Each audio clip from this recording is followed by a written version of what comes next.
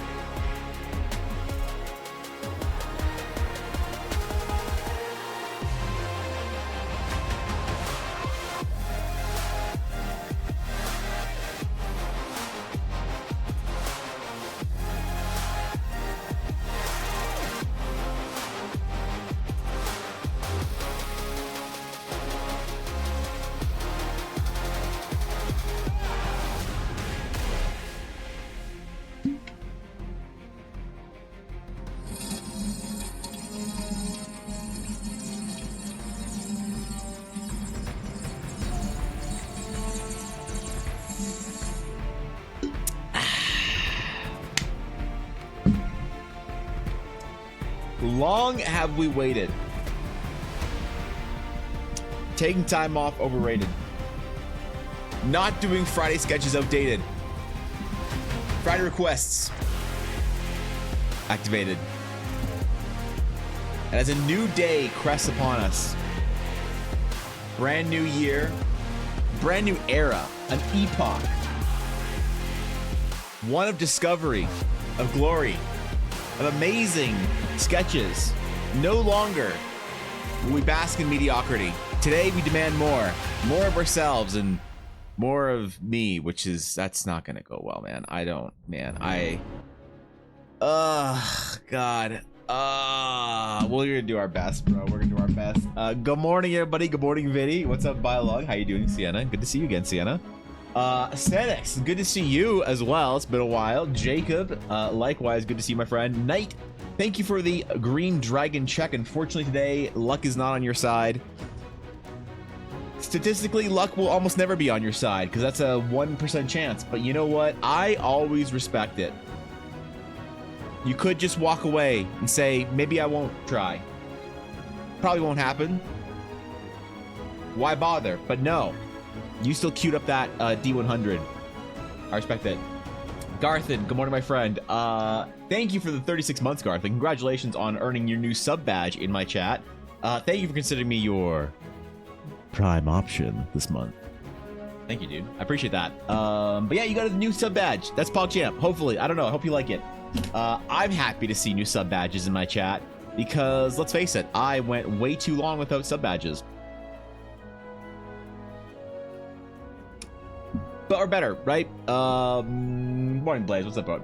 Good to see you, man.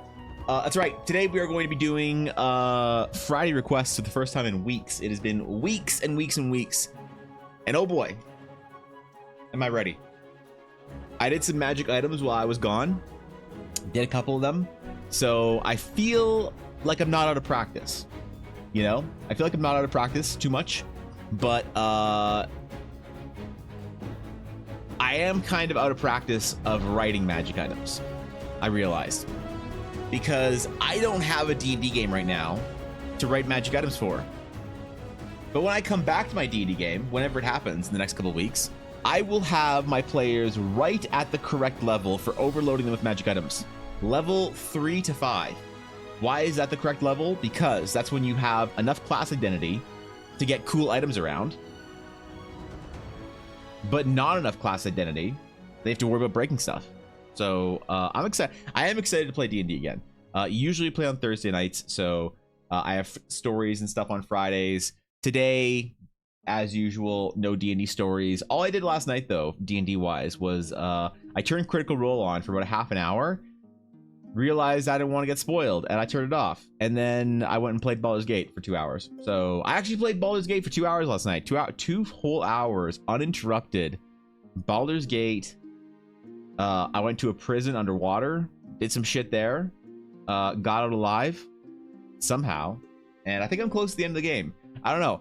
I'm not sure how close I am to the end of the game. I need someone to like brace me for it when it happens. I'm basically almost done everything in the city besides killing the 2 people that kind of I think are the main quest at the time. I haven't killed either one of them. Done everything else. I've blown shit up. I've rescued people.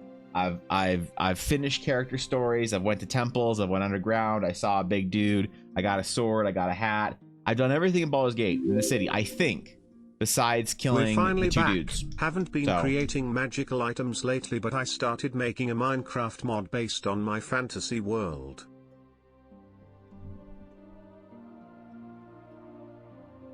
That sounds sick.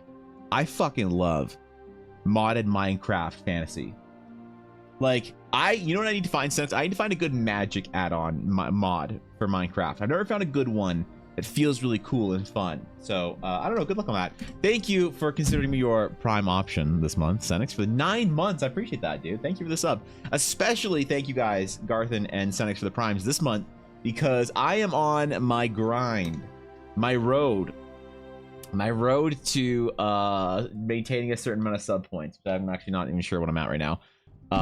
In order to to secure a better split for my subs for the rest of my life on Twitch, because they offered that, which is cool. You can get a certain amount of subs in February, March, April, and if you do, they'll give you a better sub split.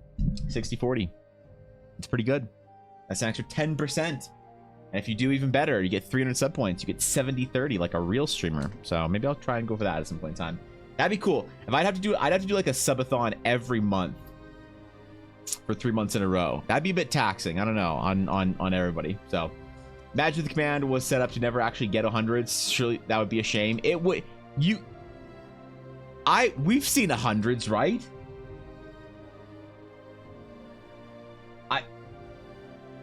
There's no way the mods rigged that, right? Good to see a hype, Evan. I am always excited in the morning. What are you talking about, Sienna? I'm always excited. It's always a bright and early morning for me. A new chance at discovery of amazing projects, of winning at art or whatever I do. I don't know. I've been seeing a lot of those, like, you know, to get to here, I had to survive this art posts on Twitter, where it's like you post how good you are, and you're like, to get to here, I had to be this, and you show how bad you were back in the old day. I was thinking about doing that because I feel like it's good for people to recognize that the artists they look up to used to be like mortal. They used to be bad artists, just like any other art. Every artist before they're a good artist was a bad artist. And I think that that's really satisfying to see those kind of posts, you know, pop up from your favorite artists. I thought about doing something like that for myself for Twitter, but I realized that I'm still bad. So how does that work? You know, it's like, to get to this, I had to survive that, and it's like, oh, sorry to tell you, man, you're still bad. So I don't know. Maybe we'll get some good art done today. We'll try. I want to win a sketch, but I'm afraid of what it'll do to my group. What are you worried about, Viddy? What are you concerned about? What are you worried about, man? Because I don't know if you caught the story yesterday, Viddy, but actually one of my magic items broke a D&D group. Some friends of mine, they basically they were fighting over magic items and stuff, but the last straw was a magic item that I gave them yesterday, or sorry, last week. I told the story yesterday about how that was the last straw. They argued over a magic item and it broke the group apart. So I'm excited for that. I always think that D&D groups breaking apart is not a sad thing. It's like an opportunity for a new group, right? D&D groups ending, to me, are always just as exciting as like finishing a TV show or like an anime or whatever, or finishing a good game. You know, it's got to end at some point. If it goes on forever, it's just not going to be great, right? So you just want to end it at some point and then start something new and fresh. And I love beginning of D&D games. If I could run, I don't think I could personally ever get tired of running games from level 1 to 5. If I never had to run games past like whatever, you know, level 5 or 6, I wouldn't be sad. I think the early starting of a game is the most fun. So I don't know, man. Reflection time. I could do some reflection, but I feel like, I don't know, Cian, I feel like I'm not there yet. Well, I'm not one of the master artists on Twitter that can really boast about how good they are. I saw a lot of drama on Twitter about art recently. I saw people are talking about how great PewDiePie is for practicing every single day for 100 days, and now he can draw anime girls. You know, good for him. Good. Show the world, Pewds. Show the world that if you practice at art, then you can actually get better. You know, there's a lot of artists out there that pretend that getting better is something that just happens to you. You don't have to practice every day or whatever. So I like seeing a prominent public figure like PewDiePie showing off how important it is to practice every day. Alternatively, I also saw a hilarious post by a guy that I used to sort of held in high esteem in a fantasy setting, a guy named Shadiversity. I always thought that he was one of the guys that sort of had the historical knowledge, the fantasy historical knowledge, boasting about his AI art, which is fine. You know, you like your AI art, whatever. But it was funny to watch somebody unironically go through being so impressed with themselves for creating something in AI. I've never seen somebody so proud of themselves for writing a prompt. It's weird, but it was funny. There was a whole bunch of drama on Twitter, art related stuff. Go check it out if you're into having a bit of a laugh. I don't know. It's a good time over there. What's up, Roble? Right there with you. Yeah, we'll get better, Thork. You could definitely post a like before and after thing. You could definitely do one. If you want, I can send a GitHub link into the Discord once I get a stable enough first version of the mod, when I have enough content. Fuck yeah. Hell yeah. Dude, I'm always looking for new shit to play in my Minecraft game. 100%, dude. Yeah, if you're willing to share settings, I will 100% check it out. That'd be dope. The campaign technically hasn't even begun, and I'm scared. Oh, so you don't want to break your D&D group apart because you haven't actually played yet. Good morning, Ashy. Ashy, you're a monster. You marathoned yesterday pretty hard. How long did you actually stream for yesterday, Ashy? I was impressed. Which item? The item was a weapon. I forget which one exactly. It was one of the Patreon ones from the last little while, but it was a weapon. I'm pretty sure it was the Star Keeper's staff. I'm like 90% sure it was, but then for some reason I'm gaslighting myself into thinking it was something lesser. Because yesterday I said it was the Star Keeper's staff, and then like 5 minutes later I was like, wait, was it? But I didn't want to say that on stream or whatever. Doesn't matter. So yeah, I think it was the Starkeeper staff, the legendary item that I made. That's too OP to even, which I don't understand, because I'm pretty sure the argument was between a caster, like a warlock or something like that, wanted the item, and somebody who couldn't even use it, but they like wanted to sell it or whatever. They thought that the amount of gold they could get for it was like better for the group than one person having an item. Like, I don't know if y'all ever have gotten that in your like argument in your D&D game, where you get like that's kind of a weird thing to happen. You get a magic item that's really good for one person in your group, and the group argues that you should sell the item to split the gold so everybody gets something out of the magic item instead of just one person. Monka, Monka, is that a sign of a toxic group? Was it time for that group? That's what I think. I think that the group would needed to break apart. Their D&D group needed to die, you know, and I'm happy that my item facilitated that for them, because now they're all happier, right? Now they're all happier, except for the toxic players that you can't find another group after that because nobody wants to play with them. But everyone who matters is happy, which is what I care about. Not necessarily about boosting, more like learning from past mistakes. An artist that I follow redraws the same art she made every single year. Interesting. So cool to see the different takes she has on the same concept with different or better techniques. I wish I could do that, Sienna, but I'm guessing that artist also doesn't like have a very long work time.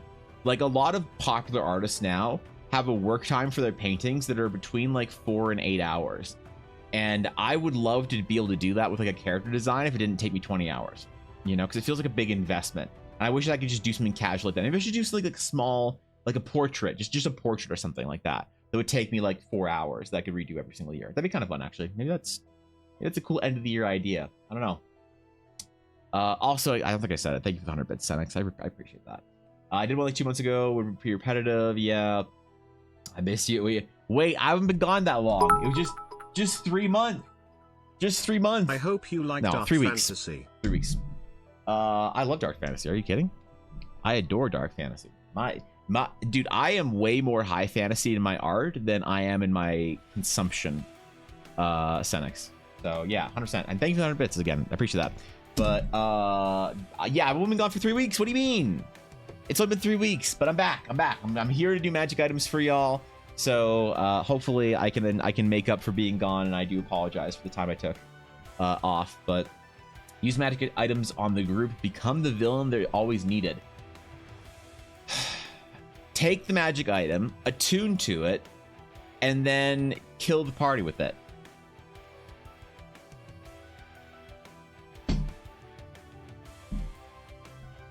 That's not bad. That's not a bad idea. I kind of dig it, actually. Yep. It actually happened in my first D&D campaign, and then one disbanded so fast. It's partially why I'm so into creating mechanically strong characters, so I don't care about reliable magic items. That is probably the gentlest, like, nerd tip of the hat flex I've ever heard. That's like the subtlest, gentlest, just just fedora tip I think I've ever experienced in this D&D channel. I'm impressed, Viddy.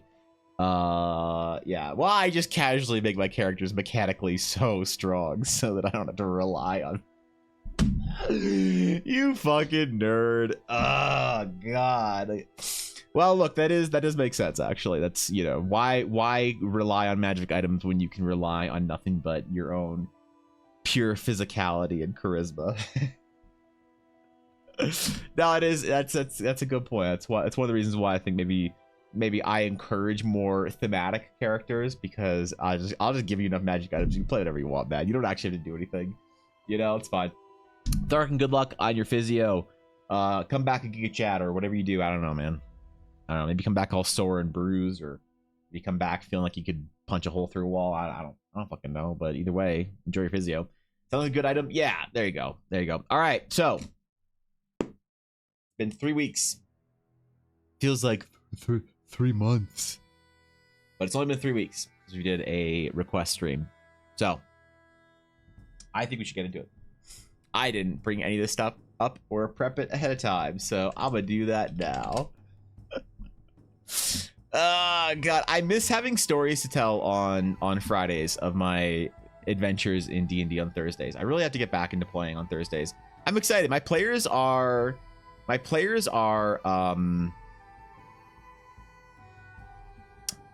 don't know. They're getting weird. Let's just say they're getting weird. They need some D&D. They need some D&D. I gotta help them out.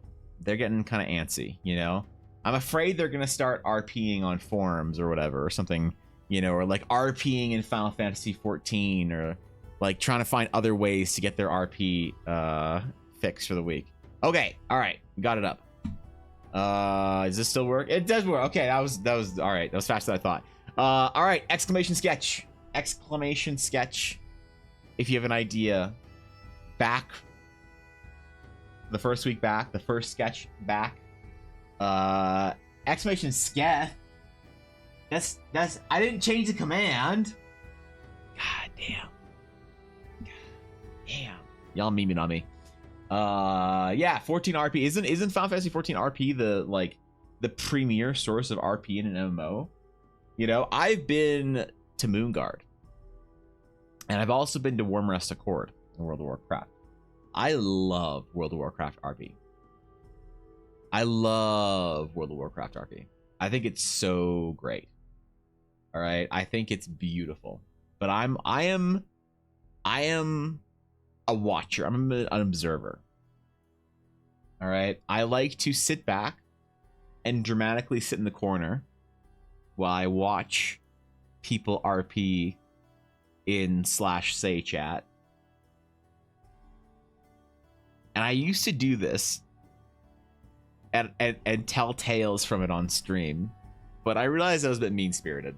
It's funny because it's cringe, but also it's a bit mean-spirited to make fun of people. They're just having fun, you know. They're just enjoying their time in a video game like anyone else. And you know what I realized about RPers in World of Warcraft? I realized they're the only ones having fun. Yep, they're the only ones having fun. Because every change that Blizzard makes to the game that people don't like, dead game. Garbage game. New tier isn't good. New patch, no new content. New raid bad, game bad. But the role players, they don't give a shit. They're like, I have the same Blood Elf starting city that has been in this game for 15 years. 16 years at this point, I think. And I don't need anything else. I don't care what new continent we go to, what new patch there is, what new, you know, locations and magics and raids and whatever. Right? They don't give a shit. They have the same Silvermoon City they walk around all day, you know? So it's really funny. Older was very confused why Limsa was so crowded because the RPers all love Ul'dah and Crystal. Really? Why, I wonder? I saw Ulner post on Twitter that her bunny e-boy was up and running, and I was very proud of her. So there it is, dude. RPers carry, they do carry the game. They are the heart and soul of World of Warcraft. I think they enjoy the game no matter what. I went to BlizzCon many years in a row. And I remember sitting in a line. Ella and some friends were trying a game out, and I didn't want to. So I had about an hour or so to kill on my own, and I was sitting in a line for something dumb, like something like a you know, like a free pin or whatever. It was like an Asus booth or whatever. I was just like, whatever. I'll just like wait in line. And I was sitting in line, and these two gamers waddle up behind me, and they were a cute little couple. They were a little bit younger, and they were very excited to be at their first BlizzCon, and I'm like at my like 7th, so you know I'm excited, but it's not like your first, right? You can tell who's like first BlizzCon it was. They were super excited to be there, super excited to just talk to other people about World of Warcraft, with their games, but whatever. And they were like, so you know, what do you do? And I'm like, oh, I like to raid, and I'm like a progression player, and I don't PvP at all, you know, anymore. But yeah, I'm mostly just like a Mythic Plus player and a PvE raider. And they're like, oh my god, that's so cool. You must be so good at the game. Wow, we meet so many raiders here. I didn't know there's so many people who are good at the game. I'm like, okay, dude. So what do you guys do? They're like, well, we are code guild masters. And I'm like, oh no, we're co-guild masters of our roleplay focused guild. And I was like, you are the best. We are gonna have the best conversation. It was amazing. I was so impressed by how much fun they could get out of the game. Hi, besties. Azura. Yo, what's up, Azura? Thank you for the 7 months. How's it going? What's good? How you been, Azura? Good to see you again. But yeah, they over the course of an hour in line told me all the cool stories, all the drama, all the like. They had more going on in the game during raid off season than like PvEers have during raid on season. It was amazing. There are people entering the guild, leaving the guild, new characters, new players, drama. You know, it was impressive. I realized that they are enjoying the game way more than anyone else is. And so, you know, God bless them. Post a screenshot of owner's e-bunny if you want to see. Is this the same one that I saw on Twitter? What's up, Soja? No.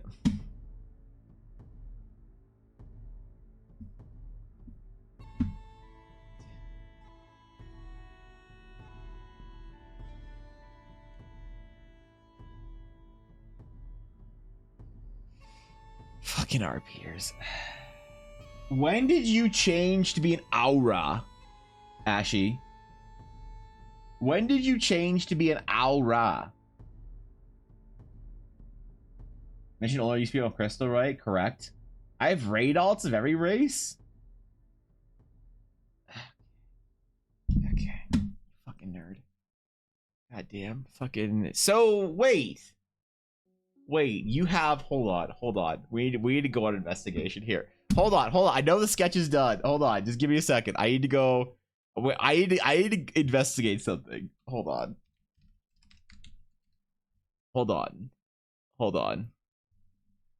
We need to investigate something, guys. I'm very curious about this.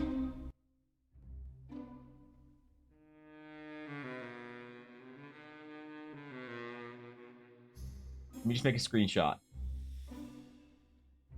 Let me just take a screenshot here.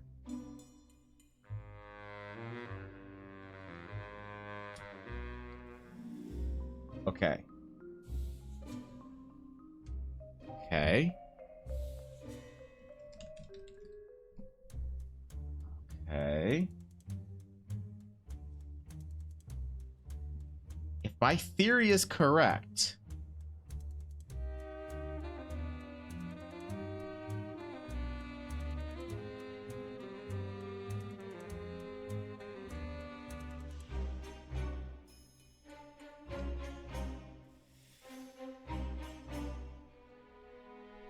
what's the math symbol for therefore?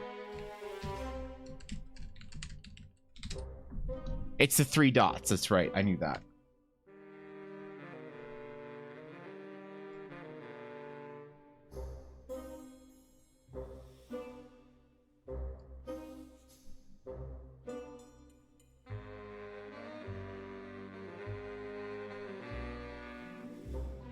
This means Ashy has a Lalafell art. A Lalafell art somewhere. be it a screenshot, a fan drawing, perhaps a G pose, that means that this character theoretically exists.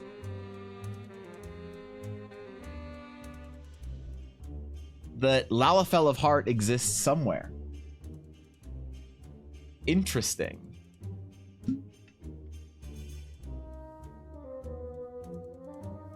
Okay. Okay. It exists. Ashy Lalafell player confirmed. Holy shit. Disgusting. Who plays a Lalafell? Who the fuck plays a Lalafell in Final Fantasy 14? What a humiliation. All right, we gotta do our investigation complete. Okay, where's our okay, the winner of sketch number one. Sketch number one, it has to be. God, it's Ashy. Oh my god, she's gotta do some Lalafell shit. The winner of sketch number one is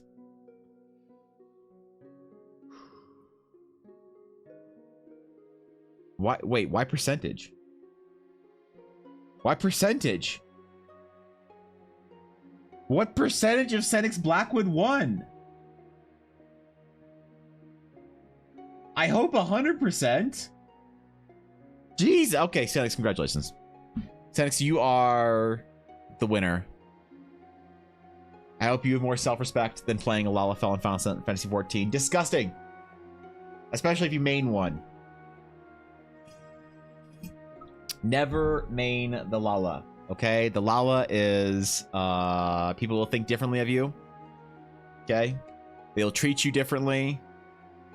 They will look at you differently. They will change their impression of you.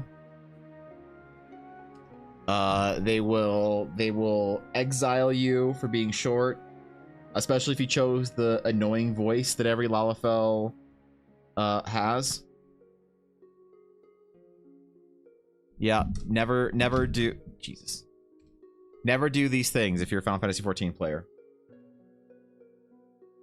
Completely unrelated, I feel like I need to go check my house, make sure I didn't get demolished. So, I'm gonna do that while we wait for... We're taking weapons or other things as well. I think we're good for general items today. I think we're good for general items, whatever you got. Yeah. Yep. Oh, wait, that's oof. Oof. Yeah, just real quick. Let me just check my house. Make sure there's no Lalafells in there, alright? Yep, we just gotta be careful. Okay. We gotta be careful. Current world queue is full. What the fuck? Who's playing this game? What the fuck? Imagine drawing two winners and making them go halvesies on an idea. I did that once and it didn't work out. I did that once actually, where I made two people like share their idea because they both won the vote. Oh, hold on.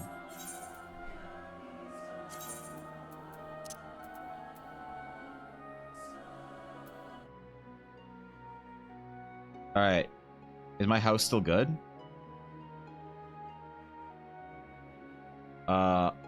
Yeah, we're good. Okay. But yeah, I made two people like share an idea, because they both won like an arena, and rather than just like sharing the idea and being cool, one of the people asked, they were like, well, since I didn't get my idea last time I won a sketch, they like maybe like redraw it like when they won a sketch a couple weeks later, and I was like, that's not that's not, you missed the point. All right. Regular house logged into. We need to go into our guild hall. Our guild hall is so nice, nobody ever sees it because nobody's part of our free company, except for me. I see it every week. All right, we're safe for another month. We're safe. We gotta make sure Ella logs in today though. Okay, we're good. All right, Senex, what are we doing today? What are we drawing? In the game rejected you for being a potato, unfortunately. That sword is as tall as the character? Yes, unfortunately, it is. Be a blood steel blade today. A blood steel blade. What is a blood steel blade? What the fuck? Got chased by a trio of gnome-looking Lalafels? This is why Lalafels shouldn't be allowed in the game, alright? No Lalalas BTW. That's true. Azure, thank you for 100 bits. Holy shit. I appreciate that. There are no Lalas in the guild hall. That's right. You see? You look around. Take a quick look around. There's an Aura and a Rogadan. There are no Lalafels anywhere in the guild hall. Let's check downstairs. Lalafell check. Nope, that's a human. Lalafell check. Wait, you gotta check the corners, all right? They sometimes hide in the corners. Nope. Lalafell check. Yeah, I don't see a single Lalafell in the guild. Oh. Wouldn't you like to know? Oh. Okay. That's. I'll take care of that later. All right. I'll call in an extermination crew. Yeah. I'll call. Yeah. Don't worry about it. I'll take care of it later. Yeah. I would like to know because I don't know what it does. I know what it does, Senex. I'm going to draw it for you. What do you? What are you spending 100 bigs just to debate me? Do you want me to just go off of Bloodsteel Blade? Because I will go off of just Bloodsteel Blade. If you want me to just go, you tell me if it's a long sword, a short sword, or a great sword, and I will draw you a Bloodsteel Blade. If that's all you want me to go off of, 100%, I'll do it. You just need to tell me what length of sword it is, and I'll make it a butterfly, man. Okay.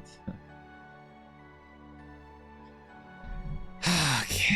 Yeah, I suppose it could have been a dagger or a rapier. Yes, or a scimitar. Oh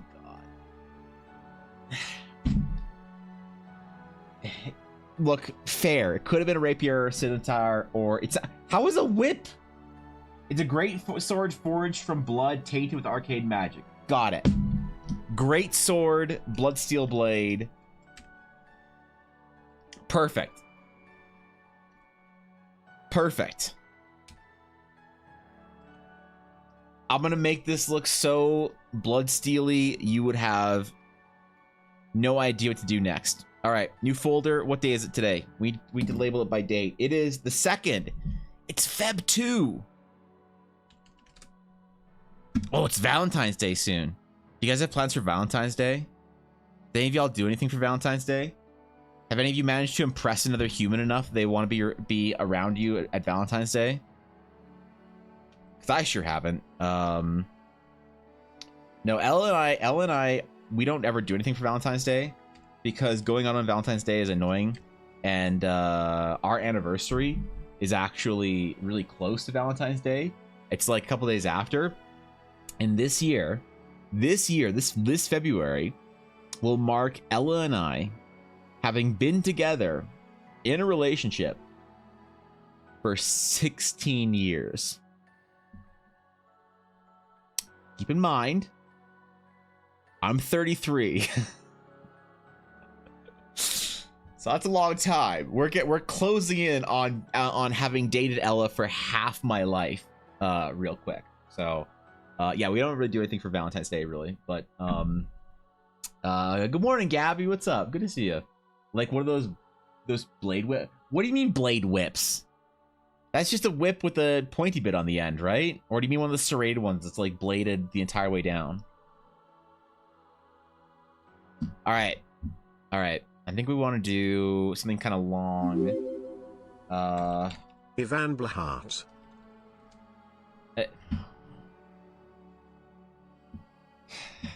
Look, I don't want to thank Ella for the sub because it comes out of the same bank account that the sub goes back into,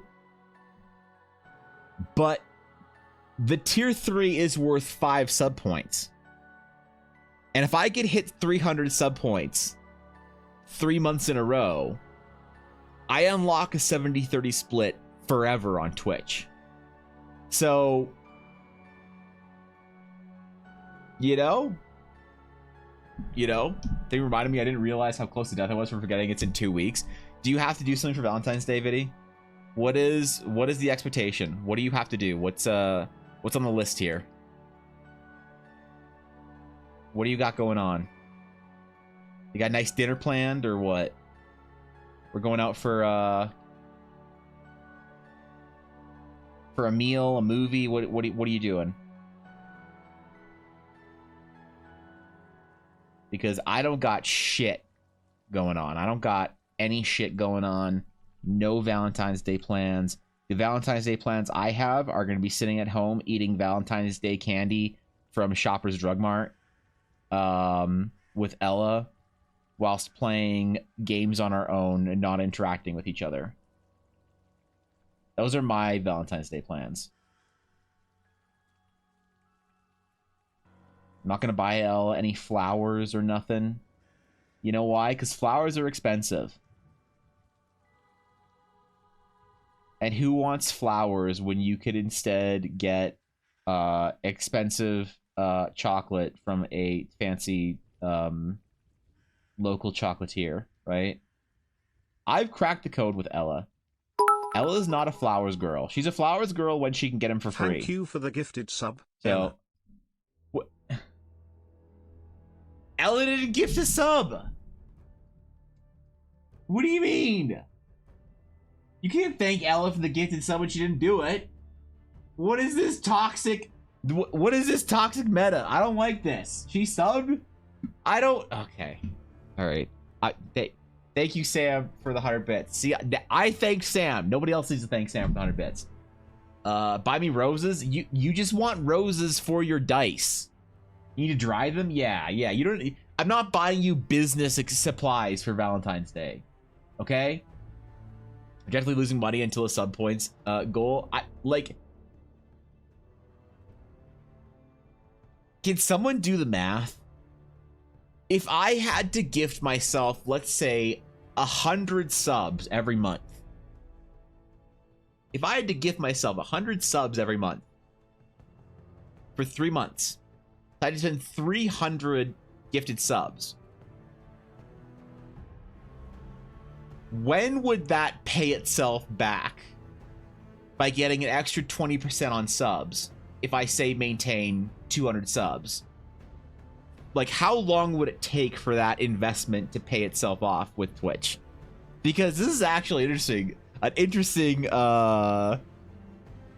consideration, right? For Valentine's Day, you should do the Final Fantasy 14 Valentine's Day event with Ella. I will do it long before Valentine's Day, Ashley, because I don't want to forget and miss out on my chance in getting the hard emote this year. All right. In the past, we have done that on Valentine's Day. So that's a great idea, but unfortunately, I don't want to risk missing out on it, and I missed out on getting the Chocobo pet for New Year's because Ella and I couldn't find time to get on together, and I just waited for her. So I am not waiting this year. As soon as the event is up, I'm going and doing it. If Ella isn't there, and if she isn't logged on, then she's not doing it with me, all right? She's doing it on her own. Sad. Crying, wishing she had somebody to play Final Fantasy 14 with, and I will laugh. All right? I will take wretched satisfaction in her misery, knowing I did not risk getting a digital item that I'll never use in a video game. All right? Instead of spending time with my wife. All right? It's not profitable. It is, Viddy. The question is, after how long it is, right? You lose 150 gifted subs worth of points until the 70-30. Yeah, like that's the thing. It's worth it at a certain point. I just don't know what that point is. You know, is it 8 months? Is it 30 months? I actually don't know. It's probably more like 60 months. So it's probably like 5 or 6 years, isn't it? And the amount of subs and you're getting otherwise, yeah. Tell me when you want to do it. I'll drop everything unless it's resin. I don't. Is the event up now? I don't think it is. It's usually in Ulda, right? In. Why can't? Oh my god! Where's my stupid teleport? No, I'm not returning. Teleport. Ulda. Let's go check. Let's check. Depends on your average sub count. I could do the math for you after stream if you want to talk about it. I don't think I have, like, it's a funny idea, but I don't think I could. I could probably swing gifting myself like 20 subs a month, maybe. Should I scam as myself for more bits? I could. No, Azura, no. Never buy bits on mobile, okay? It appears that Valentine's Day is not up yet, because I'm pretty sure it's right here when it is up. So the event is not up, unfortunately. Now we know. Don't schmaz yourself for more bits, all right? Look, I appreciate the bits more than you know. But do not schmaz yourself by buying bits on mobile. What's up, Bella? What? I don't want it. I don't want it. I don't want it. Don't put it on my desk. It's gonna lick things. Oh, you need me to hold her for her eardrum? Oh, okay. Hold on. All right, here you go. She needs her eardrops. Eunice had a ear infection, so she needs her eardrops. All right, that's one side. All right, football.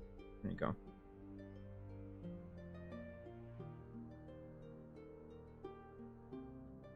There you are. You gonna show and chat your nails? Bizzo doesn't care about your nails.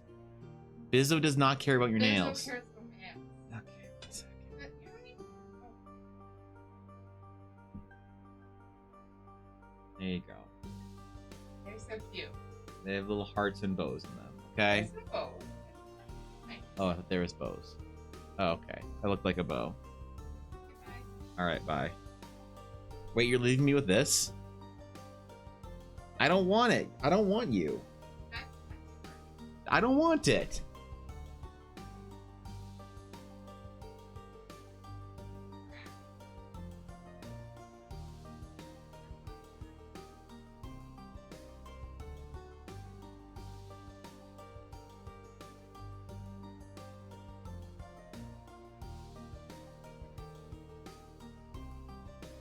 Okay, no more distractions. All right, we gotta do this. We gotta get this item done. We gotta get it done. Lest Senix be upset. I can't upset Senix. Senix is my #1 magic item homebrew creator. Senix is the only one that creates actual entries for the magic items I do, so I can't let Senix down, okay? Senix, you've won a lot of items actually over the last couple months. I'm impressed. You've been here for like a lot of Friday streams then. They're so fucking pretty. Stop approving of her. Aduria, clicked on stream to see I've been putting Yuna and Ella's nails. This is the top tier content I'm here for. Yeah, all right. Happy affiliate anniversary, Aduria. I briefly saw that this morning pop up whilst I was watching your stream and brushing my teeth. So congratulations. You guys aren't following Aduria. You should. I'm often in there subtly, quietly lurking my way through mornings before I have to go live. So congratulations on that, I guess. That's an important milestone. I don't know which affiliate anniversary it is, but I know it's an affiliate anniversary. One day I'll be an affiliate. One day. One day, Ashy. I believe in you. Bucks for the Eber Gods L2 Central Dartsar Ivanbl Silver Crumb Ivanbl Silver Crumb Ivanbl Silver Crumb Ivanbl Hey. Bro, thank you for the 37 months. Thank you for considering me your prime option this month. I appreciate it, dude. And hey, you have a new sub badge. Look, there's sub badges. It's not just the default generic bullshit one that I made a year and two years ago. There's actual new updated subject badges. So thanks, man. Thanks for the prime. I appreciate that. How you doing, bro? Good to see you, man. I missed being around the D&D sphere and all my fellow D&D creators over the last couple of weeks. So I'm glad you stopped in. All right. I should do an extra guard on this, like some Viego shit, just make Thorkin happy. For no actual, real, practical reason. I love this emote. What?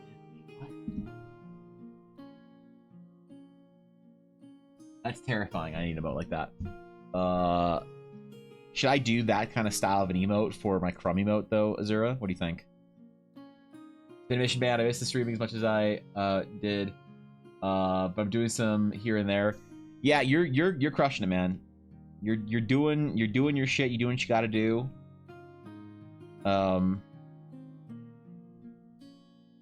Go off and conquer the world. Claim your glory. When you have time to come back and spend some time talking about D&D or building Lego or whatever, the good shit that we like, I'll be there. Okay. I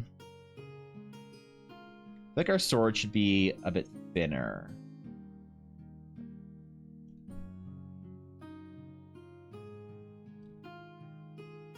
Yeah.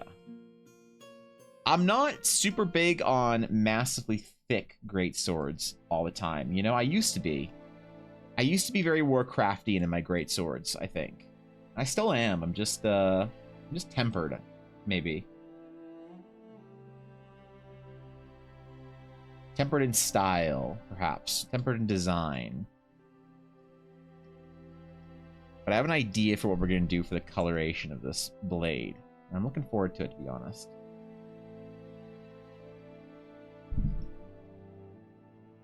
It's our warm-up, but I kind of feel like I want to spend a little more time on sketches today.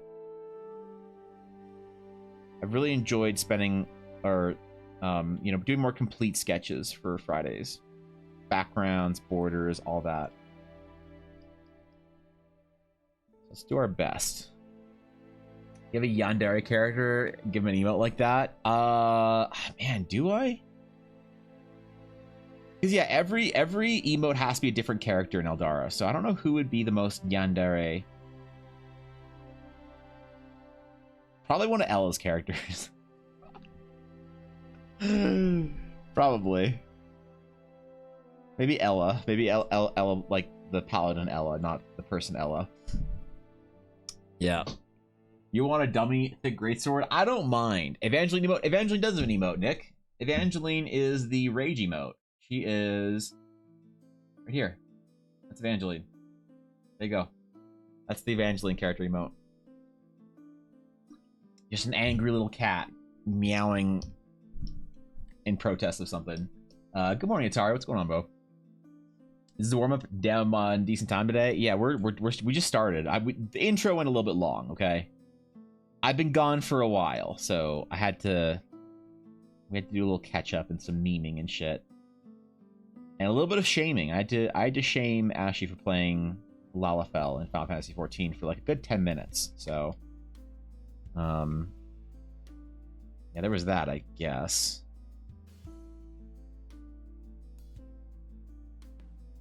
Yeah, I found that I'm kind of somewhere in the middle between like ridiculous fantasy shit and like more historically accurate stuff.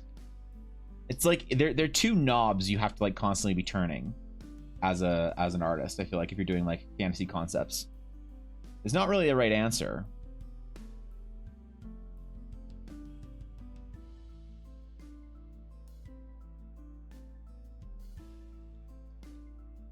Okay.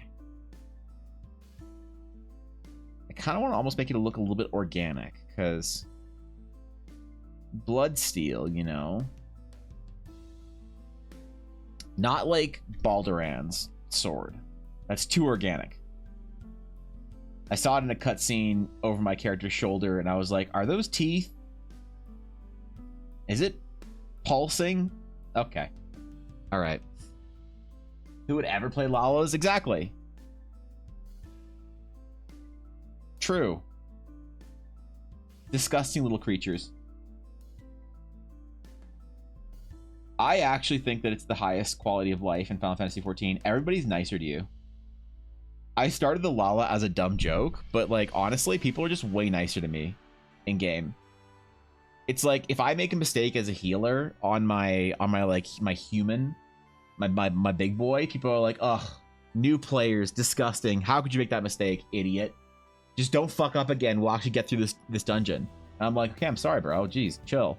But if I make a mistake on my Lalafell, people are like, it's okay. Don't worry about it. All right, you'll get it next time, Pumpkin. Just keep trying. And I'm like, what the fuck? Okay. All right. Fine. Whatever, man. There's the right answer, but sometimes you find wrong ones. The idea is to find as many wrong ones as you can until you find the least wrong one available. And then you have your correct answer, I find. So...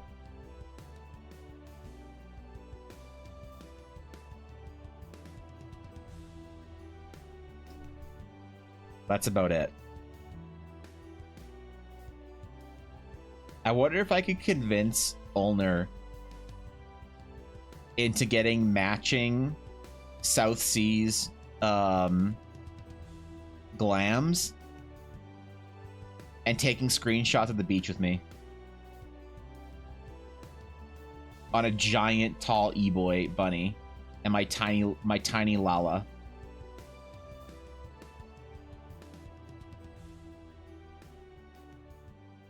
It would probably be easier to convince Ulner to do that than, you know, most people. So, based on the math, all right, if you average, let's say 60 and you gift 100 subs to yourself for 3 months, you'd be down initially for 3 months, but break even on investment after 7 months of you being, after a year, the 50-50 split with no investment would be ahead by about 300. Wait, what? If I average 60...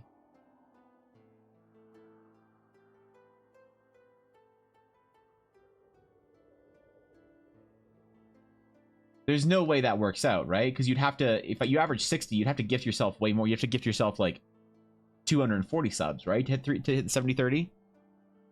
Fantasy concept weapons usually. So video. How about this? What about this math? If I average, let's say on like a bad, you know, a whatever month, if I average 150, right? If I average 150, and I have to, and I could push for like.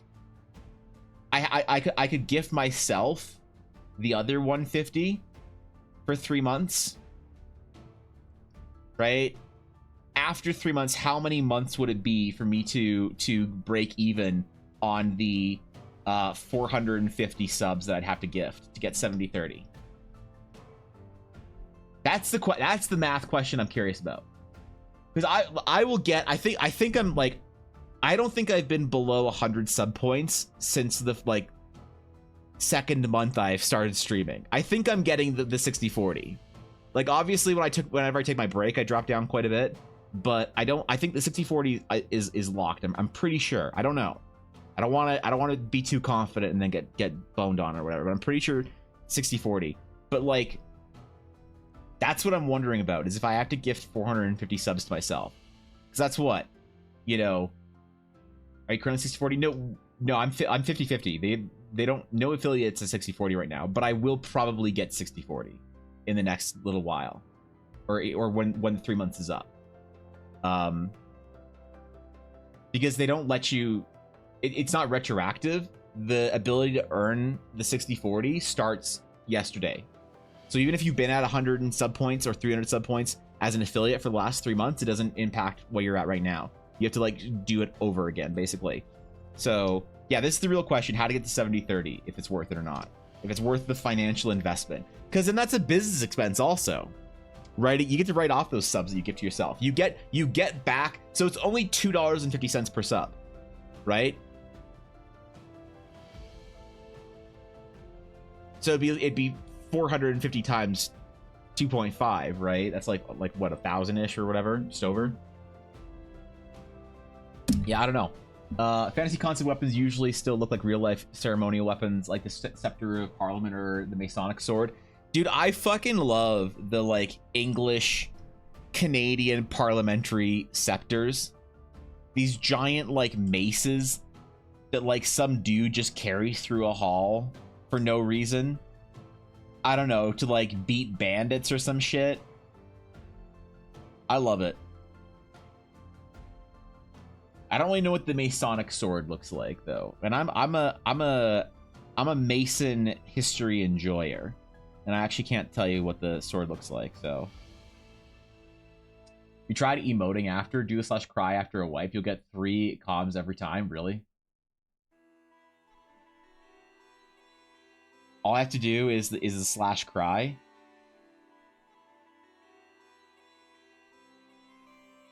If you / dote on your tank before they start pulling, then they never overpull. They never you know, push you at all to heal them. It works 100% of the time, 90% of the time. So they're massive. Yeah, they're crazy, dude. Or the person that holds a 2-handed sword at some coronation. Masonic swords are usually small ones, handle thin blade swords that are silver or white gold with a few encrusted jewels. Oh, okay, I know what you're talking about. Yeah. I was actually thinking about this the other day. I was playing Baldur's Gate, and I was watching a coronation happen. Okay, if you guys know, no spoilers, but if you know, you know. And I wondered where the tradition was. As a Canadian, I should know this, but where did the tradition originate of like tapping the sword on the shoulders of knights or people like that, people who are getting some sort of official communication from their monarch or whatever? I wonder where that tradition actually started and what it's supposed to symbolize. Very interested in a lot of medieval practices. So I feel like it informs your fantasy a lot, right? Makes you better able to reference certain things in your fantasy writing. I want to go to the Cask of Amontillado. What the fuck is that? I have a false Masonic sword that's just very large Mason's trowel. I would support it. Yeah, if that's what you want to do. You got me on board. I'll back you up.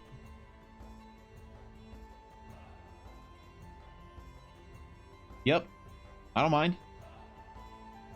I got nothing better to do that weekend.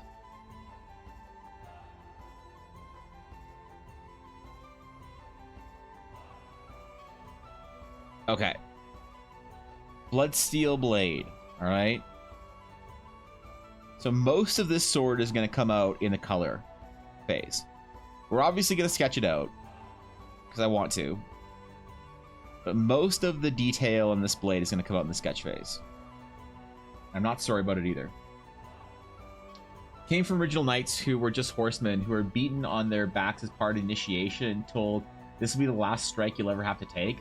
Later is more gently applied with the tapping of a sword and a pat on the cheek to replace the more religious "Don't forget your oath" slap. When did we stop the "Don't forget your oath" slap? Is that you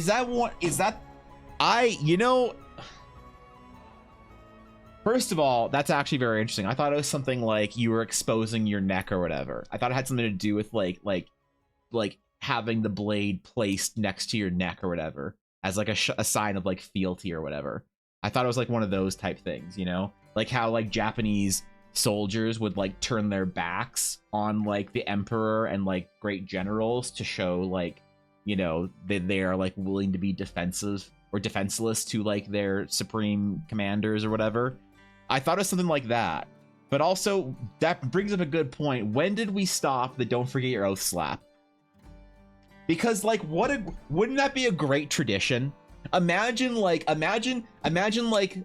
dude, okay, imagine like the head of state or the figurehead of state or whatever, or like a representative. So like imagine the King of England or the Queen or whatever when she was alive. Imagine that every year that the Prime Minister of like England had to they had to like renew their vow to like do things for the like the good of the people, and the Queen or King would just come in and fucking slap them really hard, the "Don't forget your oath" slap.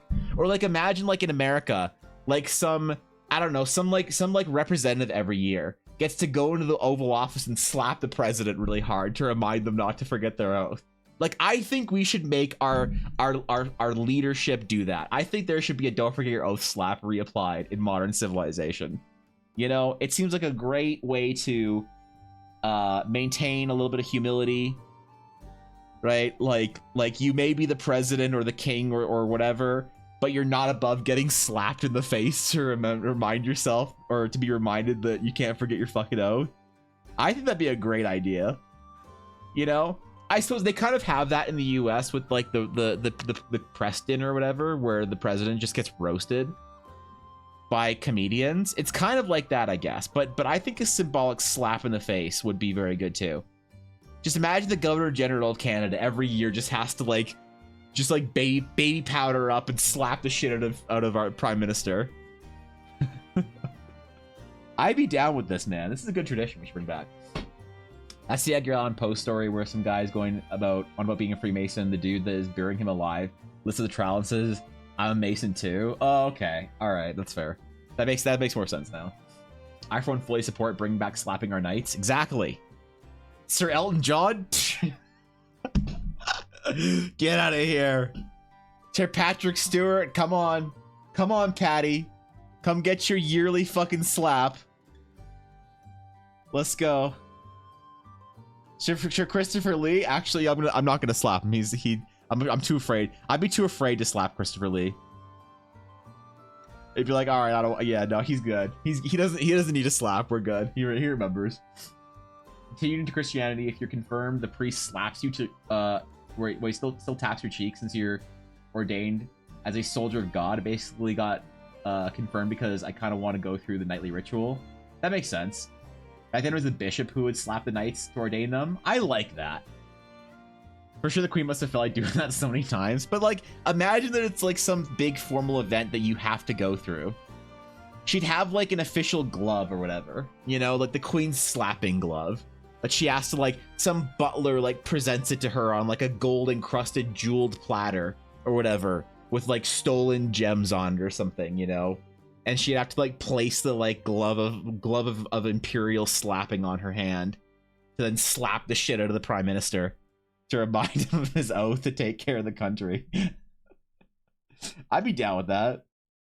See King Charles slapping the shit out of whoever the fuck is in charge of the UK right now. I'll be honest, we don't know anything about UK politics in Canada, I'm sorry. I couldn't tell you who any important figurehead is in the UK Parliament. It's less relevant to us than who's in charge of America, because they're right. They're stuck to us on two sides. We have America on two sides. We gotta know what's going on there. England not so relevant to us anymore. As long as we know, we're like, is Chucky still the king? He is. All right, great. We're good. We're good. We have a new king yet? Nope. All right. If I want to sketch, I can get a glove of royal slapping. Yeah. If you want a glove of royal slapping, Bizu, I will draw it for you, but I will do a shitty hand traced version. You know, like when you were in preschool or whatever, and you had to make like hand traced drawings, right? You know, like the turkey. Did you guys ever do that shit for Thanksgiving? You had to make the turkey out of your hand. No, is this just a Canadian thing? Do you guys never do that in the US or fucking India or whatever? Please sign this.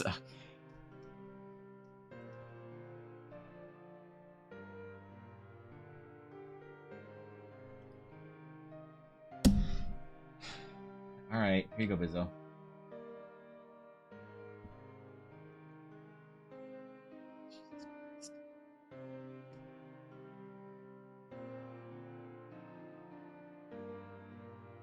The fucking things I do, man. For there's the sketchbook.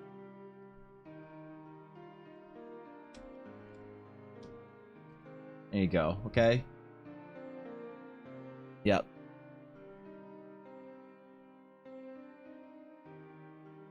Yep. There you go. EBA exclusive. All right. It's fucking degenerate, stupid ass shit. I'm trying. It's been an hour. And I haven't drawn. Okay, no, we gotta finish this. Okay, We're finishing this.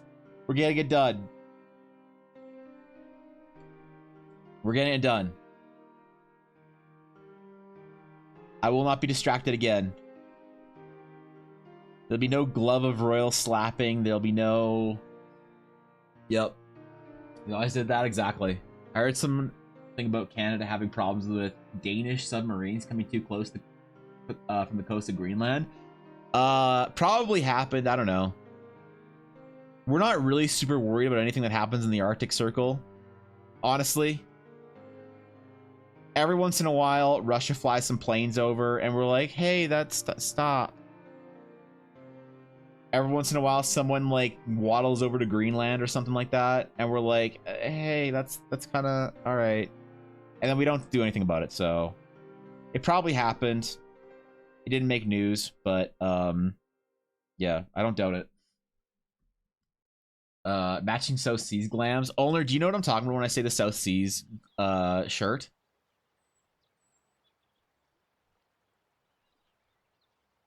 We need to get matching South Seas shirts and take a take commemorative Dawn Trail screenies with your giant e-boy bunny and my decrepit little potato gremlin.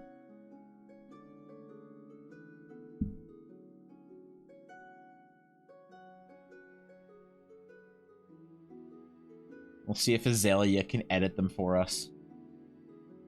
There you go. The dad shirt, I love that one. Exactly. Yep. Yep, the fucking khakis. Yep. We'll dye it like powder blue or whatever. And just look like two retired gamers. Sitting in fucking Florida with our retired old man shirts. Because I don't know about you, Older, but I have many Tommy Bahama shirts. I can look retired as shit instantly. I'm down. Before Dawn Trail, let's do it. My hardcore rating main was literally a Rogan dad that wore only the funnest dad fashion. Excellent. I wish there was a fanny pack, like an actual fanny pack, not the like the sling one that you can get that's really expensive. I want that one so bad, but I don't have the fucking capital to buy that shit. But one day I will have the money to buy the hat and the cool jacket and everything to go along with it. I'll rock around as the most fashionable Lalafell in all of Limsa.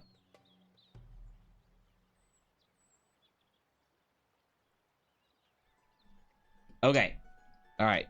Time for painting.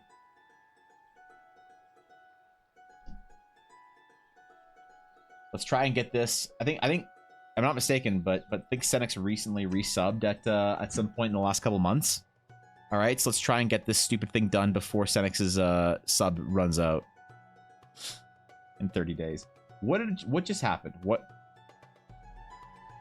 Why did my Photoshop? Okay, all right. Something just I know you couldn't see anything, but like all my sidebars just completely disappeared and switched to something else. Okay, whatever. Contract.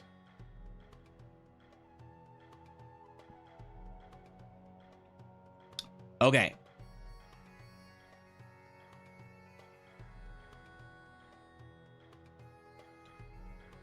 All right, blood steel blade. A weapon forged in only the finest blood and steel.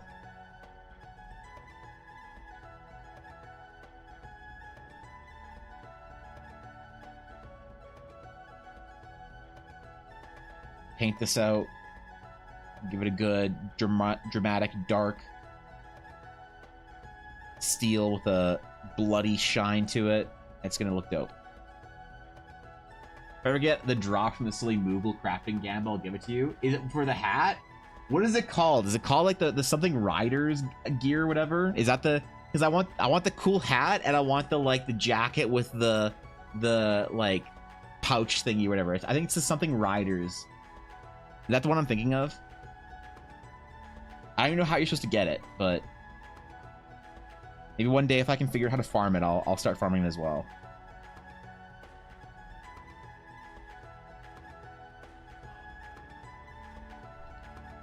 I stole my very first Moogle glam that Ashley gave me. I showed her Cabidon. Yeah. Yeah, I was there for it.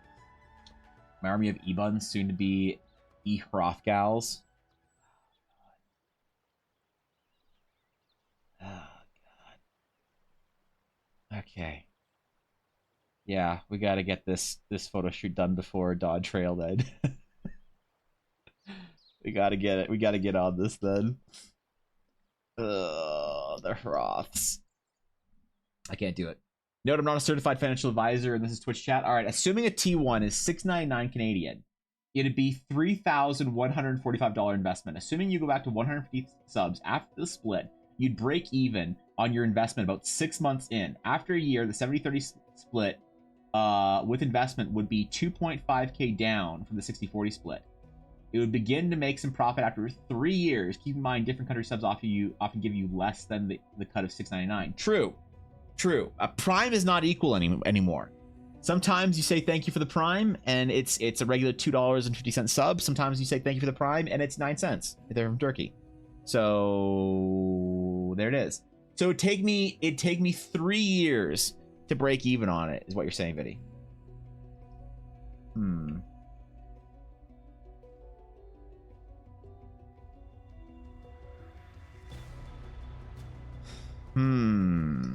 So what you're saying is it's a great idea, and I should take out a loan, a business loan, to do this. What possible dumb subathon thing could I possibly do to try and hit 300 sub points for 3 months in a row? To get like an extra 150 sub points. Because that's big, man. Getting the 70-30 would be fucking big.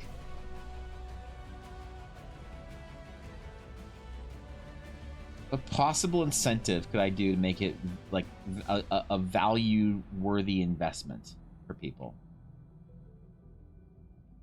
What if I did commissions for subs? What if I changed my commission structure to do commissions for subs for the next 3 months? And that's how I get the sub points. I get less per commission, but I get the subs and make more on my subs later. Every 20 subs is a landscape drawing that's painted. Ooh. 12-hour art request stream. Dude, what if I did an art request stream subathon? Holy shit. Ways to make more profit if you gift bomb yourself and assuming you don't experience growth, which is highly unlikely at your trajectory. Maybe. I don't know. Yeah, I never want to count on it, right? That's a good point. Is it worth dusting off the furry man signal? No, come on, dude. Am I that desperate? Willing to do furry commissions in exchange for gifted subs on Twitch? Oh, come on, bro.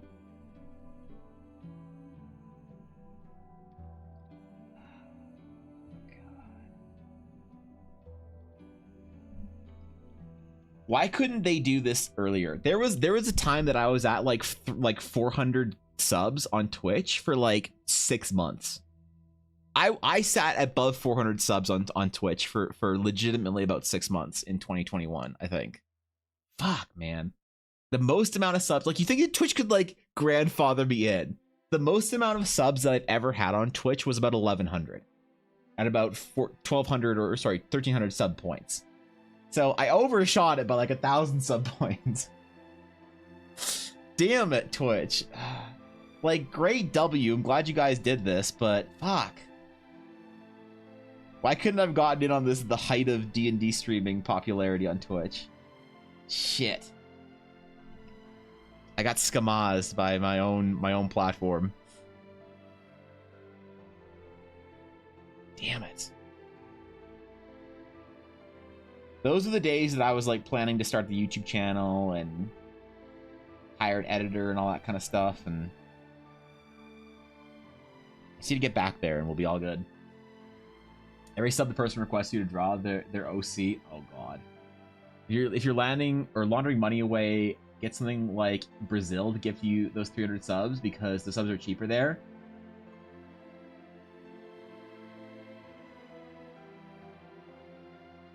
Where, I wonder, are the cheapest subs in the world? And could I find somebody there, send them the money for the gifted subs, have them gift the subs at a discounted rate, just to get the sub points? I could make an entire stream series dedicated to trying to scam Twitch out of the 70-30. I think if they ever caught on, they'd be impressed. I don't think I'd get in trouble. I think it's one of those things like you know, the hacker convention DEF CON. They have a thing like a policy where if you can fake one of their badges, they'll let you in. Like if they find out that what it means, like if they find out that you faked one of their badges, they don't kick you out. Because they're like, if you like hack together a fake badge, that's like in the spirit of the convention, and they'll applaud you for it. I wonder if Twitch would kind of be, if I could make it content for like 3 months, trying to figure out how to scam a 70-30 split. You know, because if you think Minotaurs are furries, satyrs, Minotaurs and satyrs don't have to be furry. There is a difference, although it'll get me accused of being a furry. I don't think that all anthro character designs are furries, but every furry is an anthro character design. So that's like, yeah. It really depends. I'll do satyr and Minotaur commissions. I'll do them. Fuck, why not? That's what the client wants. That's what the client wants, all right? Who am I to say no?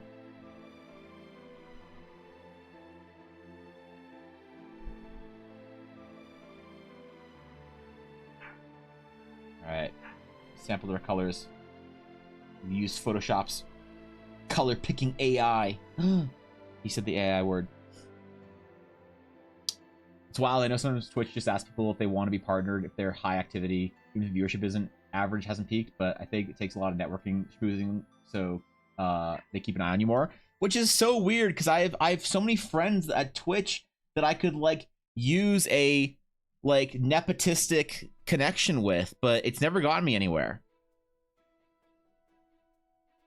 It's never gotten me anywhere, and I'm really disappointed about that. I'm so bummed, man. You'd think that all my game dev friends that went over to Twitch, actually I gotta check in on them, make sure none of them lost their job, because that's fucking scary shit. You'd think I would have gotten there when I was at like 800 to 1,000 subs for like 4 months in a row. Bastards. Most of Latin / South America and most of the Pacific Asia are in the $2 USD bracket. Really? Is Medusa scaly then? Okay.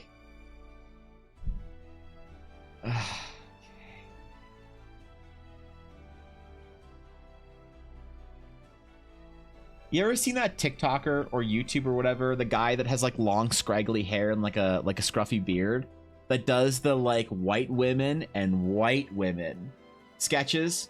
You guys know what I'm talking about if I say that? That's, I need to do a like a furry and furry, you know, thing, like a video. That's what, no, okay, it's hold on, this is the guy, wait, I'm like,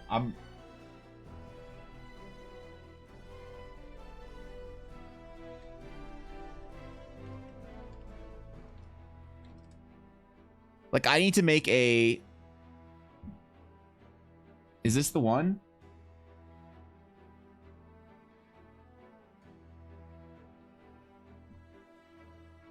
I need to do this, but for furries, right? Is this the white people? White people. Yeah. No? Okay, here's another. White women. White women. Yeah. Okay, I think I get it. You see how calling someone the race can mean two completely different things depending on context, how you say it. Yeah. Like I need to do that for furries, right? I need to have like fur like anthro, you know, art, anthro art. Like I need to make one of those videos for it to like help people differentiate the difference between like plays as an animal in D&D, plays as an animal in D&D. You know exactly what I'm talking about now. Yeah, Garthen knows. Furries. Egypt, Vietnam, Mongolia are at 149. I mean, South Africa's at 180 active conversion.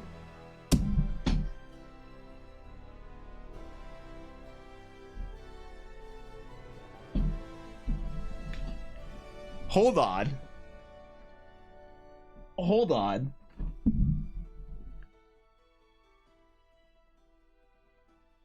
I have a mod in South Africa. One of my mods is from South Africa. Now, Vinny, can we redo this calculation to see how long it would take to pay off if I gifted myself 150 subs through the South African conversion? Because, you know, I have a mod that's from South Africa. Right? Like, you know, I'm just, hey, it could, wait, we could swing this, dude. We could swing this. I'm just saying, bro. There's possibilities here. We could be unlocking the 70-30 split real soon if what you say is true. Yeah, what if India is also? India is $1.33 USD after conversion?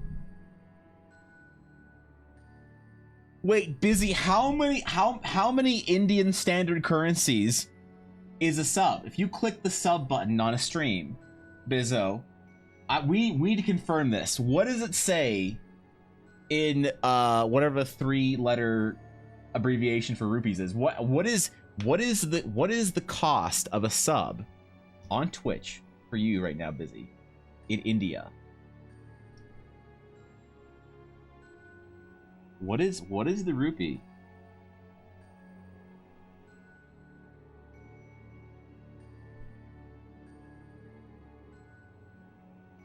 Can we confirm this, I wonder?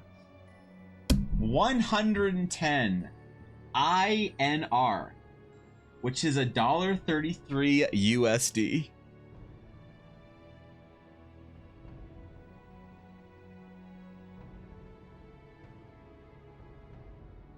Now, I would get half that back,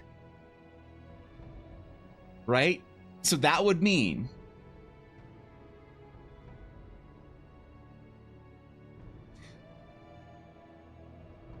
what is, hold on, 1.3 USD to CAD is $1.75. That's 87 cents per sub.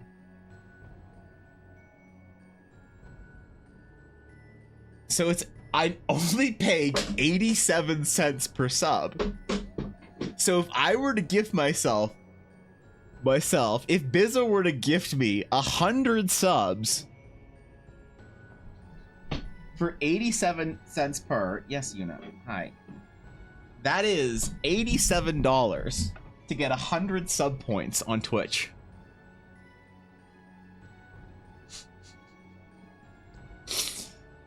So $87 across 3 months.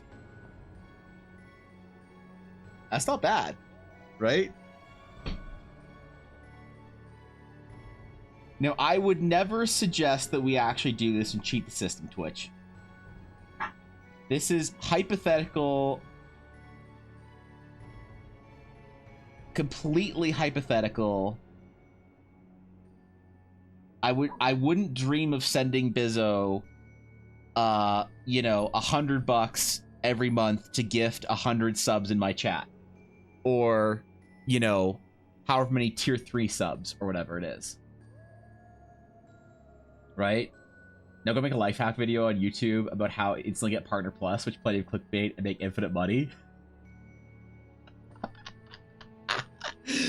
Dude, I should. Don't actually do it, just make a YouTube tutorial so that people try and you go infinite. That's actually a good point, you know? Holy shit, dude. That would be an amazing video. Yuna. Young lady, where did you learn this kind of language? Excuse me. Where did you learn that kind of language?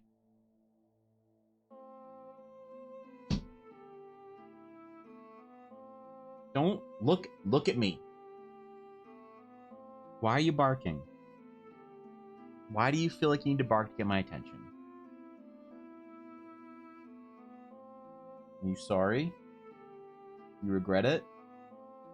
Will you be well behaved from now? Just because Ella's away? I'm the only human that can entertain you? No more barking, okay? This is all very interesting.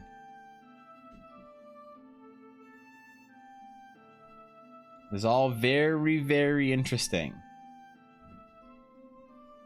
We have some interesting conversations that could be had. So what you're saying is that people in places like India have the kingmaker gene now, where they could just decide somebody gets the Partner Plus program on a whim. They can just point their capital at a streamer, and there you have it. The initial investment goes from 350 CAD to 800. You know? I'm just saying, dude. Like, I think that if I do this, Twitch has to respect the hustle. There's no shot that Twitch doesn't respect the hustle. There's no shot they don't say, like, all right, whatever, man, he's earned it. I could get Ludwig and Moist Critical to make a video about it.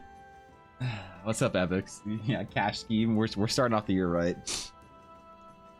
It's not a scheme. It's perfectly playing within the rules, all right? Let's offer his new channel, Evan Blair Art of the Deal. Okay, all right.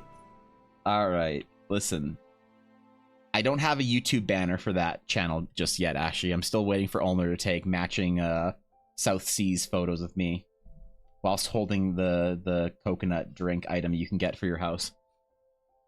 The difference of going to 60-40 split is 52 USD per freedom sub. If you total up your increase, it might be worthwhile theoretically to do this.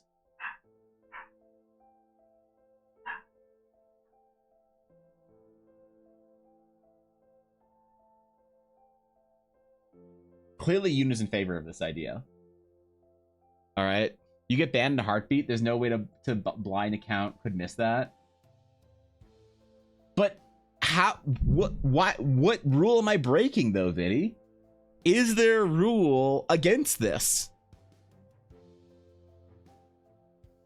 Right? Is there a rule against this?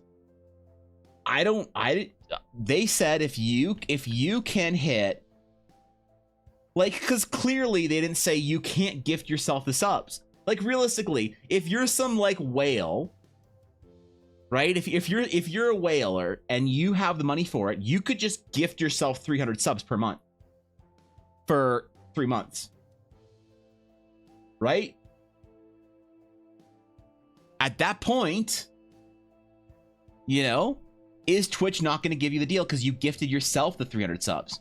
Now, what if I'm not gifting myself? What if one of my mods gifts me 300 subs a month, you know, from zero?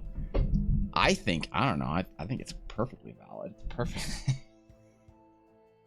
look, she really likes my stream and she really wants to support the subathon, okay? That's all it is, dude. That's all it is. I don't know if any employees would, but if Bezos hears he's losing yacht fuel money, you're a big doo this time. Yeah, I'll get jar jarred. I'll get senatored right off the platform.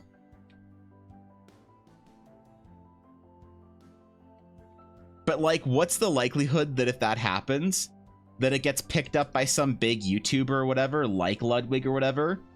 This streamer got banned for following the rules.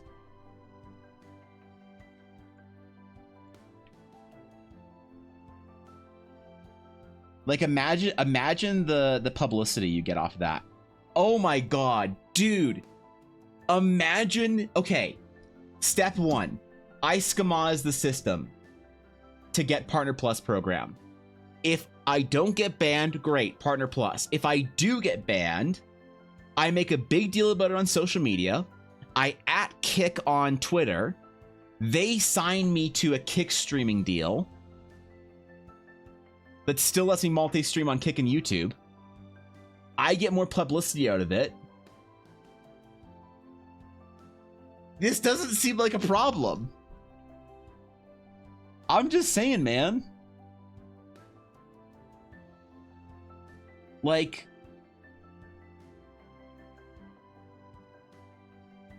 I don't see a downside right now. You know?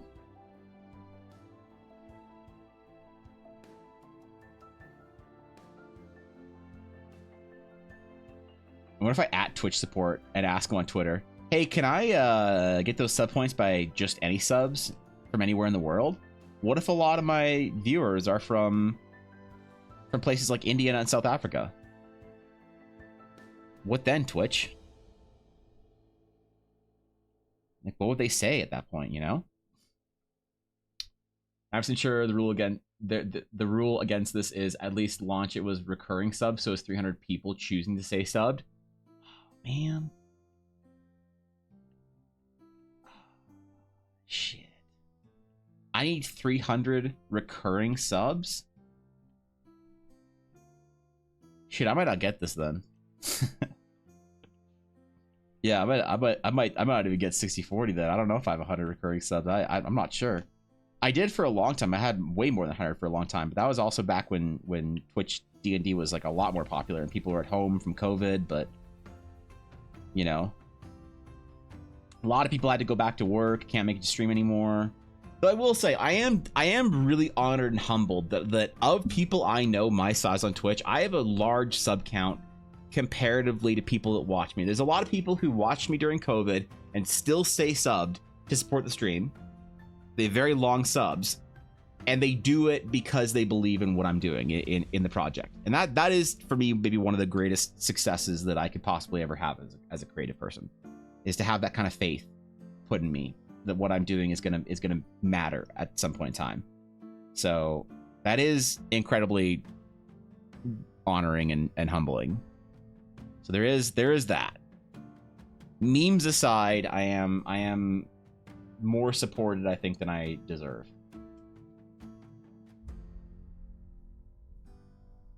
By like a good long shot. It's like not even close.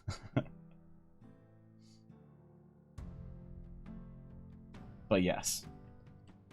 Maybe you're right. Maybe the whole thing's recurring. That'll be a wild PayPal/credit card call. Hey, so expect 150 separate recurring transactions. That's me. It's all good. Don't worry about it. Yeah.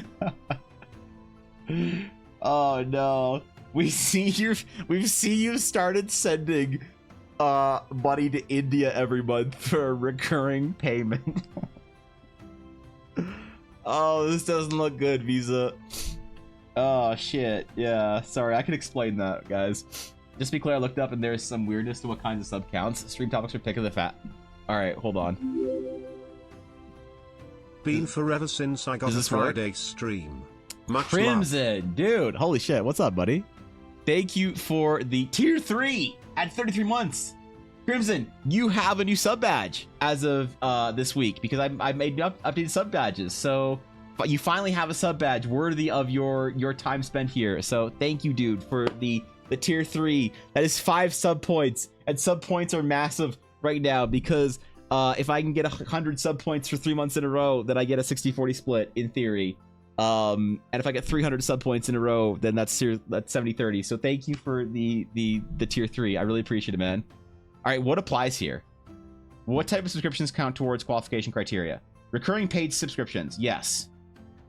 Items eligible for the 70-30, yes. Okay, yeah. Wait, but this is the old one though. This is the old threshold or criteria because they removed the part of the new one is they removed the 100K threshold. Gifted subs don't. Wait, what? And Prime subs don't either? Wait, what?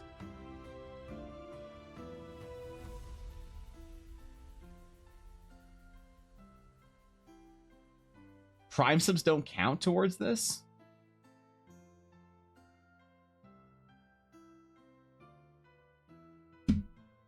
So I need to organically get more...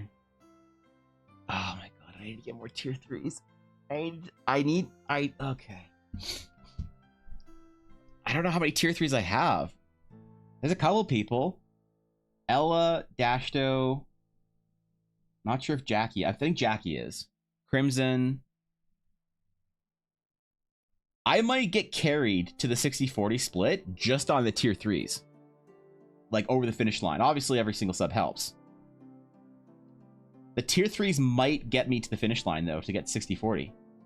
Holy shit. All right. That's the way it is, Twitch.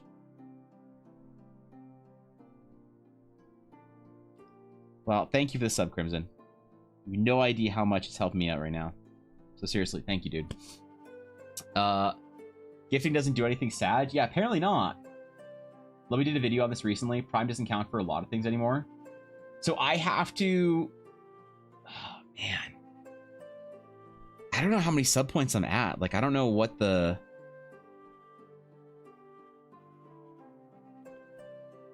I should go check. Hold on. Well, I can check right now. 128. But a bunch that's probably gifted.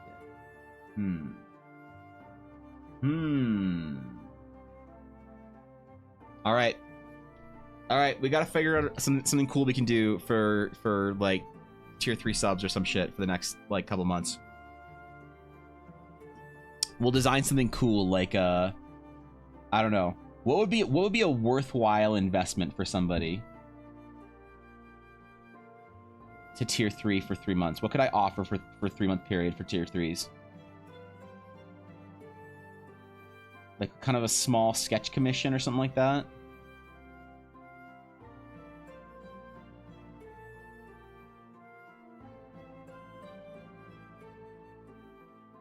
I'm sure I could figure something out to make it worthwhile.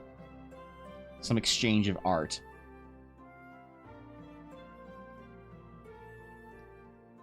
Alright, let's clean this shit up. Dude, this actually looks sick. I had an idea of what this was going to look like in my head before we started, but I wasn't... You're never sure, you know?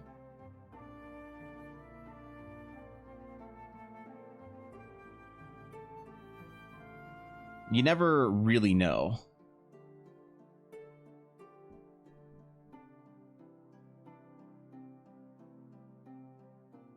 All right, for our background, I know what we're gonna do. I know what we're gonna do. We're gonna do this. What is this? Don't worry about it. I'll show you.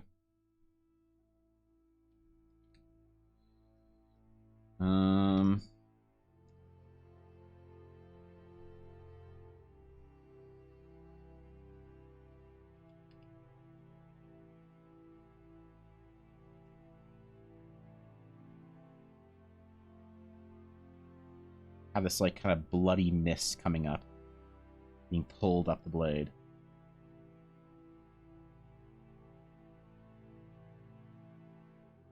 And then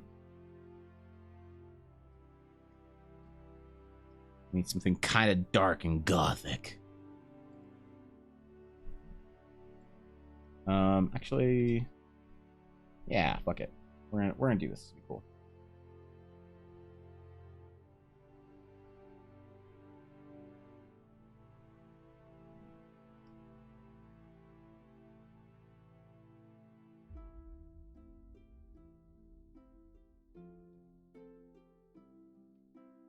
This is gonna be dramatic. We like a crimson approved weapon. All right, all right, we've done it. We've done it. We've achieved the goal. We've earned the stamp for the day. I'm good. I don't need to try on any other items today for the rest of the day. Sorry, guys. We've done a blood red item for Crimson approval. And all we need to do next is do a blue item for Cobalt's approval, and then we're basically done.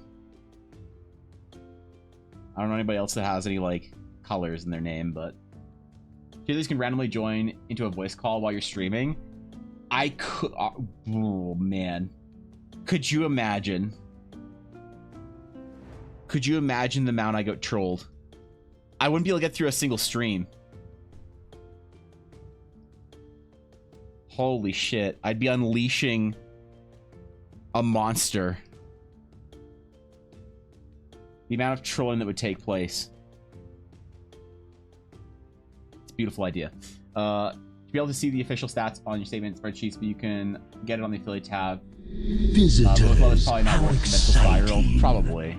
Yeah, that's a lot. Will the Dice, thank you for the raid. What's up, guys? Welcome in, my friends. Good to have you. Hope stream is good. Not sure what y'all were up to, but I hope it was productive and amazing. Adventures had, stories told, or memes created. I don't know. I don't know what makes for a good stream anymore, man. But I appreciate the raid. Thanks for stopping in. Y'all go drop a follow over there. Show some love. It's good to see you. We're doing magic items today and talking about how to schemaz the new Partner Plus program for affiliates to get a 70-30 split. So if you wanted a tutorial on 80% speedrun, how to get banned on Twitch through sub fraud, you're in the right place. All right, Sanix, what are we calling this thing? I think it's Blood Steel Blade or whatever. I think that was the... I'll go in and check the official name for it in a sec. Let's just do our signature. What number are we on? Hold on, we're on number 469. Just get out of your systems. Let's go.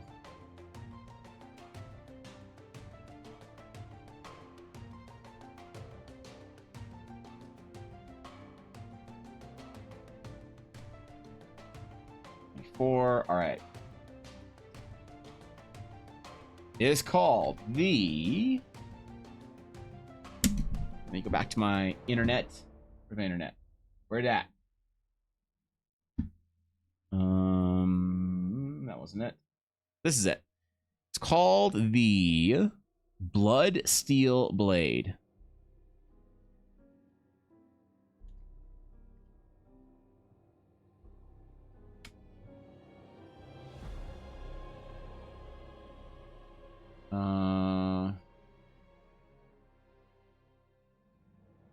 Modesto poster. And we will rasterize our type. Merge down.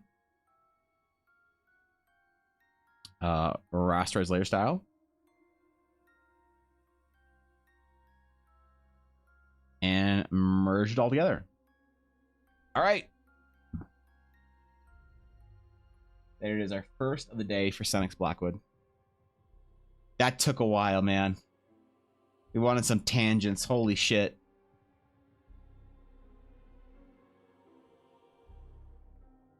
All right. Fucking turkey. for Sanix. Blackwood. There it is. The idea, Sanix. That was fun. Hope you enjoyed it. Hope it's a good enough design for you. Finishes the criteria. Complete. All right. Another queries, Evan. Have you played Pal World yet? I have not played Pal World. I'm not. Yeah, I don't know. I don't know if I will. It looks cool, but I don't know, man. For some reason, it doesn't really look like. I love Pokemon. I'm a massive monster collection game enjoyer. Monster Ranchers, Digimon, you know, all of that. But Pal World, I don't know. It just there's something about it. Like, I've watched people play it. I've watched the gameplay.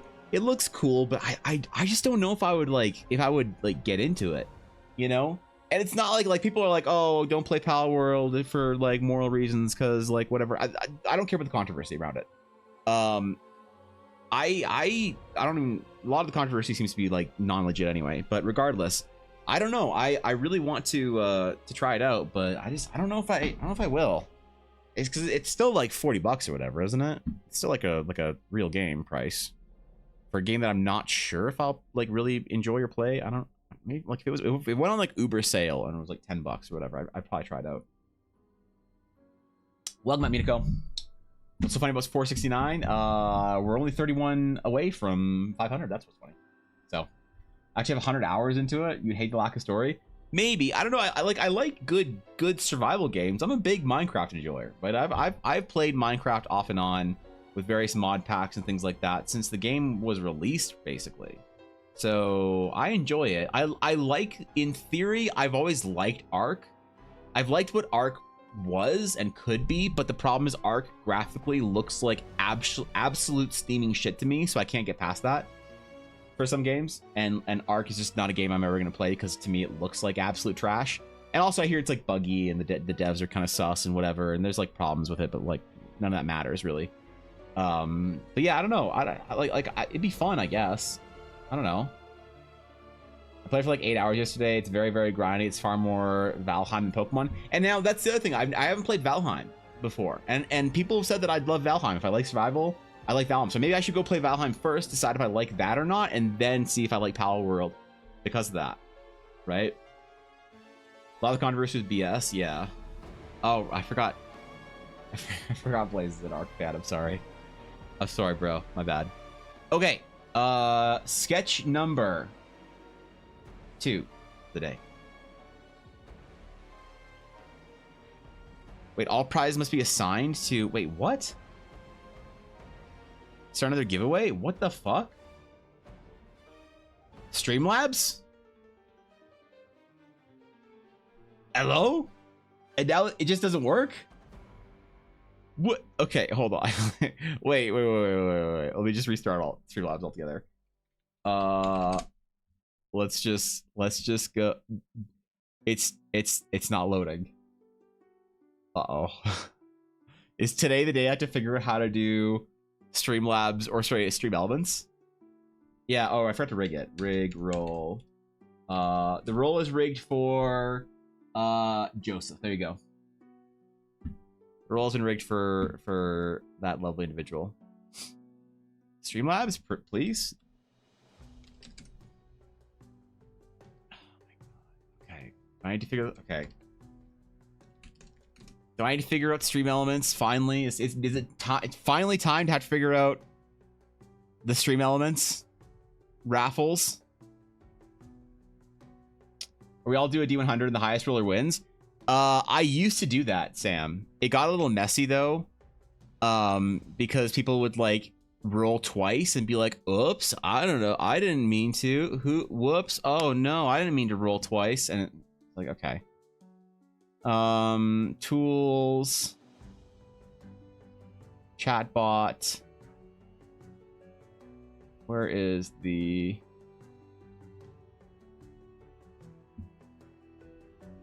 Stream Elements raffles? Let me try. I'm just gonna keep reloading the Streamlabs page, and if it loads, then we'll just do that.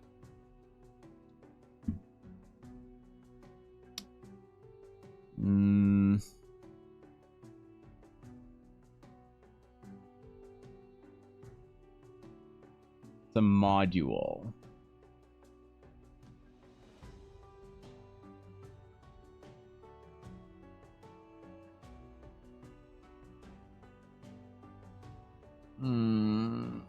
New elements.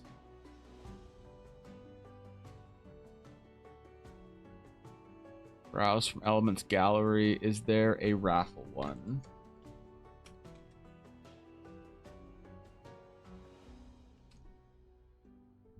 No. We might have to do D100s. We might just have to do D100s and highest roll wins.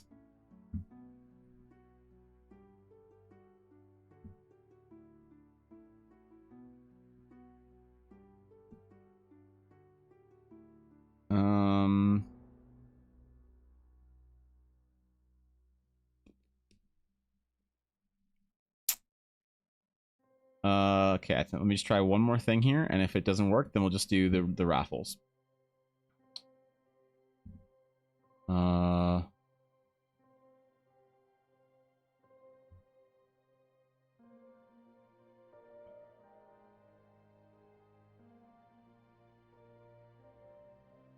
the raffle module is enabled. Perfect. All right. Raffle. Start a raffle. Viewers can participate in to win points. That's not what I want. I want a regular. Slot machine. Jesus Christ. Duels. All right. I think we'll just have to do our D100s.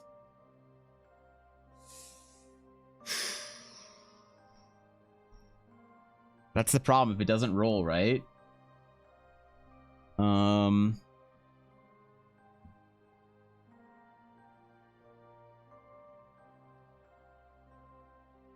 Let me actually try one last thing, and if not, we'll do it. Okay. So I'm gonna try this on.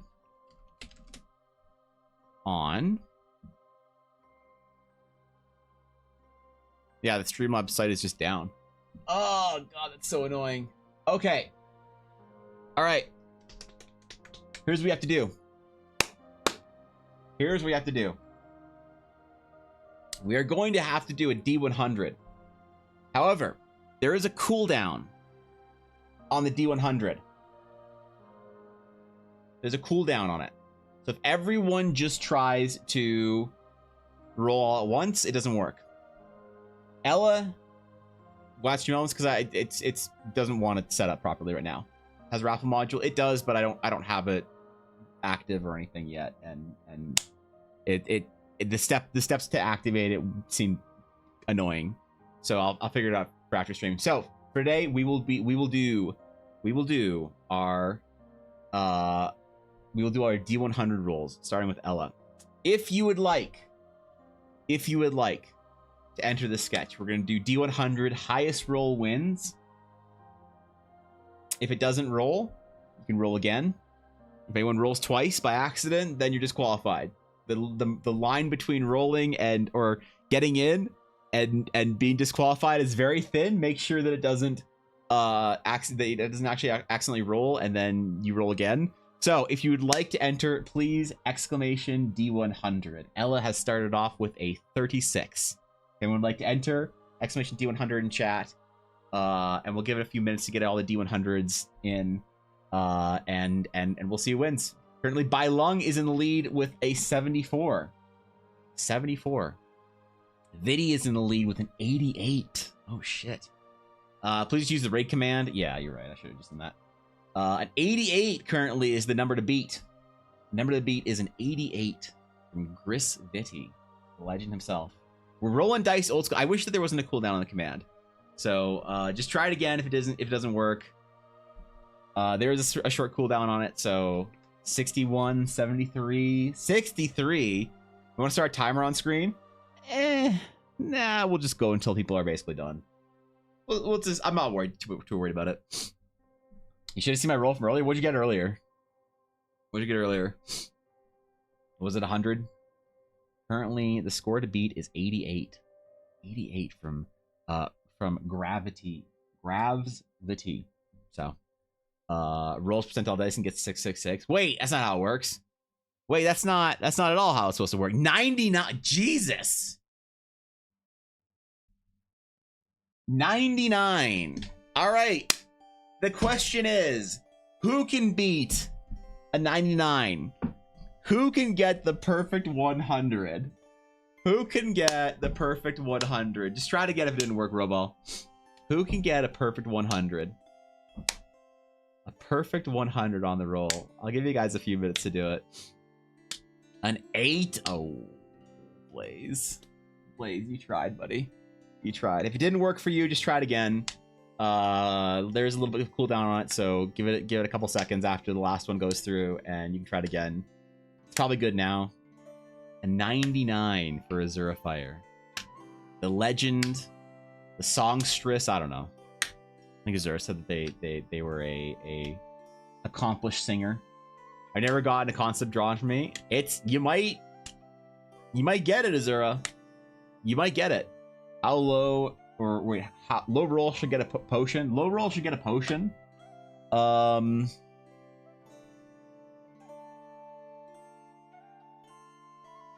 haven't drawn a potion in a long time, actually. Shit. I do sing? Yeah, there you go. Eldara Album 2 featuring Azura's Fire. They do need healing after the bad rolls. Alright. Alright, low roll gets a mouse drawing. 99. Does anyone else want to challenge Azura Fire for the 99? Can somebody get a 100 who has not yet rolled? Is it possible? Or has Azura locked it in? We'll give it a couple more minutes. We'll give it a couple minutes. We'll let anyone get in or whatever. Usually we set the timer for about 5 or 6 minutes anyway, so we'll give it a little bit extra time today just because I know the rolls are a little bit messed up. So 81-34. I'm surprised Cobalt didn't just like rig the system. You know? Here, Cobalt, let me just make sure that the roll is working properly.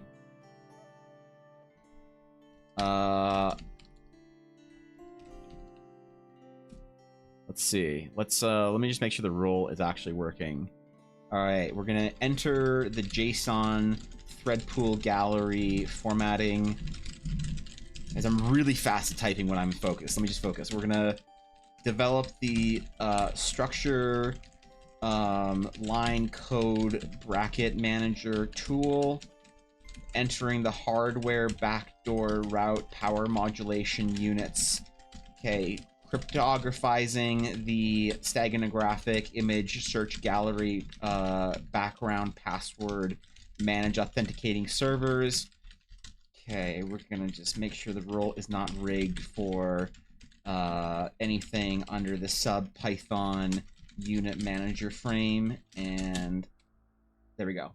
We have our security record printed, and it is now the rolls are now fair. I have now backed up the main frame, okay, and you guys are now safe to proceed with your final rolls if anyone has any over the next minute or two. It's not a problem that I should fix. All right, any pointers would be appreciated. I haven't played a D&D game in over a year. How to fix? Ooh, man, that's a good one. That's a good problem. Well, it's not a good problem. That's a tough problem, I guess. That's a good one to think about. I haven't played in months myself either. So I think what I would recommend you do is you find a group of D&D players, okay?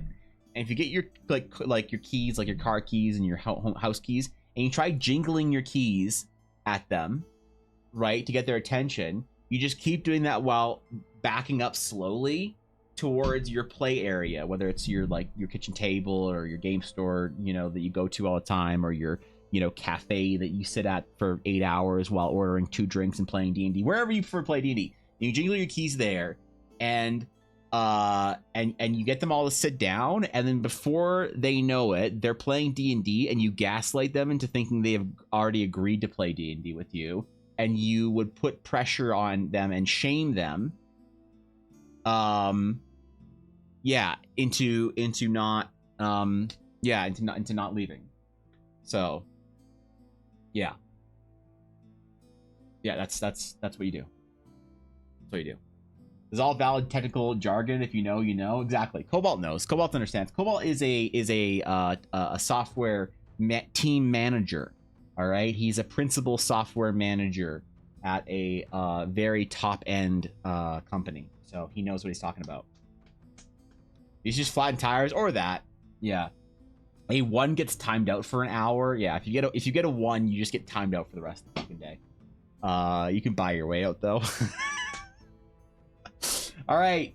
We're gonna close the entries in a couple of seconds here. Currently, Azura's Fire, alleged songstress of Eldara, who I have yet to hear any actual performance of. You know, we need to scrutinize your singing potentials here, for the guild, Azura, to see if you're hired as our official songstress of album 2. But I'm willing to take additions. Currently, the only addition is you right now, so it's likely you'll get the role. But hey, if everyone else has a draw or a ticket they would like to draw over 99, you're welcome to enter. We will close it in 5, 4, 3, 2, 1. Azura, you are the winner. Congratulations, Azura. You did it.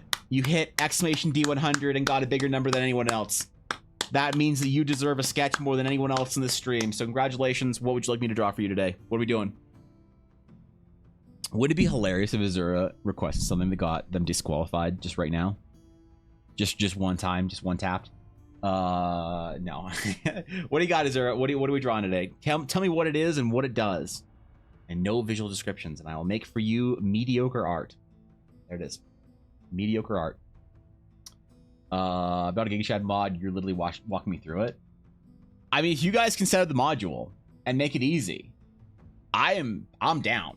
If you guys can make it a 5-minute timer that says, you know, one person has entered or whatever, and you can set it up on your end of Streamlabs or Stream Elements, perfect. So Blaze has access. He's working on it right now. Don't you all have access? I thought I gave you guys all access. Doesn't every single mod except for Mendari and Fishy? Oh, I thought you guys all had access. Oh, okay. Each link only works once? Really? So I need just to drop like Stream Elements links for editors or whatever into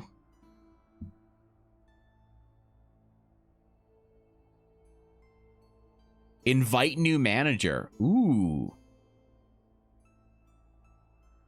Generate invite link. I'm gonna drop another one in mod chat. I want you guys fight for it. Nope, that's a sword. Oh, I had to copy. I thought I automatically copied it. All right, fight for it, mods. Fight. You can fight for it. You'd think it would just let you add all your mods to it. All right, mods. There you go. You can fight for it. All right. Can I give you options? I have 2 ideas, or should I just give you one? Options. Why not? Let's do it. What do you got? What do you got for us? Tell me what things you would like to see, and I will pick whichever one has more of an instant visual muse created in my brain. Whichever idea I'm inspired to draw more. Whichever idea coalesces in my brain dual, my prefrontal mid-singular cortex. That's where ideas go. The prefrontal mid-singular cortex. It's placed in your brain. Don't believe me? Go watch an Andrew Huberman podcast. Raccoon armor set? No, stop. We're not drawing raccoon shit. I'm not. God. Okay. Let's see which mod got the link. Miss Bizarro got the link. Miss Bizarro snatched up that link. I already have it. Someone else click it. Wait, what? Oh, Blaze tried to get it again. If I swear to God, if the second mod, because it says who the managers are. I swear to God, if it said that the second manager was Blaze's alt account, I would delete Streamlabs Elements. I would just delete the whole fucking thing. But oh, Streamlabs is working again. All right, well, you missed your chance, Streamlabs. Fuck you. Honestly, one of the things I wanted to do that I didn't get done over my break was I wanted to move all my alerts to Stream Elements, and then just not have to use Streamlabs for anything ever again at all. And just not ever have to go to that website, nothing. I could move my alerts to Twitch. Twitch has an integrated alert thing where if you do that, you get 2 more animated emote slots. But considering I have 10 animated emote slots unfilled, I don't think I need more. So, or no, 20 animated emote slots unfilled. I need to get on my emotes. The first one is called Book of Babel. Ooh, a book. I haven't done a book in a while. It's a book that can link to your brain, record either your thoughts or everything you hear. It also gives you a bonus to charisma checks and a bonus to perception checks. I like that.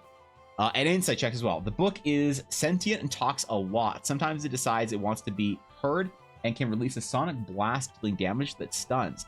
That's fucking sick, actually. I haven't done... Dude, I have a great idea for how I would do this. So let's hear the other idea. But this is a strong start, Azura. A very, very strong start, all right? I'm impressed. Usually, I get mediocre ideas. Like a sword that can do fire damage. Wait, that's my idea. Shit, damn it. Shit, I just dunked on my own magic items that I sent to patrons. All right, what's the second idea? What do we got for a second idea? What are we doing? I know how to do it. So, did you make the mod the what's it called? Did you do the thing already? Is there now a module? Can I type ~join and join a raffle? And I need to know how to start the raffles too, because I like Streamlabs has a really nice interface for it. And if Stream Elements has an interface for it, then great. But I would need to know also how to use this shit. So Stream Elements is really good, but it's also kind of confusing. I do have a sponsorship offer from Stream Elements, though. A Genshin Impact sponsorship offer. Yo, should I take a Genshin Impact sponsorship? Max payout $1,400? Yo. All you have to do is play and promote Genshin Impact on your stream using branded sponsorship tools and encourage viewers to download and play the game. Your payment will depend on the number of new users who use your link to download Genshin Impact and reach a certain milestone within the game. All right, boys. I guess we're all playing Genshin Impact next month. Stream with our Genshin Impact branded overlay, a goal for 2 hours. Promote Genshin Impact with our chat for 2 hours. Advertise Genshin Impact on your panel for 1 day. Promote Genshin Impact on your stream for 2 hours. Earn $5 per new player created. I could earn like $10 out of this shit, dude. Wait, if I get 4 people to do that, then that's like $20 for 2 hours of stream. That's like $10 an hour. That's pretty good for streaming, man. Yo, that's not bad. All right.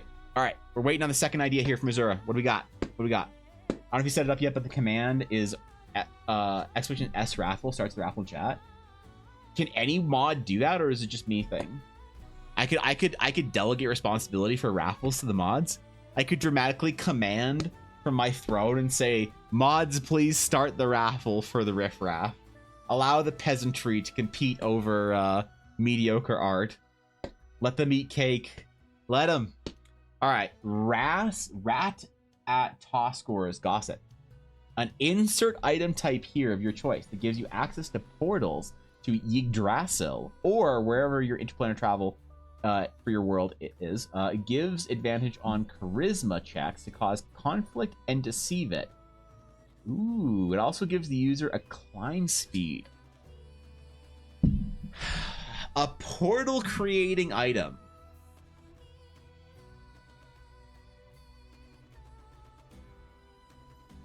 Insert item type of your choice.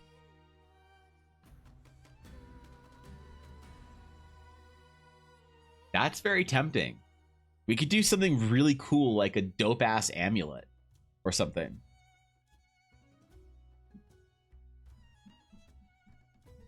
These are good ideas. I think I like the idea of doing like a portal necklace or something. I have a really strong idea of what this would look like. Okay, I want to do that one. All right, Azura, we're doing the second one. We're doing Rata Tasker's Gossip. Rata Tasker's Gossip.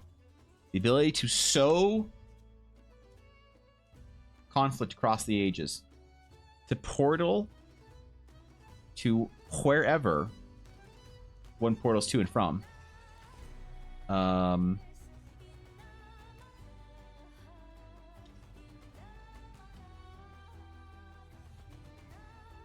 right, this is gonna be good. I have a strong idea for this. Okay. You can also set command aliases so we can make it expedition start or whatever. Oh, that's fair. Okay. Well, thank you for doing that, Blaze. One of the things I need to do is I need to spend some time learning Streamlabs commands. Like, I need to watch a tutorial for like a couple of hours on how to do basically everything in Streamlabs. Or, sorry, Stream Elements. Damn it. But that's not going to happen for a little bit. So, I appreciate it. Okay.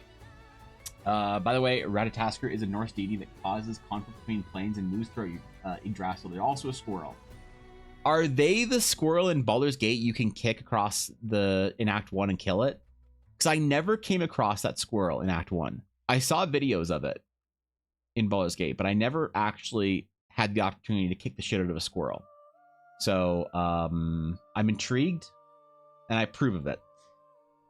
Okay.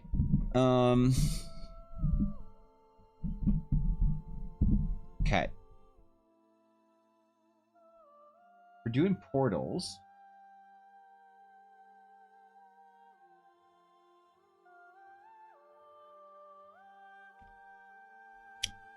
We're gonna do like a central gem that has the like actual portal enchantment built into it. And then we'll make the amulet around that, okay?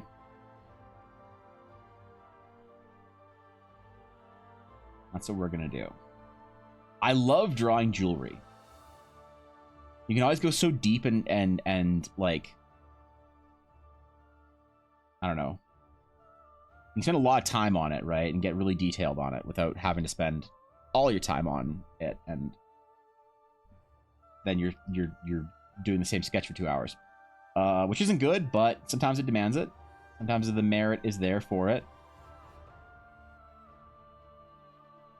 We kind of want to make this look a little bit like Nordic, a little bit general fantasy.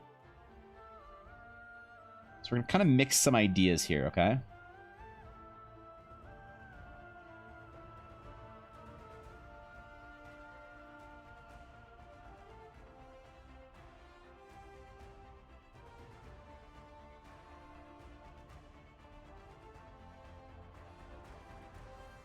We're going to make it look pretty ornate, honestly. I want to go really hard on this.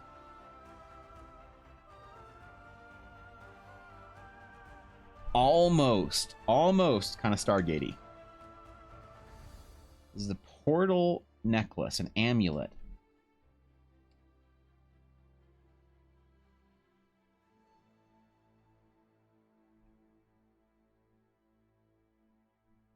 You can open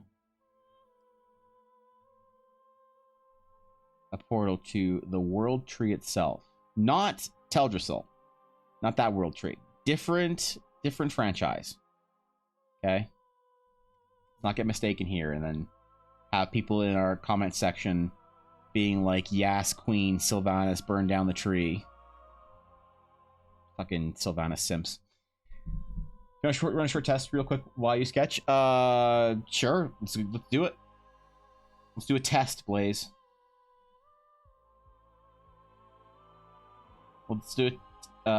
Start a raffle, have Bizzo enter it, or somebody else, and then complete it if we can. 10-15-second raffle. Yeah, hit it. Let's see it. I want to see how this works specifically. What I do wish, though, is that there was like a UI that I could look at to show the timer, because it's nice that I have like the ability to put Streamlabs up on my screen so people can see how long is left on the timer. But if that's the price we have to pay, is losing that in order to be able to use Stream Elements instead of Streamlabs, then I guess that's worth it. It has to be, after all. This is our departure from Streamlabs. which I have nothing against Streamlabs. I know that they had like some shitty like I don't remember like I remember what they were getting canceled for, but it was like they're being shitty somehow. I don't remember why. But I don't have this like big moral aggrievement with Streamlabs or whatever. They seem fine. They're just like, if they provide the best tool, I'll use it. But since I'm not using Streamlabs anymore for like my actual OBS, I just kind of want to not have to like have multiple tools. I just want to like spread them, not spread out too thin. Just have all my like alerts and stuff in one spot, my OBS in one spot, and just kind of just chill, you know? Zelia, what's up? What's going on, Zelia? How you doing?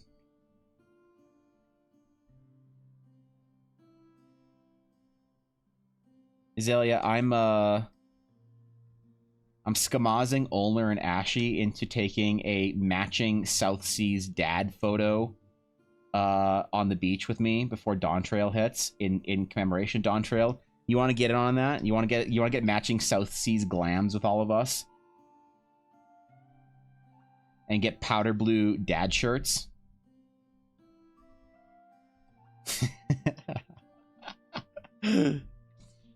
Yeah, let's get it. We'll have our sunglasses and khakis and powder blue Hawaiian shirts on. It'll be great.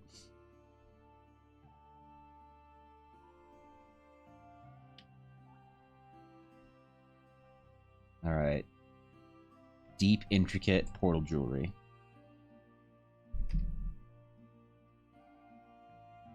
Almost kind of looks like a ring, actually, now that I look at it from the top. Multi-route for 5,000 points? Ooh. It works. Why is it feels good, man? This is a test raffle, by the way. Raffles ended. Atari has won 5,000 points each. This is why we do tests, boys. Hey, congratulations, Atari. You won 5,000 points each. Each of you, Atari. Each of you won 5,000 points just now. So congratulations, bro. I know you've wanted 5,000 points. You've been after it for a while, and now you finally got it. Congratulations on your 5,000 points each of you. What a great tool, isn't it? Stream Elements, guys. This is what we left Streamlabs for, okay? It's kind of quality we expected.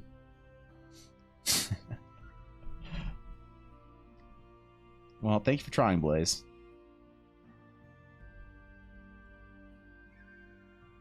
We're unsure as to what the problem is, but we have top individuals here at Electronic Blur Arts working on the issues. Our servers will be up momentarily. Wait.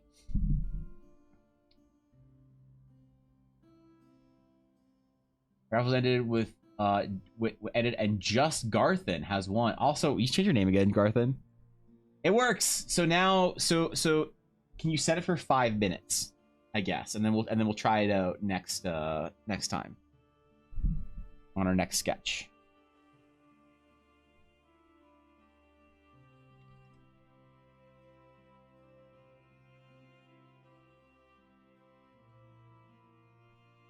We'll test it out.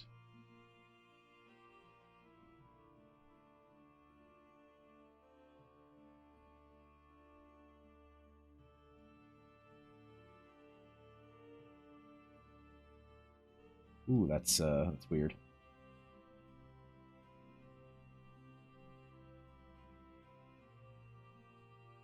Here we go. We're figuring it out.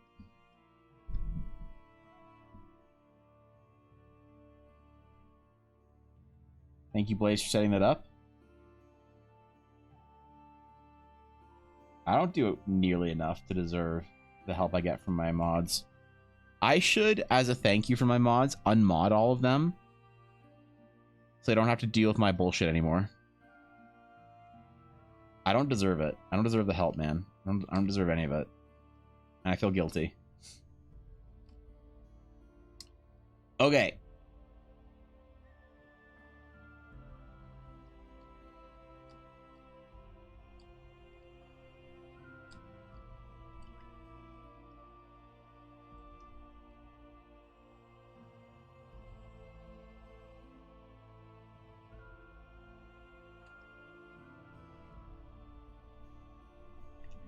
All right.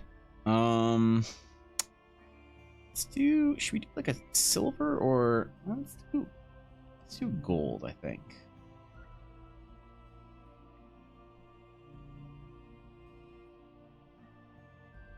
Yeah.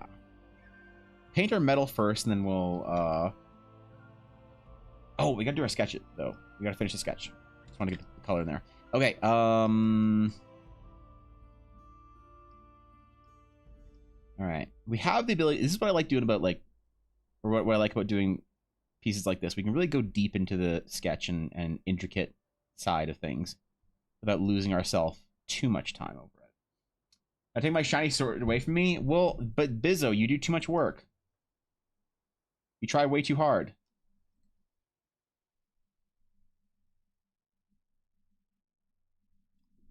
You deserve to have have the glory that comes with being a mod for a much bigger and more impressive streamer.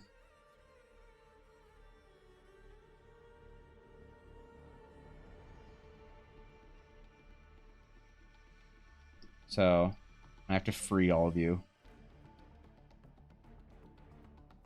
Free you from the burden of being a mod for this ridiculous bullshit that I call a Twitch channel. He does, I'll share mine. Also, hello. Hello, Steph. How are you? Good to see you. Steph, how's your project going?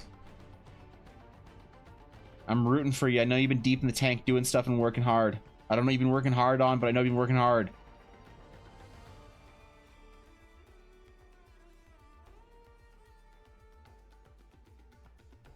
Okay.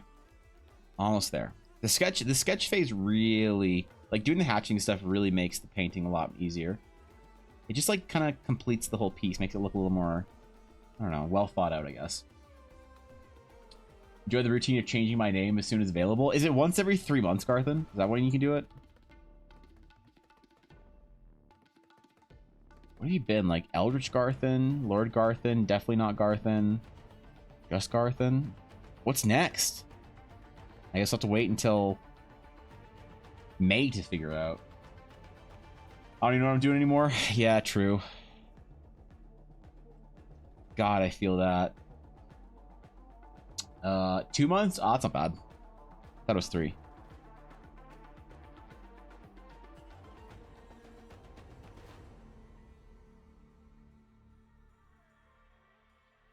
Yeah, that's fine.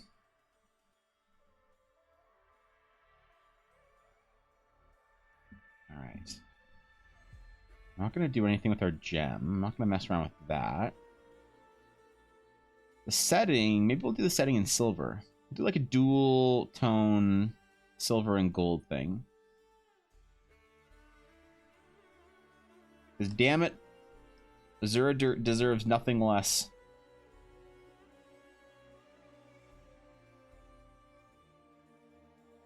I have to try my hardest here, lest I disappoint an illustrious member of the Dragon's Claim.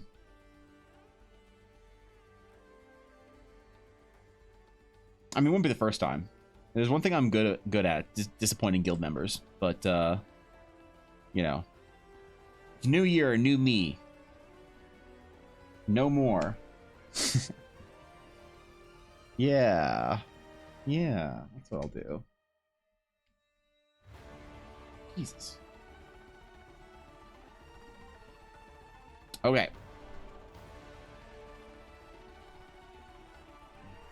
We'll do our gold first, we'll do our silver after. We'll like do kind of a platinum and gold type thing.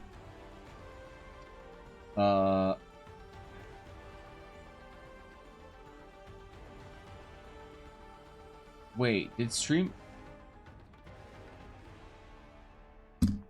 Hold on. Oh, okay. Alright, never mind. I'm good. I'm good. Don't worry about me.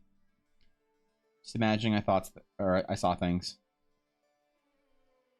Thought there was a change in the command, but it was exclamation rigged, not rig roll. I got mixed up by the rigged commands, alright? Listen, when you run a stream like mine, a lot of things are rigged. You see a lot of different commands you gotta be on top of, alright? It's tough out here.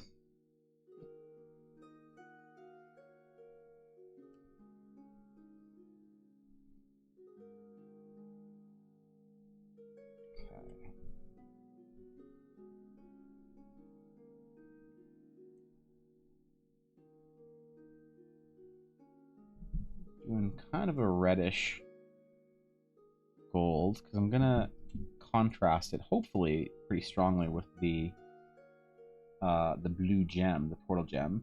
I want to do something kind of fun with that.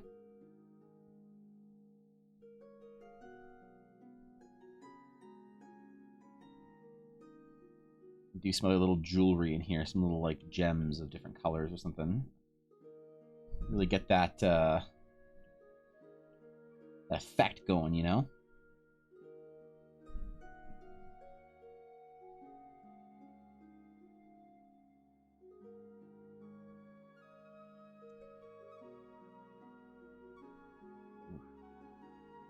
It's a bit much. It's a bit heavy. Let's do a soft brush for this. Just to lighten up our metal. We start with a really dark color so we can lighten it up really, really nicely. Make the whole thing kind of bright and shiny. Ooh. Alright, let's get our silver color.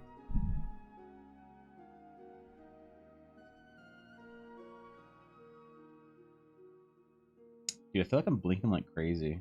My eyes are so dry right now. What's it like to live somewhere where there's actually humidity? Everybody who lives places where it gets super humid complains about it. The humidity's the worst. I'm like, have you been somewhere dry? Everybody thinks the dry climate sounds nice until you actually live there.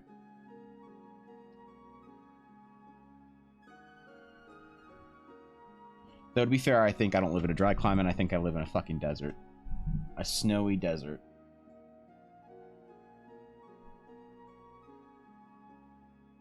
Oh, that was the wrong. Oops.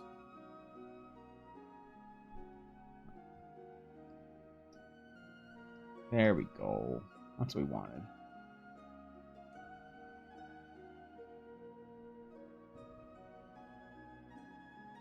Let's do this part silver, and we'll do this as a gem. More gems, more jewels in here, okay? That's what I want.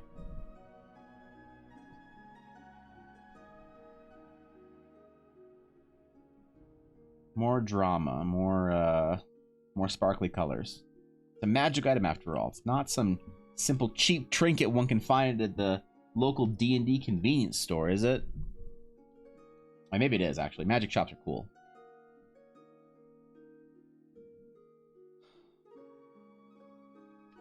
Let's do some of our hatching highlighting. We'll do some of that.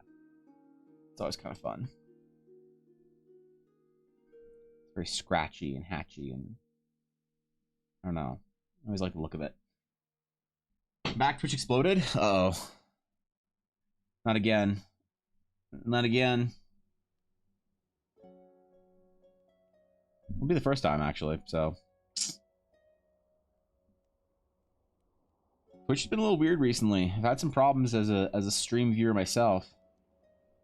I had, like, some issues watching, I watched 3 streams last night. Ashes, Galactic Sewer Carp, and Asmongold. And all of them had problems in their streams. Not like on their end, but on my end as a viewer, so. Like, Twitch lays off a bunch of people. A couple weeks later, there's surprising issues, technically, for Twitch. Coincidence? Yeah, probably.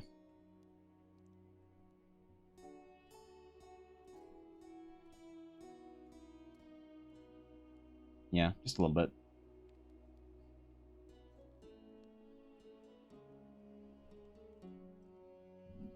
Okay. And we're gonna go for some blue. Our gems, our portal stone is gonna be like a blue, dark, swirling gem, I think. Do a number of blue gems here.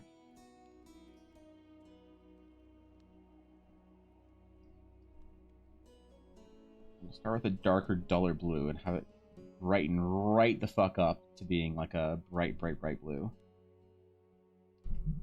when we're done. Okay.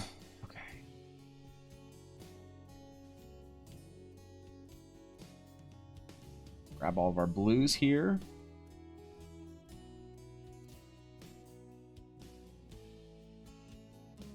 I haven't done like a piece of jewelry magic item for my own stuff in a while. Most thing I did recently was a lantern that wasn't like a weapon. Maybe I should do something like that. Maybe I should jump in on it and do like a magic ring. I always like doing general magic items that don't like affect a character's like playstyle all that much. Because like you get a magic, I don't know, a magic greatsword. It's like, well, what if you're not a greatsword enjoyer? What do you do then? Besides your best. Really raises the question of, are you supposed to, or do people consider their party before rolling off magic items, or do you just completely let it go in raw? Whatever item drops, that's the item the party gets. I have the mind that rigging is a little bit is good. I always try and make sure somebody in the party can use the item, whatever it is. Whenever I drop a piece of gear for the party, I try and space it out. Like what I'll do sometimes is I'll figure like, okay, everyone's got something cool recently except for like this person, except for one person. So I'm gonna do something really cool here for this person, and I'll pick like 5 or 6 different magic items, and I'll roll it off for them, and so they'll get one of these like 5 pieces of gear or equipment or whatever it is. And that works out. So everybody gets something cool after, you know, a couple weeks of playing. And I always think that's fun, you know?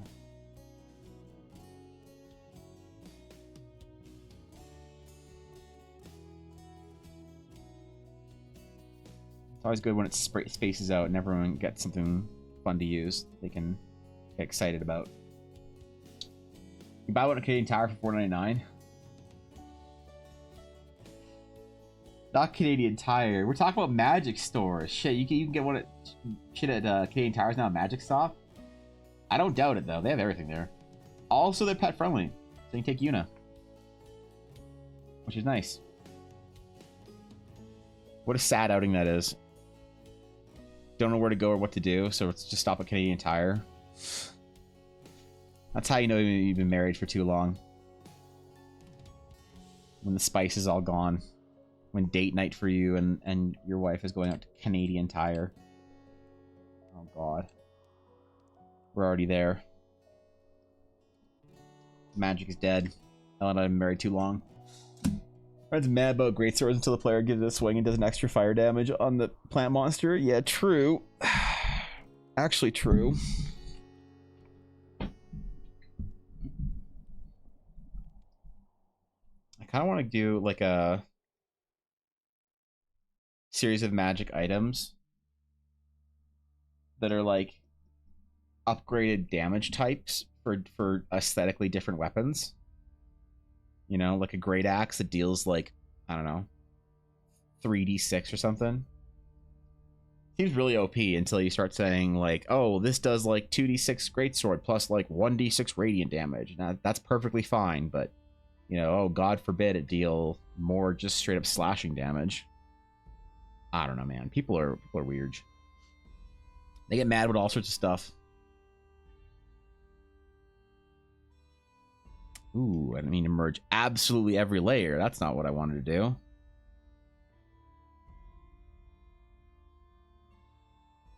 What kind of a glow do we want to give this? Let's do a bright blue.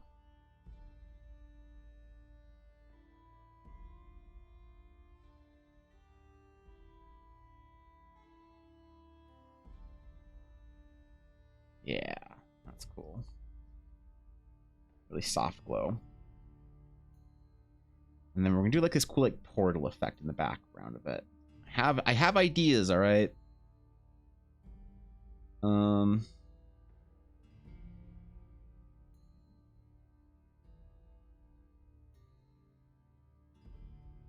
have concepts, things I want to do.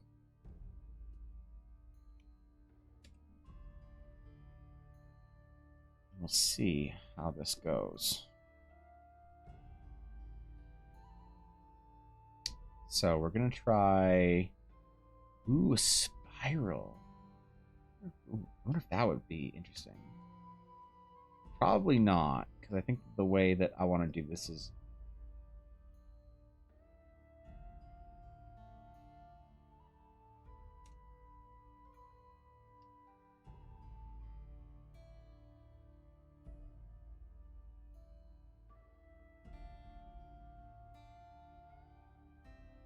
Yeah, no. You have to do it manually by hand. You can't use a tool. That's fine.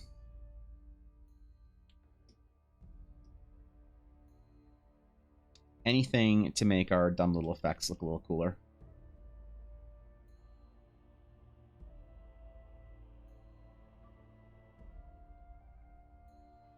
And do it as if it's getting brighter and brighter. Like there's like a portal kind of in the background, kind of fuzzy, hazed out a little bit. I'm gonna use a really soft brush for it.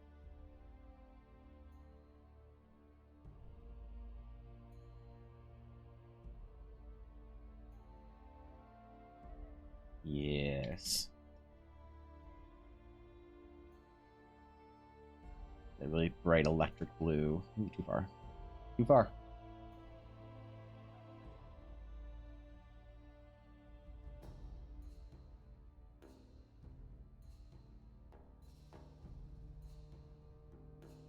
Yes. Good, good, good, good, good. Okay. All right.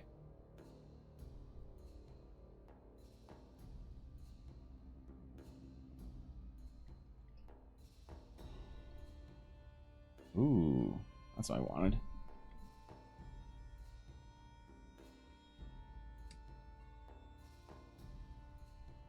That's in the center, but what the fuck?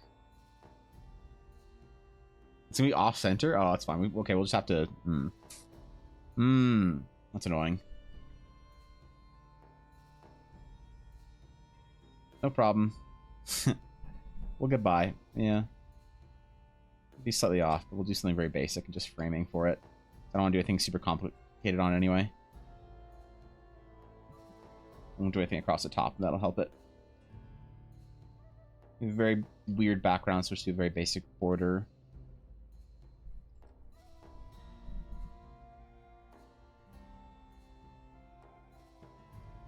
We're naming this after a Norse deity, so that's kind of cool.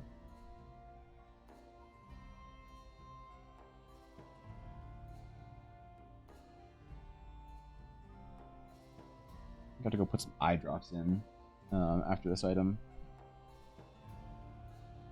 I'm suffering.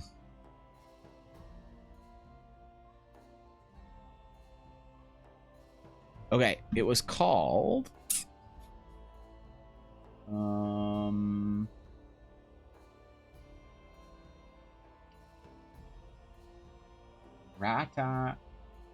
Rata Tasker's Gossip. There we go. We got the name. We got it. Easy.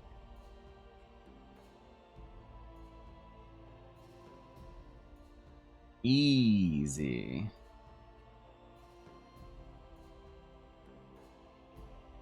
We got too many layers here.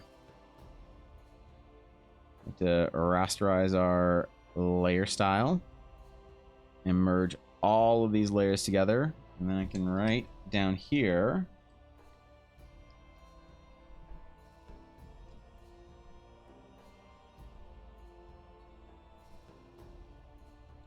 Boom. 470.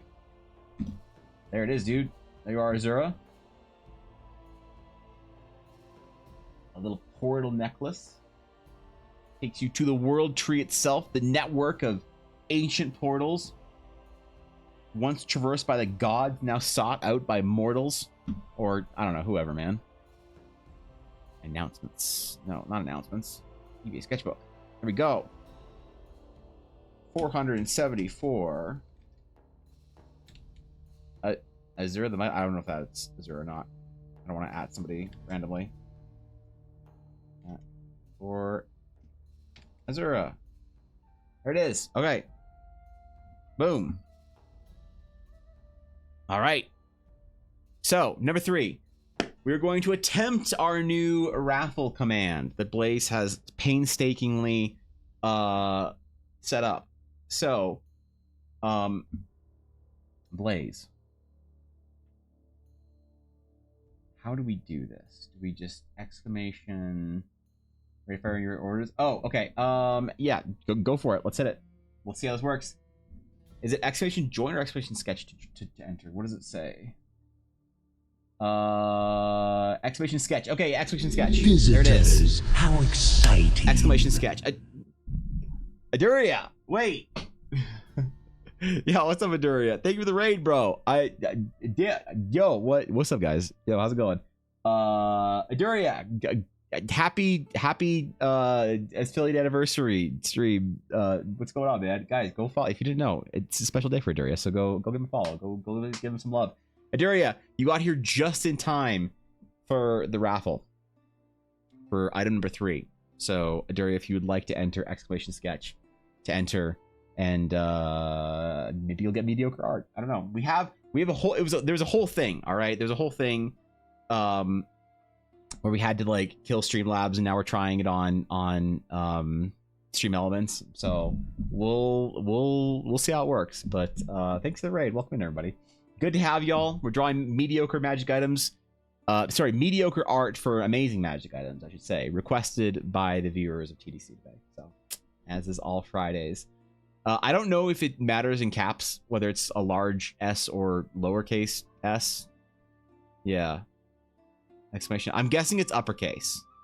It says that on the raffle, and I think case sensitivity is a thing for this shit. So, you can just do both. I don't know. Exclamation uppercase and lowercase sketches. Who knows? But we're gonna see if this works. I want to make sure this works before I go grab eye drops, because I'm worried about it. 225 seconds worth left. It seems to be working. I don't know.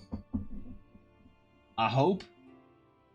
We're gonna put our faith in it and just hope for the best. But yeah, man, thanks for the raid. I appreciate it. I was chilling this morning. I was enjoying myself watching me play Warframe. So thanks for keeping me entertained this morning. I appreciated that greatly. There it is. They're in the aliases. Okay.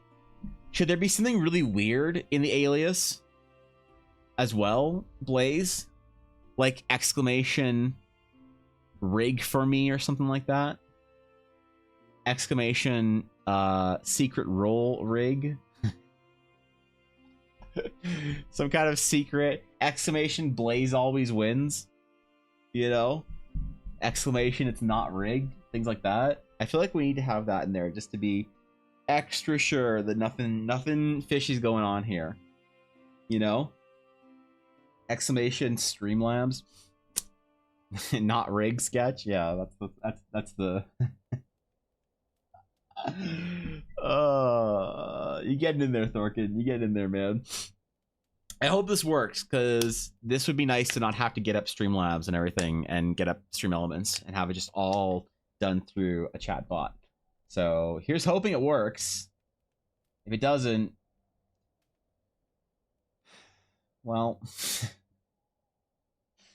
we'll if it doesn't work, though, I will say Streamlabs is back up and running. Whatever happened to their site that made it get wrecked for a little while is back up and running. So yeah, we'll be able to use that if this doesn't pan out, but I think it will. I'm confident. 150 seconds left. I like that it has a counter on there, like a countdown. That's like pretty good, actually, because I was worried that we wouldn't know when it would like just randomly end or whatever. It is going, Thorkin. It is going, my friend. It is a beautiful, dry as shit day where I live, and I am dying because of it. So I have humidifiers on. God knows I've been chugging my drink for the last. I think I'm out, actually. We'll get another one. I usually go get like my drinks and stuff when I'm waiting for these raffles to go through, but I really want to see it through and make sure it's working. So I kind of wanted to be here for it. Maybe actually screw it. I'll see if it doesn't work when I get back. Okay, BRB, 1 second. I'm gonna grab a new water because I'm dying, and we'll see if it works and who wins when I get back.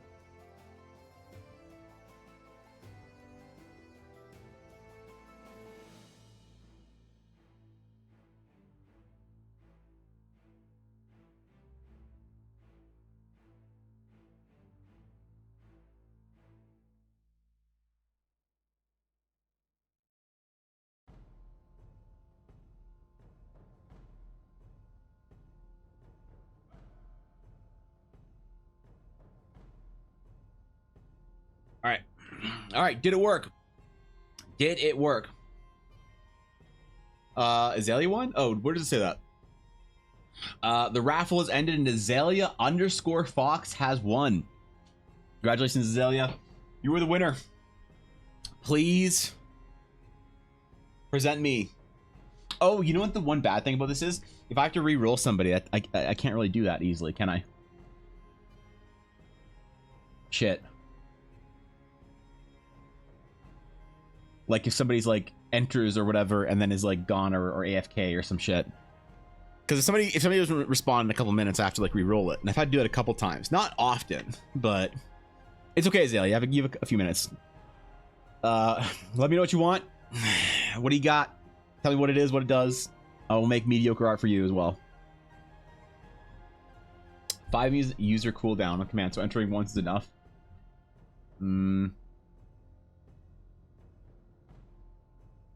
Yeah. Okay, that should work. Heard y'all got a purple sky yesterday out west? Did we? Alberta, purple sky. Did we?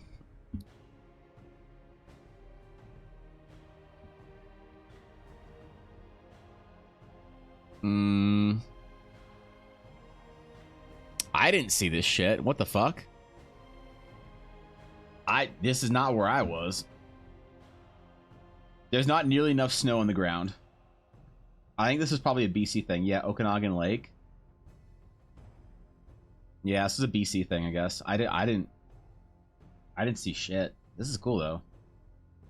Look at that. We get fog sometimes, but nothing like this.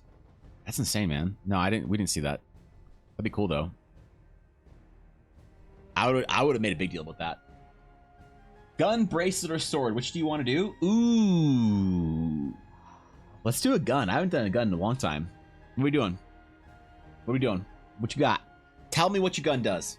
I haven't drawn a firearm, a pistol, a gun blade, a blade gun, a sword that has a gun on it, a gun that has a sword attached to it.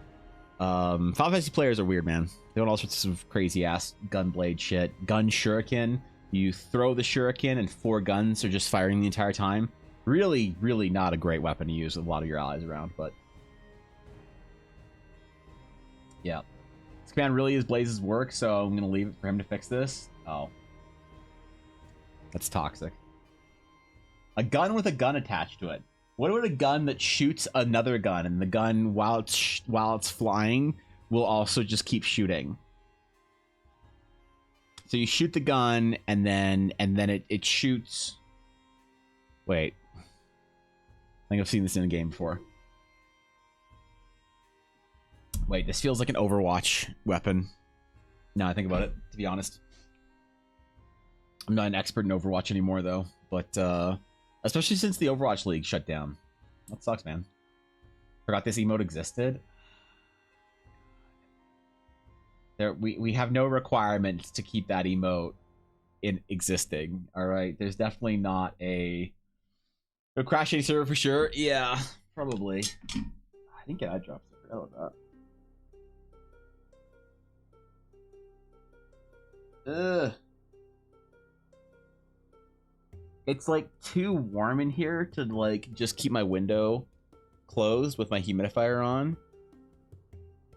But then I'm letting the outside air in. That's all dry. It's a dilemma, man. It's a dilemma where I live. Illumina, Ashes of Mercy, rifle, shoots radiant bullets, has charges that can cast Healing Word, Scorching Ray, or Sunbeam.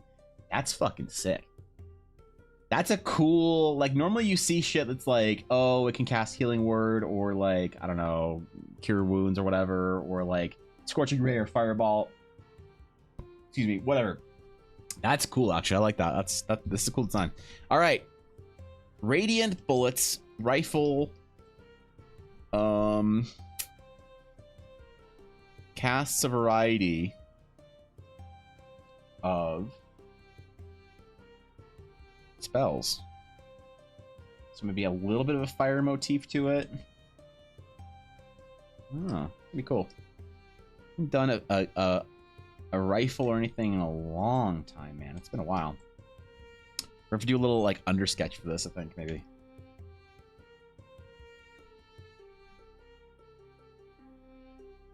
All right. I want to do something cool with the handle bit, the grip. You know, the gun handle.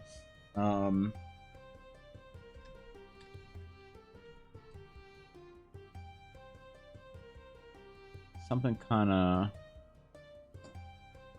I have an idea here. I just want to figure out...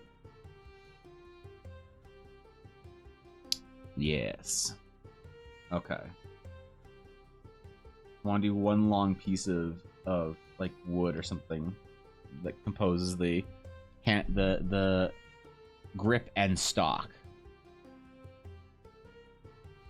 Gotta sketch this out. I gotta sketch it out. We gotta make it look cool.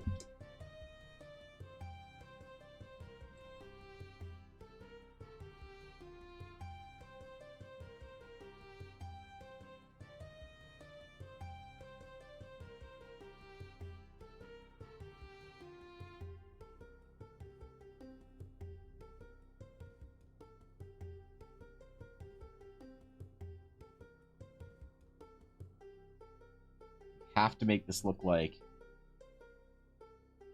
something that you could believe is like, I don't know, in the hands of some kind of like a healing, like a gun cleric. Oh, a gun cleric.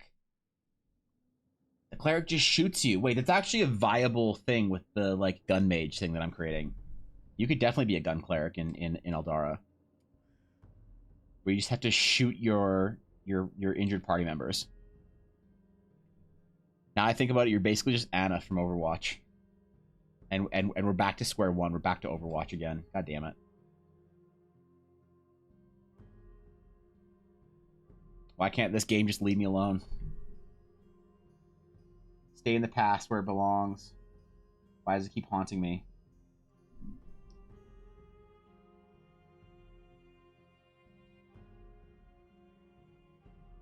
Let me do a sight on it.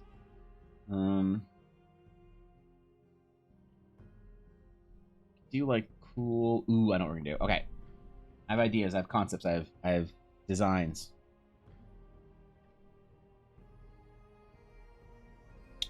We're gonna do like almost like windows into the spellcasting chamber of radiant bullets.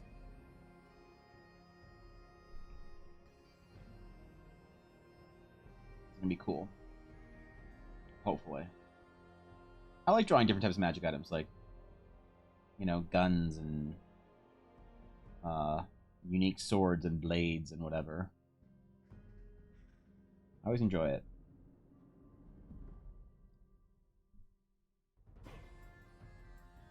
Five, 7.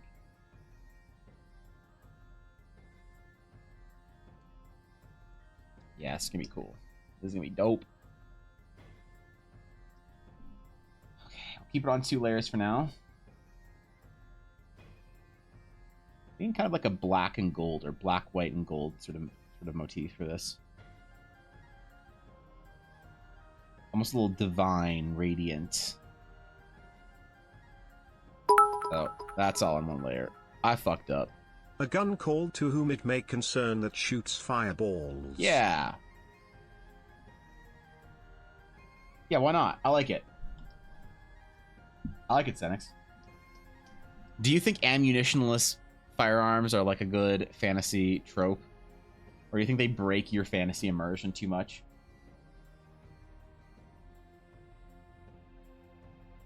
Are you the type of person to exclaim, "My immersion!" when something happens to your immersion in your D&D game? Because I sure am. The immersion is broken. My immersion is broken. The illusion is gone. I'm now fully aware that I'm in a fantasy role-playing game and not an actual fantasy character in the world of Eldara. My day has been ruined, and I'm never coming back to this D&D group. I'm gonna take my body pillow and leave. Good day.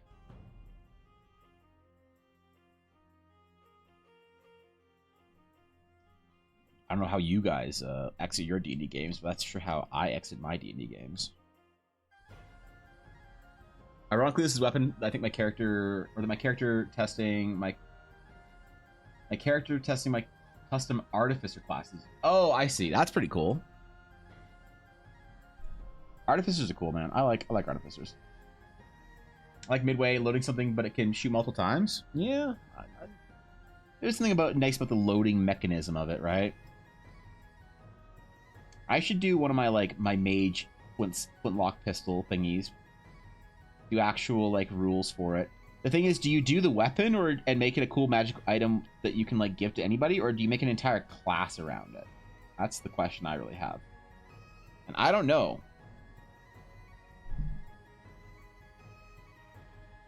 I don't know yet.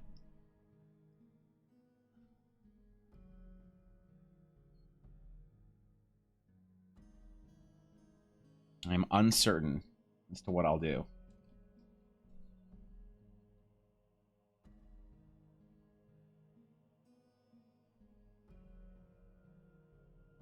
But I know it's going to be a cool thing when I release it. We'll see if people like it, though. You know the TDC, man. They're all very discerning individuals. They don't accept anything less than the best. I'm so excited for the first person to play the Astral Sage or the Astral Knight, or try out the Gun Mage or whatever. Just to play stuff that I create for them in Eldara. It's gonna be dope, dude. I'm excited. My immersion, what I bought dice. I'm a Glock core. Why is dice? Yeah, what the fuck, man? Don't ruin his immersion like that. Originally, when I made this gun, it had a crystal in the firing chamber and was more musket-like with the celestial bronze wires running along its length. That's pretty cool. Well, that's pretty dope. You got ideas, I see. You got concepts.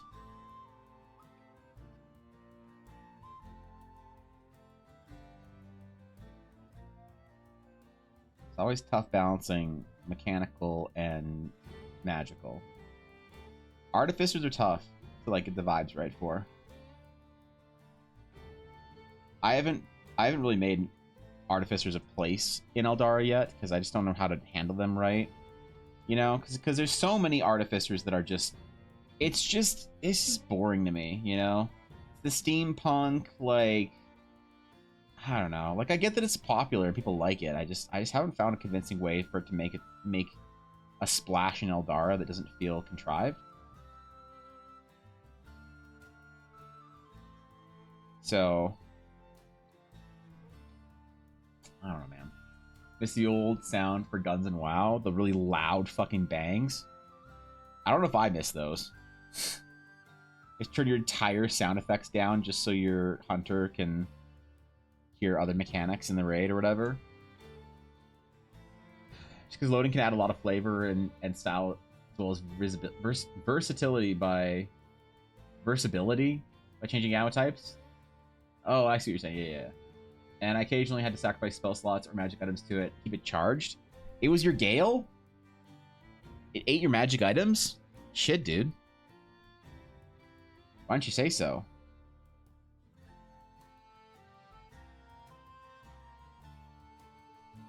Stupid Gale. Eating my magic items for me. What a bastard. If I wanted to give up my magic items to some weirdo, I would have played a barbarian.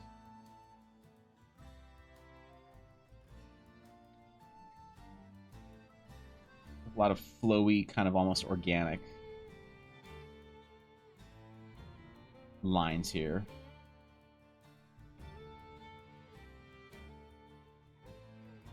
I want everything to flow really nicely. I feel like it merges from one part of the machinery into another.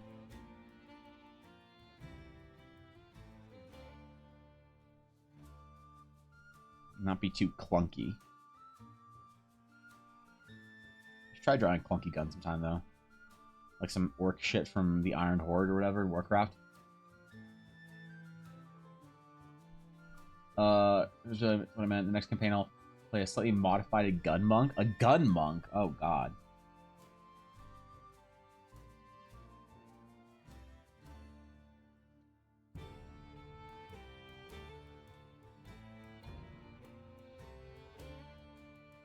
I'd be down for that.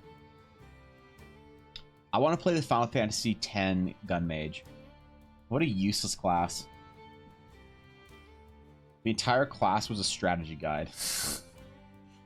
Told you information about the enemies that you could just look up on. Like the gun mage wouldn't, from Final Fantasy X, wouldn't fly in today's world where you have the internet. This required PS2 era internet where you couldn't find stuff online. Couldn't find stats for things very easily.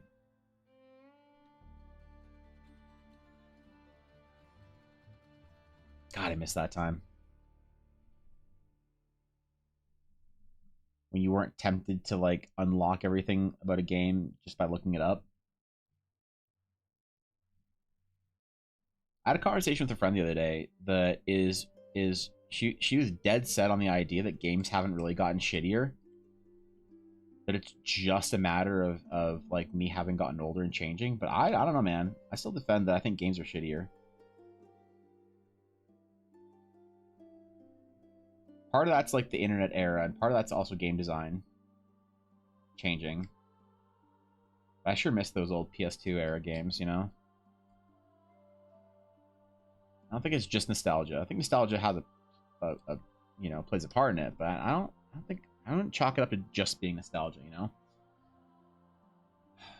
know? PS2ers here's defining or deafening starting tone. Yeah, I love that, man. The both PS1 and PS2 starting noises, chimes, jingles, whatever they are. I just popped up Carl Weathers' ad. Carl Weathers, oh man, that guy was dope. What an emblem of the 80s. That's very sad.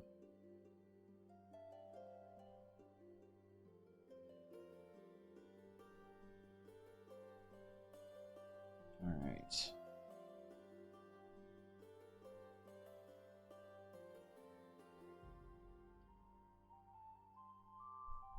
So no more Mando, I guess. Damn. Well, Mando, I mean, but no more whatever his character was in Mando. Oh, that's too bad, man. He's pretty young, wasn't he? Two Towers game was my first PS2 game. I love that. The Two Towers, really? The first, but what the fuck? Hold on. Hold on. Being called by wife.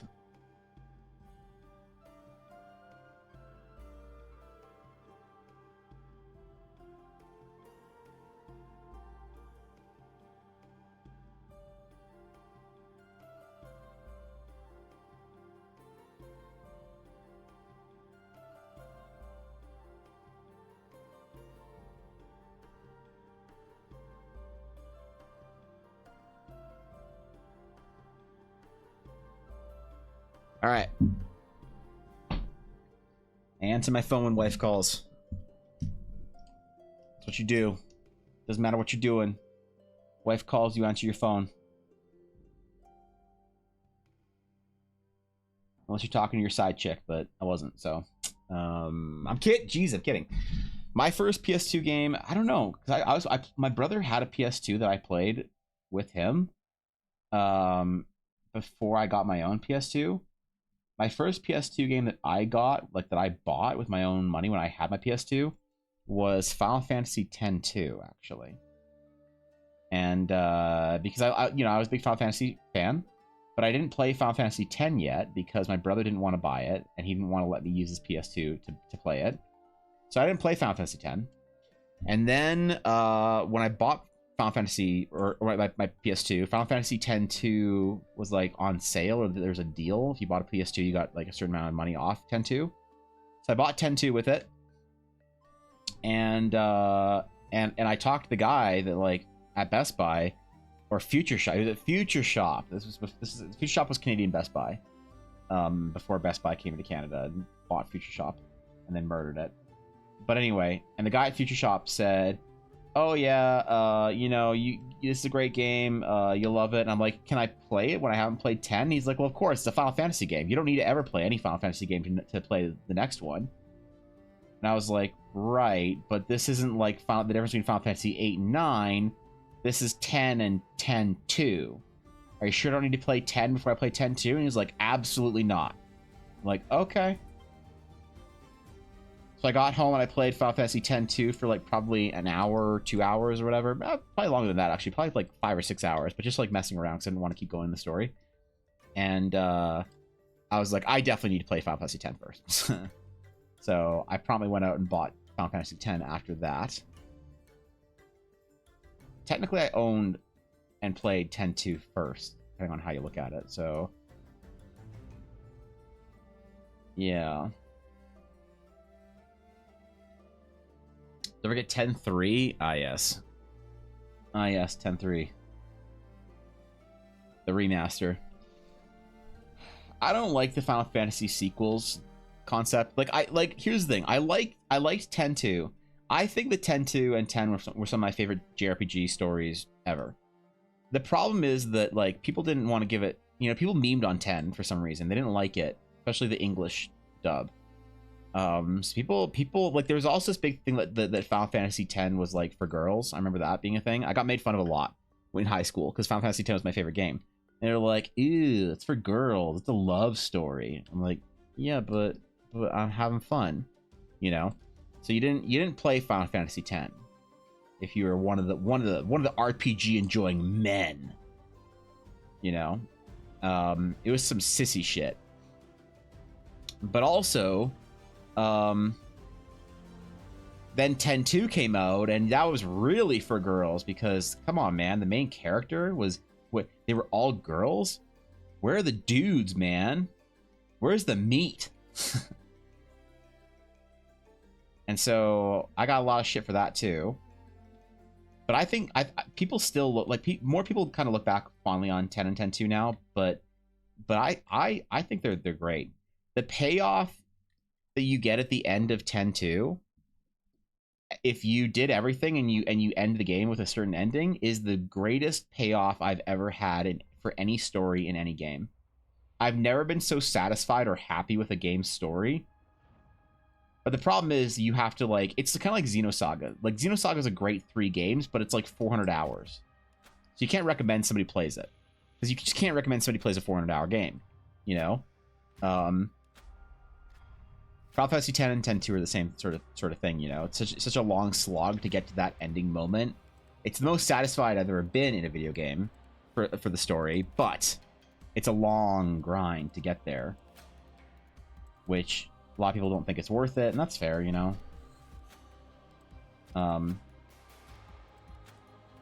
Those era of games were really great. Actually, I found a lot of inspiration and story ideas from my D&D games from playing JRPGs. I think it may be a much better DM than like a lot of my other peers at that time. You want to know something shocking? 10-2 was the only Final Fantasy game I ever really played. Really? Really? You didn't play?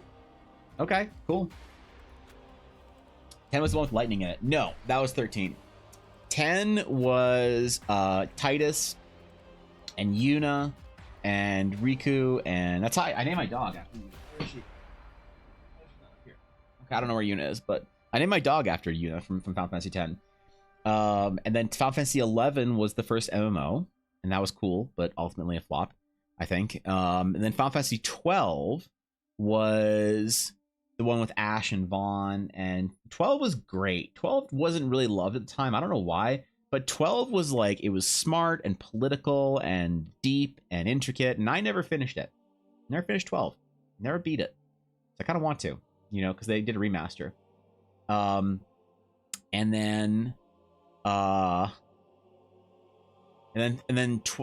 13 was with Lightning and Vanille and Snow and all them. And then 14 is our MMO. 15, I haven't played 15 either because that's a whole story as to why I haven't played 15. And then 16 I haven't played because I don't have a fucking PS5. And I'm not going to buy a PS5 just for one game. One stupid game. Riku from Kingdom Hearts series? No. Riku was a different character. When did Kingdom Hearts 1 come out? I think Final Fantasy had Riku first, right? Kingdom Hearts 1 release date. I could be wrong with this. 2002 March. FF10. Ooh, not 20.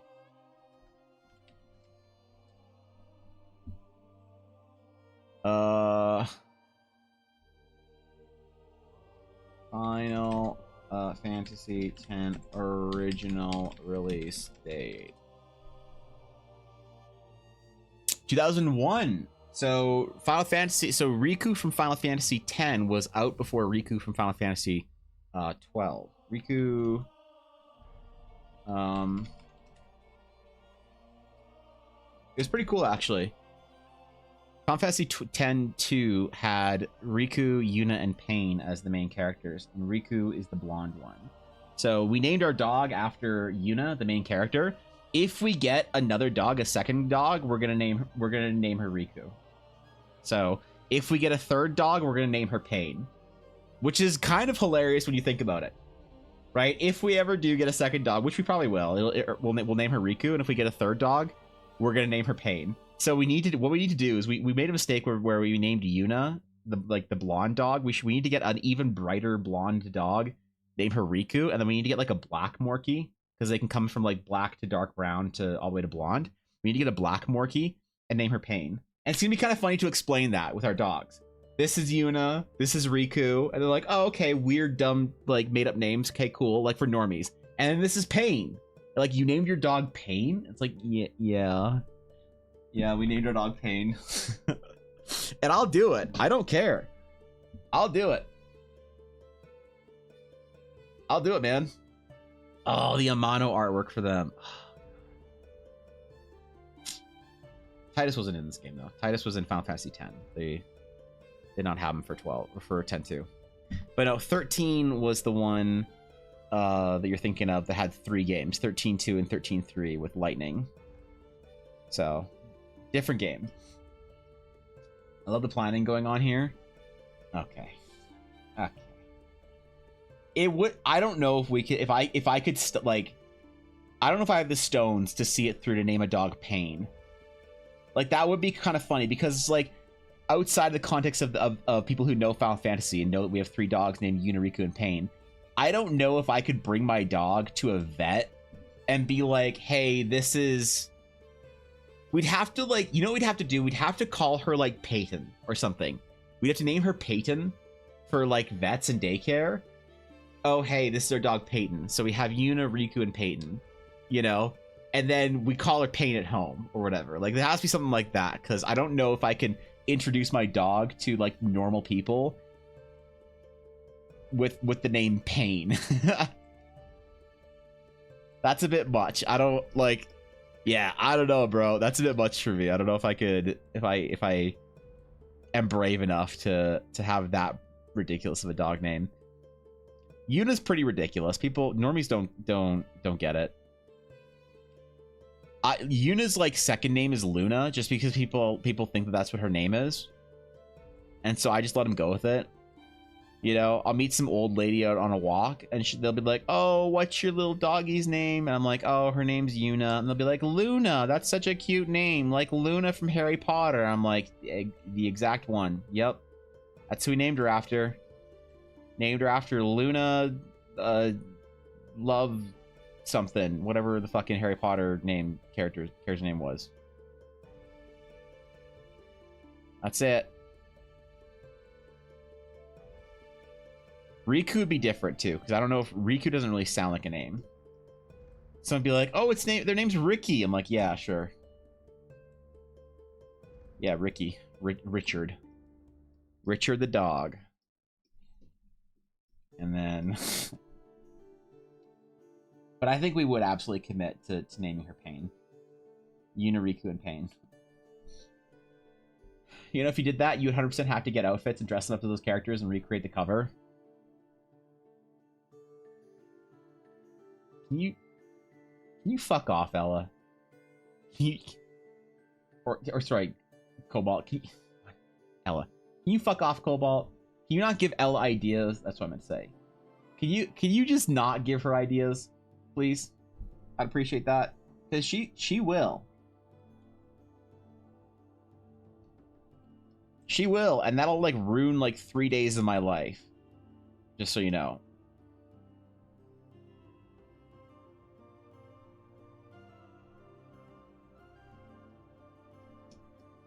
Don't be out here giving ideas out like that. Like, come on, bro.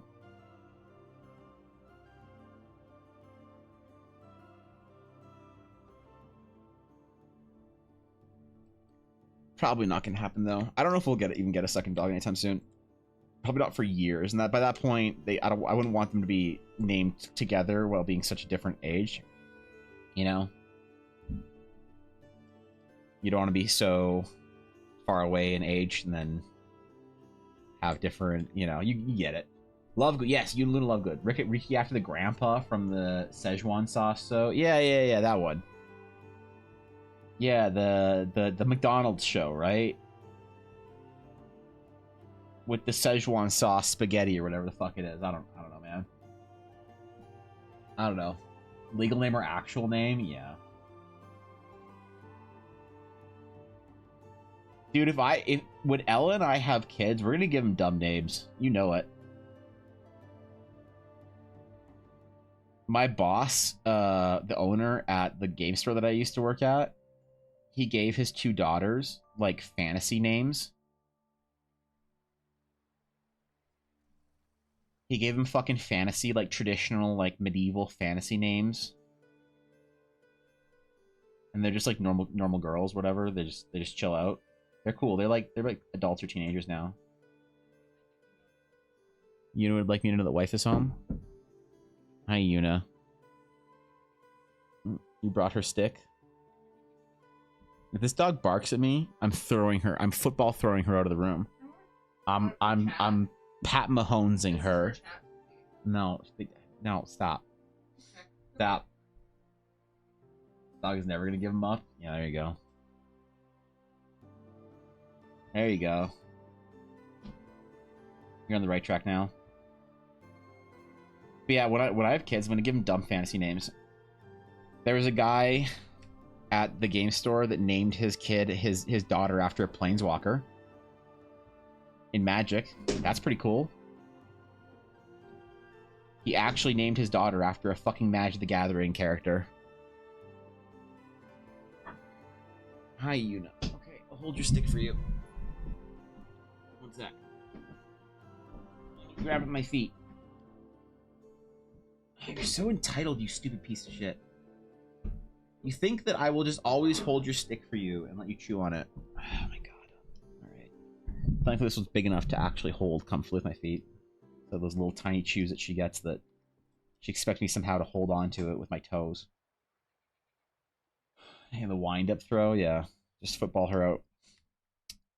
NFL contract my way to getting the stock out of the room. Yeah, I don't know what I would pick. I'd probably pick something dumb. Some dumb fantasy name. Or Star Wars-y type thing. I would actually probably name my kids after like some Realms of Eldara characters, whatever. So there's something really dumb like that like sounds like a good idea but is actually terrible in practice.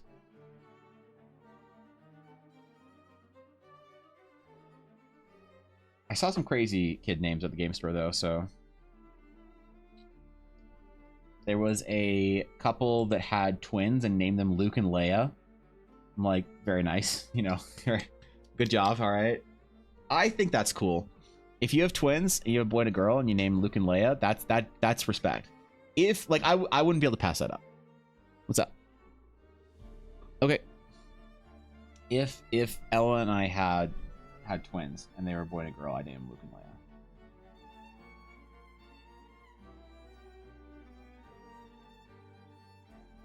I don't care what people would say about me. I would.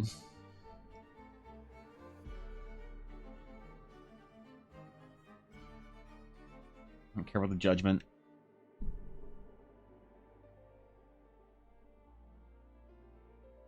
Alright, so we got a theme. We gotta do some Kind of plan out our colors here. Black and gold and radiant and white and things like that. I kind of want to be not like a holy weapon, but it does radiant and fire damage, so kind of need to try and bridge that gap a little bit.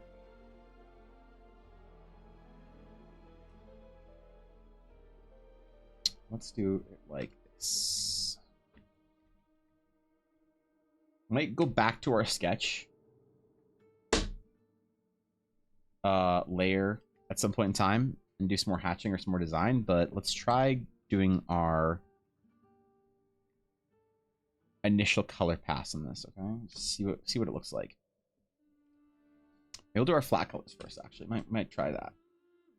Be a better way of doing it. Unit, you need to stop making so much noise. You stupid chew.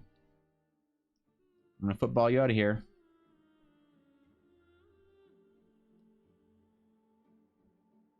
Okay.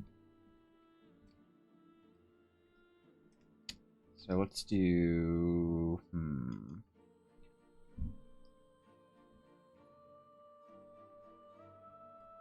This is as like our black, dark gray type thing. We're not gonna make it metallic. We're gonna make it like flat sort of colors almost. And then we'll do like gold trim.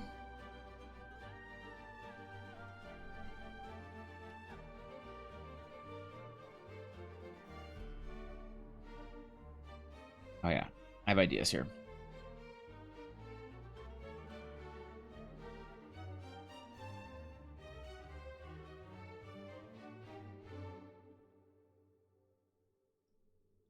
Make it look like a League of Legends weapon. Jin's pistol or some shit. Whatever the new Luden's gun is. I don't know, I don't play that silly game. I'm not a lame nerd. Plays League of Legends. Pfft. I play real games. Dungeons and Dragons. Star Wars fan uncle named one of his kids Luca. Because they're Italian, well, Star Wars. That's pretty good. I have a nephew, or not, sorry, not a nephew, a cousin. I say nephew. A cousin named Luke after Star Wars. So, like, it happens.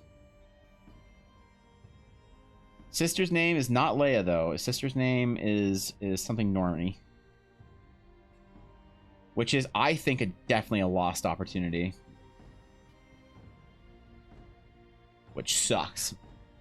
Maybe name your kid Azalea, but in reality it's a reference to Lae'zel. Just call her ex-wife at that point in time. What would Ella name them? I don't fucking know.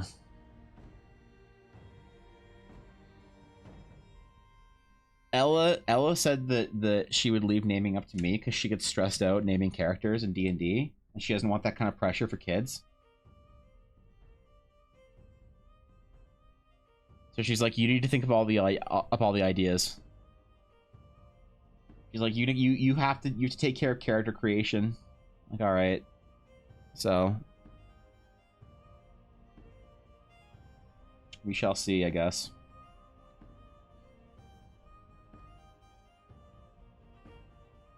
Come up with a list of names.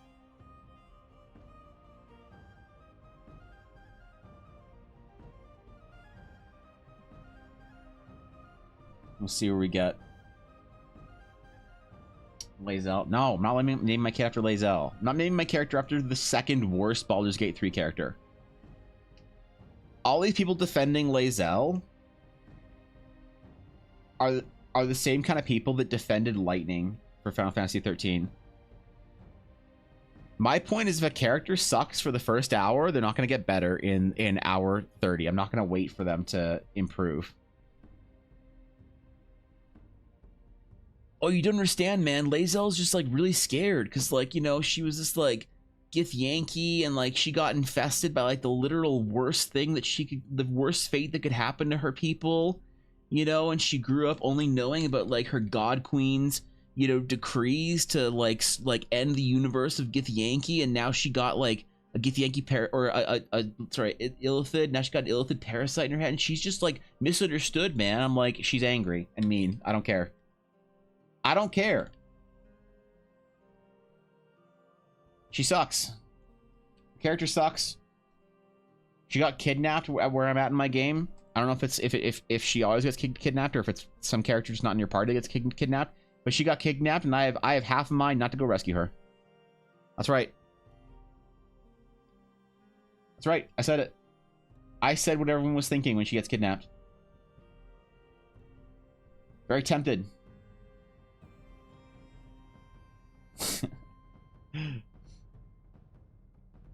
Was looking through thesaurus to see if I could come up with a name related to Shadowheart. Came up with the conclusion that Shadowheart's name is because after Shar, only shadow of herself remained. And that even after everything, her heart was kind of... I don't fucking know. What was her actual name, though? Genevieve or something like that?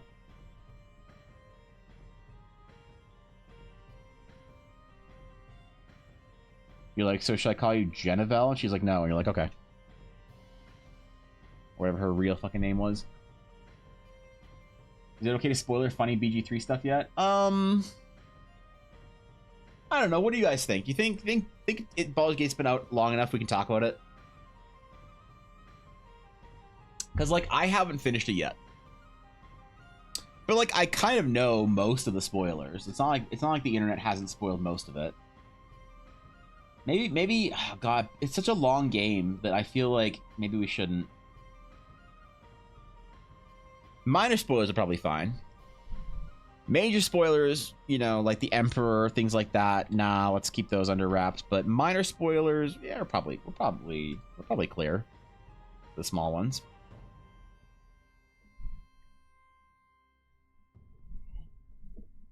It's probably good. Act 1 is definitely on the table. Act 1, 100% on the table. Act 2, maybe.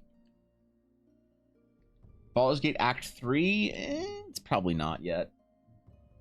Why sound like you'd kill off Lae'zel first chance you get? Because she sucks, dude. She's so angry at you in game for no fucking reason.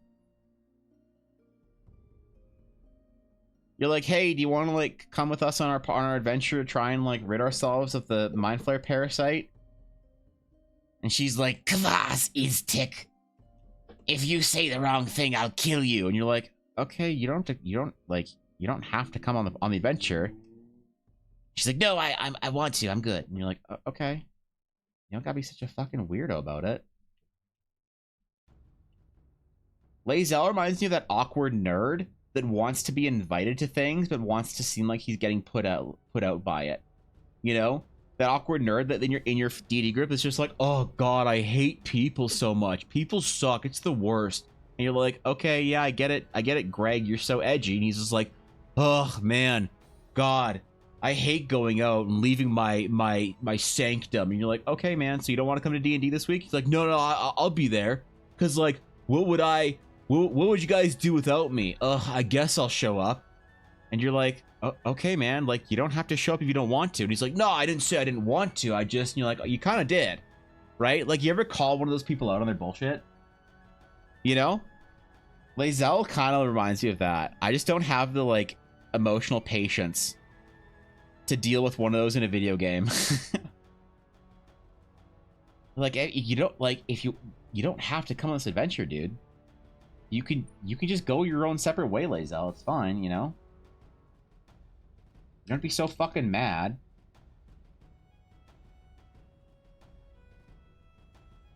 God, it's like she's my ex-wife or something. Oh wait, that's the entire joke. Lame Zell, she got kidnapped. Oh well, I guess want to keep that cult around a while. Yeah. Yeah, I don't know. I also say second worst character in BG3 because only Will is a worse character than Lae'zel in my opinion. Only Will. Ten's been out for years. Yeah, technically. Who's the worst character on the PC? Yeah, Gil. It's Will. Sorry, Gil. Jesus, Will. Will's definitely the worst character in Baldur's Gate 3. I immediately disliked him when I because he's such a D&D character.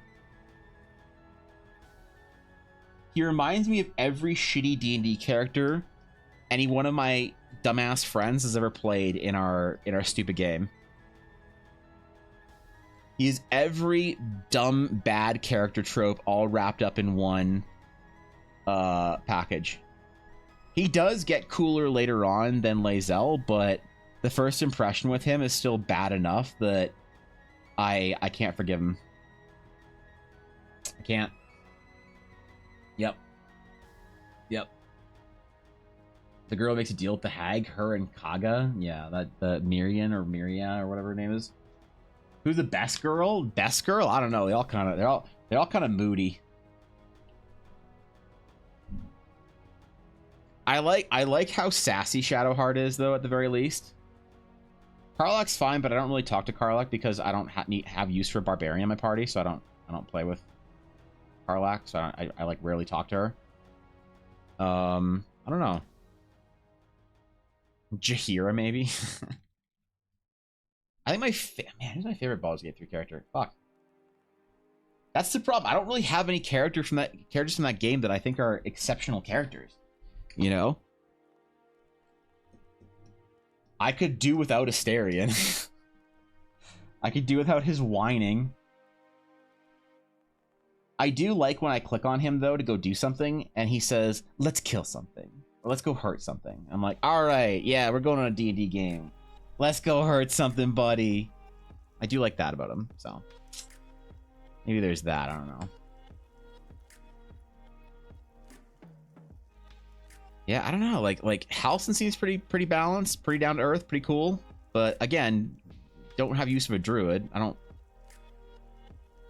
know, maybe they're good. I just never was really impressed by the druid. I play with a ranged rogue. I play with Asterion as a ranged rogue. I play with Gale as a walking fireball and chain lightning bot. Shadowheart's my heal bot. Respect her into a healing life cleric, and then Tav is my DPS. Tav is my great weapon master, divine smite bot.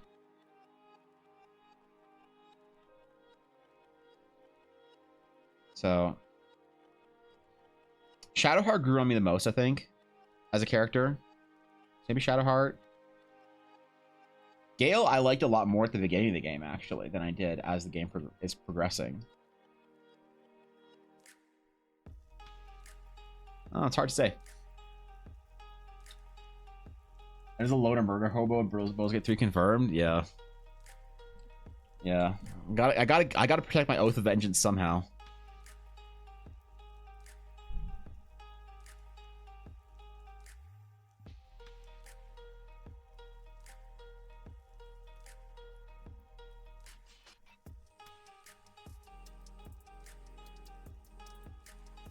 I'm gonna be sad when the game is over, though.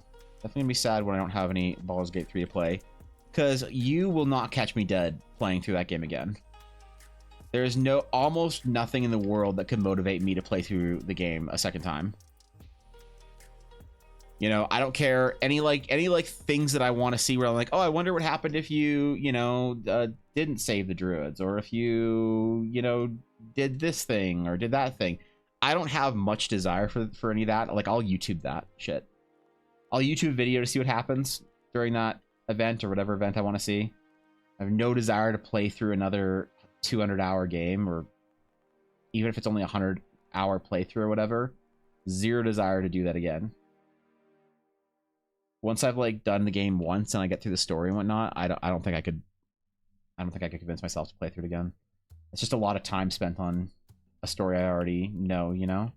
Not the kind of person that rewatches a lot of movies or things, except for certain experience movies or whatever. Like Star Wars or Avatar, things where it's about the world and it's fun going back to that world. Which you can make the same case, the exact same case actually, for Baldur's Gate 3. And you'd be fair to. But I just don't think I would. You know? That's a bit much as far as the time sink goes. Then again, with the way gaming looks right now, and there's no good games on the horizon I really care about, maybe I'll have to go back to Baldur's Gate if I want to play a fucking game. Maybe that's all I'm going to play this year. But lightsabers, there's a mod for lightsabers. That's pretty cool. have not played through with a modded playthrough. So like mods would have to change things up so drastically that the game feels way different for me to want to play through it again with mods. But mods could be the thing to make me play through it again, actually. I will admit that there's that possibility that if anything I was to give the best shot or best chance of playing through Baldur's Gate 3 again, it would be mods, a modded playthrough. A modded playthrough on a higher difficulty, maybe. I'm playing on normal. But like I found that Act 1 on normal was actually kind of challenging sometimes, right? Act 1 or Act 3 on normal is just made up. It's just it doesn't exist. It's not a real game. So that's a little bit disappointing. They don't like about him is his special thing that he's gonna explode, and then we already got one walking bomb. Yeah, true. He's got a stupid bomb button on his action bar or whatever that I kind of want to push all the time. Wants to bully Evan playing Solasta. What is Solasta? Sounds like a PSP game. Solasta, Crown of the Magister. This is another CRPG. This looks cool. That's cool. Honestly, if there's another, like, if I'm gonna play another CRPG, I was gonna play the Pathfinder games until Guapo told me they were absolute dog shit, terrible embarrassment of games, and I shouldn't play it no matter what. Like, he would rather pay for me to have like plastic surgery to look like a Kardashian than to see me go through with playing fucking Pathfinder. But Warhammer Rogue Trader. Warhammer Rogue Trader is a cool looking game. I like the Warhammer universe. I'm a fan of the lore, and Rogue Trader looks dope. It just came out. It's a new CRPG. It's by the studio that makes the Pathfinder game, so maybe it's absolute rancid, radiating putrid dog shit like Pathfinder is, according to Guapo. He really doesn't like that game. I don't know what's up with that, but you know. But anyway, I don't know. It looks cool. Rogue Trader looks cool. So I might, if this game goes on sale at some point in time this year, down to like $30 or whatever, I might buy Rogue Trader and play through it. It's like not as polished as Baldur's Gate, but like you're not gonna get that. If you expect every game you like, every CRPG you play now to be an upgrade from Baldur's Gate 3, you're gonna be disappointed, I think. So it looks cool, you know, cool grimdark stuff. You seem to get cool characters. You get an angry sororitas chick. You get a angry space wolf dude. You get an angry mechanicus dude. Apparently, I'm recognizing a trend here, but so I might play Rogue Trader after I'm done Baldur's Gate 3 this year, but we'll see. We'll see. You can play Witcher 3 unless you already have. I have not played Witcher 3. I started it and I actually wasn't a big fan. I think honestly, I don't think it was a Witcher 3 problem. I think it was a you know when a game just doesn't hit right at the time. You know, I think it was that for me. I think Witcher 3 just didn't hit right at the time for me.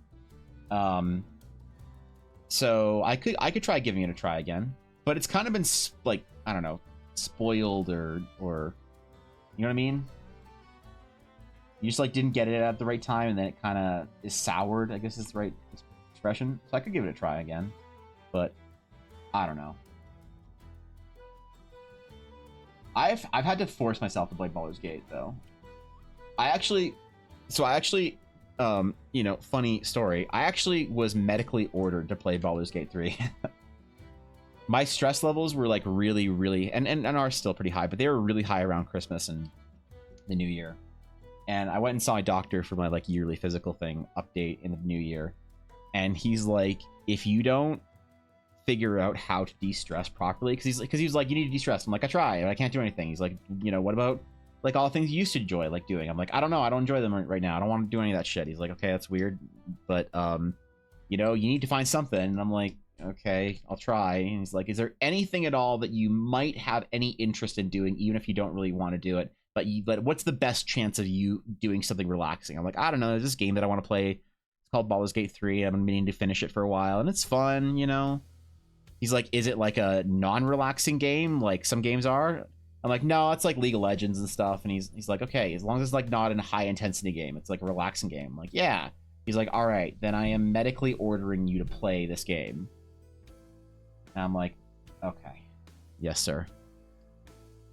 So it's hard for me to play games right now and not work. But I don't know, maybe once I'm done Baldur's Gate, I'll have to like try and find time every week to play another game, and maybe Rogue Trader or Witcher, or like I haven't played the newest Dragon Age. Honestly, EA really lost my vote, and so the newest Dragon Age, when it came out, I was like, oh, this is gonna be like steaming garbage, right? Like every other EA release was around that time. But people said that Dragon Age is actually good. Whatever the newest one's called, I forget what its subtitle thingy is. 5e RPG, much more accurate, though it's from a AA company, so heads up. I mean, if it's cool, you know. I've said many times, you and Ella should play Outward Definitive Edition together. It's a co-op or one-player RPG. It slaps, kind of crunch you like in your D&D, a Canadian-made game. Yeah, Outward. What's the... Oops. How much is it on Steam? Outward Definitive... That's $60. It's not bad.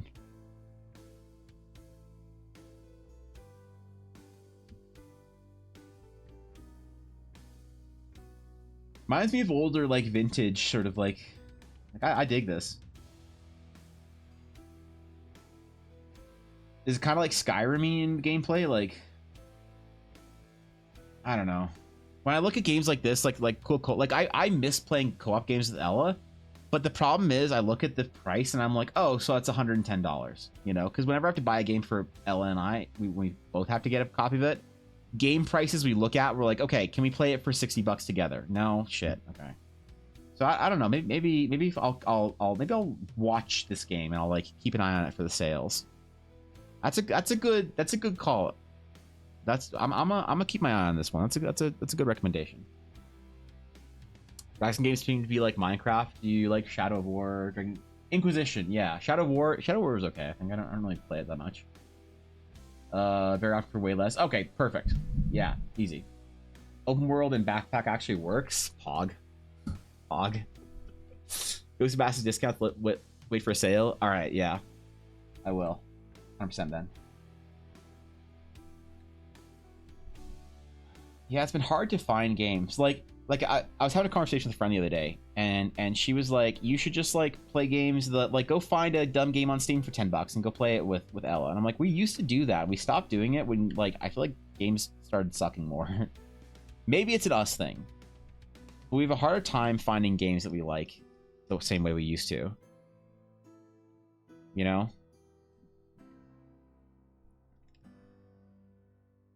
I think I've got to like build a mindset again for being able to like relax and play games. I feel so guilty, you know? I feel like a lot of games that I enjoyed playing, like I could still play things like World of Warcraft or whatever, but like one day, like I don't know if anyone else has this happen. Maybe somebody can relate. But one day I basically woke up and asked myself why I was going through the gameplay loop of a game. And then it was hard for me to play games like that I loved since then. And it was World of Warcraft. It was like, because I love World of Warcraft, man. It's one of my favorite. It's probably my favorite game ever. But like, I like looked at the gameplay loop and I'm like, I'm gonna go get gear to do a harder level thing to get a reward I don't really care about. I think what happened is World of Warcraft made the rewards not matter as much anymore. It's like there's just so many mounts and pets and whatever in the game, and it's so hard to like be a collector completionist like I was for many years. That's how I enjoyed World of Warcraft. I did things because of like the collectible completionism side. But I just kind of like, I don't know. Blizzard, like, because it used to be like Blizzard said, all right, if you spend a lot of time and you kind of know life our game, you can like basically collect everything. And then in Battle for Azeroth, they were like, hey, the now requirements to know life the game are not play for 20 hours a week, which is a lot of World of Warcraft. It was like play for 60 hours a week. And I was like, I can't keep up with this anymore. And so that's kind of when the game like started to like the gameplay loop. It's like I'm going to spend 70 hours playing this game to try and get a single pet or achievement or title or mount or whatever that doesn't really matter, that I don't really care about. And that's when that's like when the glass kind of broke. It was right after I was done farming and a really difficult achievement to get a pet, and I realized I didn't give a shit about the pet at all, and that the achievements didn't really matter to me anymore because the rewards kind of sucked, and I like sat there, and I remember where I was in game. I remember what pet it was. I remember everything about it. I even remember what my transmog was. I remember I sat back in my chair and just kind of stared at the ceiling for like 10 minutes, thinking, "Oh my God, is are MMOs dead for me now?" You know. I don't know if anyone else has had a similar experience. I know there's not a lot of MMO players in our guild. For some reason, MMO players and D&D players don't actually overlap all that much. But yeah, I don't know. It was a weird experience. So playing games since then has been like hard for me, you know? Just having a hard time playing games in general. Setting me on those Pathfinder games like that, you were wrong. I'd pay for your Kardashian plastic surgery for free. Oh, okay. All right. I'm sorry I put a condition behind there that wasn't, you know, wasn't a valid one. My bad, bro. I apologize. I mean no disrespect. Forgive me. I will cite my sources more correctly next time. Always very open worldy, but not the point where it's super boring. Survival actually matters, like camping, cooking, eating, resting. That's cool. Not just, and it's got replayability because you join different factions. That's cool. I played PoE, but not Solasta. Not Solasta. Maybe it's good. I don't know. Pay for skills. That's cool. Yeah. Scream Souls-like. I'm not a big Souls-like game fan. Souls-born games don't appeal to me all that much. Like, I know people say like, "Oh, Evan, you're complaining because there's no games to play. Have you played Elden Ring?" And I'm like, "No." And they're like, "Well, there's your next 100 hours." And it's like, I don't know. Souls-like games just aren't my jam. They're just kind of boring to me. I really find progressing through fights like the way that Souls-born games want you to extremely boring. They're just not for me at all. They remind me too much of like Mythic Raiding in World of Warcraft, and I just don't like it. I like a game to be challenging, but once I'm on attempt like 30 of something, I'm just like, I'm done, man. I don't give a shit anymore. I'll try it a couple times and it's fun if there's a challenge and you know, the possibility of failure and all that, but like once I hit attempt fucking 30 on a fight, I'm like, I'm out, bro. You lost me. I'm sorry. I just don't have the time for that kind of a game. You know? Not what I want to do. It's not my idea of spending a nice night relaxing. Taking attempts on millennia or whatever. D&D players don't play MMOs because they can't stand the idea of so many other people getting the spotlight. Ooh. Sometimes the truth hurts, but it needs to be said anyway. Yeah, I don't know. You can create your own roster in Baldur's Gate 3, literally what hirelings are. Yeah, I never actually used a hireling before. And then you miss out on all the sassy Shadowheart dialogue. More hack and slashy, to be honest, since you have potions and spells, but build your character resistance. Also, the fail forward mechanic is cool. You don't just die. You get sent somewhere and wake up elsewhere. That's cool. Yeah, that's not bad.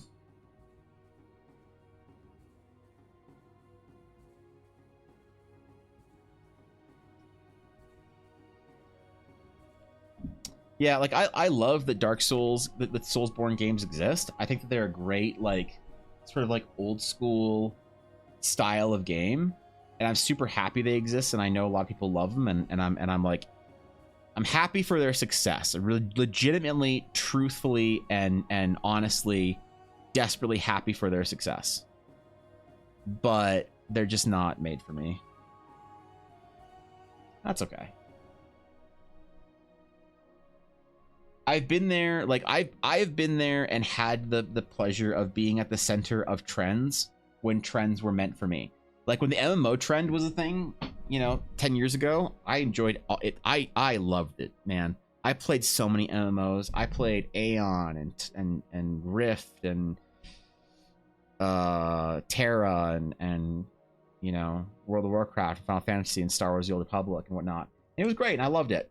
And you know, and then when it stopped, when games sort of moved over, right? It's like people say that this was like one of the best years in gaming that we've had recently. They're like, oh yeah, there's all these great games, you know, Lies of P and Elden whatever and Souls Who Asked, and there's just like they list all these games, you know, that I just like not into. I'm kind of like, well, I don't know. I'm glad somebody's happy. And if you're into that, that's like your kind of game, then yeah, you're loving it, dude. And I'm happy that those people, those kind of gamers are getting their way. Those are awesome games to have. It's just not my thing. That might also be a me thing though. Like I've just changed and I'm just like not into certain types of games anymore. I might have loved Dark Souls, or sorry, Elden Ring when it came out. If it came out like 10 years ago. Star Wars Galaxy, yeah. Toxin's got a really cool. Thanks, man. How'd you like it, bro? All right.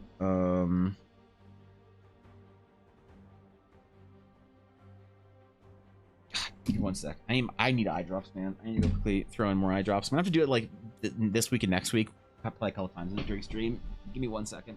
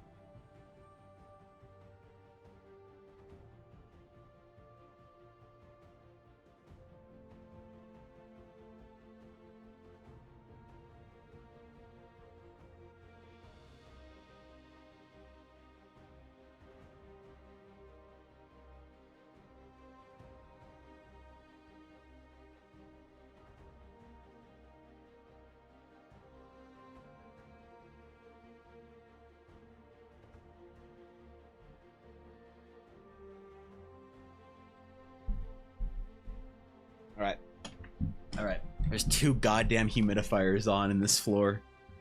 It's still dry as shit. Ugh. Okay, we're good though. Favorite difficulty as of late turns off folks wanting more casual games. Yeah, I like games with great stories and good like experiences. You know, cinematic games, whatever. I like a challenge in my games. I like gameplay to be fun, but I'm just not feeling a lot of the current sort of like craving for difficulty. And there's also like the communities for really difficult games kind of put me off. There's this like, I don't want to insult people who play, this is not a generality against people who play difficult like Souls games, but there's a certain part of the community I feel really off-putting that puts their entire self-worth as humans into how good they are at a difficult game. And it's like, bro, I've been through that. I have been a Warcraft player far too long than to be impressed by someone's ability to beat a difficult game. You know, it's just like I do not give a shit anymore. It's not like people's achievements in video games do not impress me anymore, even the slightest, unless they're pros. You can tell me you're super high rank in League, or that you beat, you know, Elden Ring hard mode achievement, no run, deathless, hitless, withers, fucking naked, whatever, and I do not give a shit. I want the experience to be fun and to value my time. And I don't know.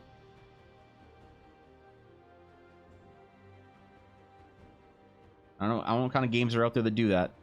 but I feel like I haven't found one in a while. It might be a me thing too. It might just be a me thing.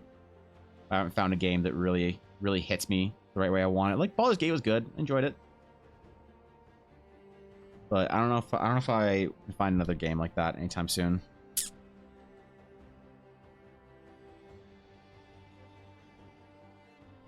All right,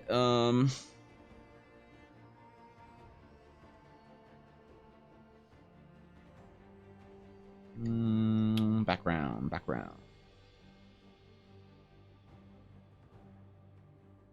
Whoops, here we go. Yeah.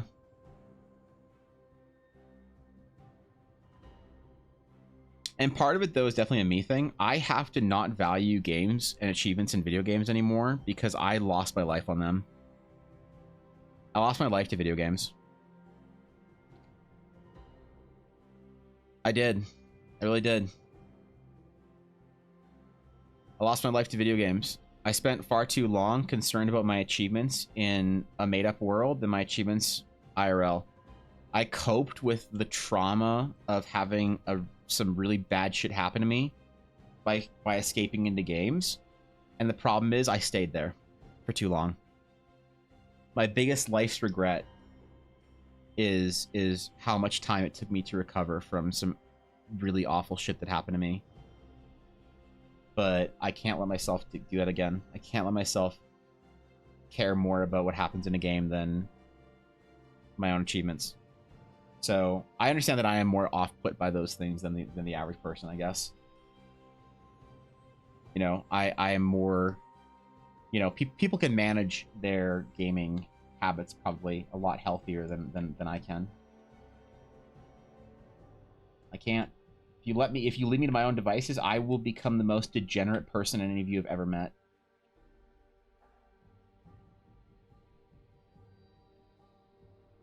It's amazing that I've managed to like keep the normal human like adult things in my life that I have. Like it's amazing that I'm somehow married. You know, it's amazing that I somehow have like my degree and whatever small art skill set I have. I was destined to oblivion, you know? So I can't get into games like that anymore. Which is why if I can't value the achievement, then I don't value the time spent on it either. I know it's 100% a me problem. I don't think there's anything wrong with people who put a lot of time and effort into those kind of games. I think it's beautiful. You know, like I've been talking with Fishy about her playing a lot of League of Legends recently. I'm really impressed by her desire to go get good at that game. You know? I couldn't imagine trying to get good at a competitive online game again. After my StarCraft days, I got really good at StarCraft. And after my Overwatch days, and I got really good at Overwatch, that broke me, and I realized I could probably never try hard at a competitive online game ever again in the same way. And I can't play a game like that casually.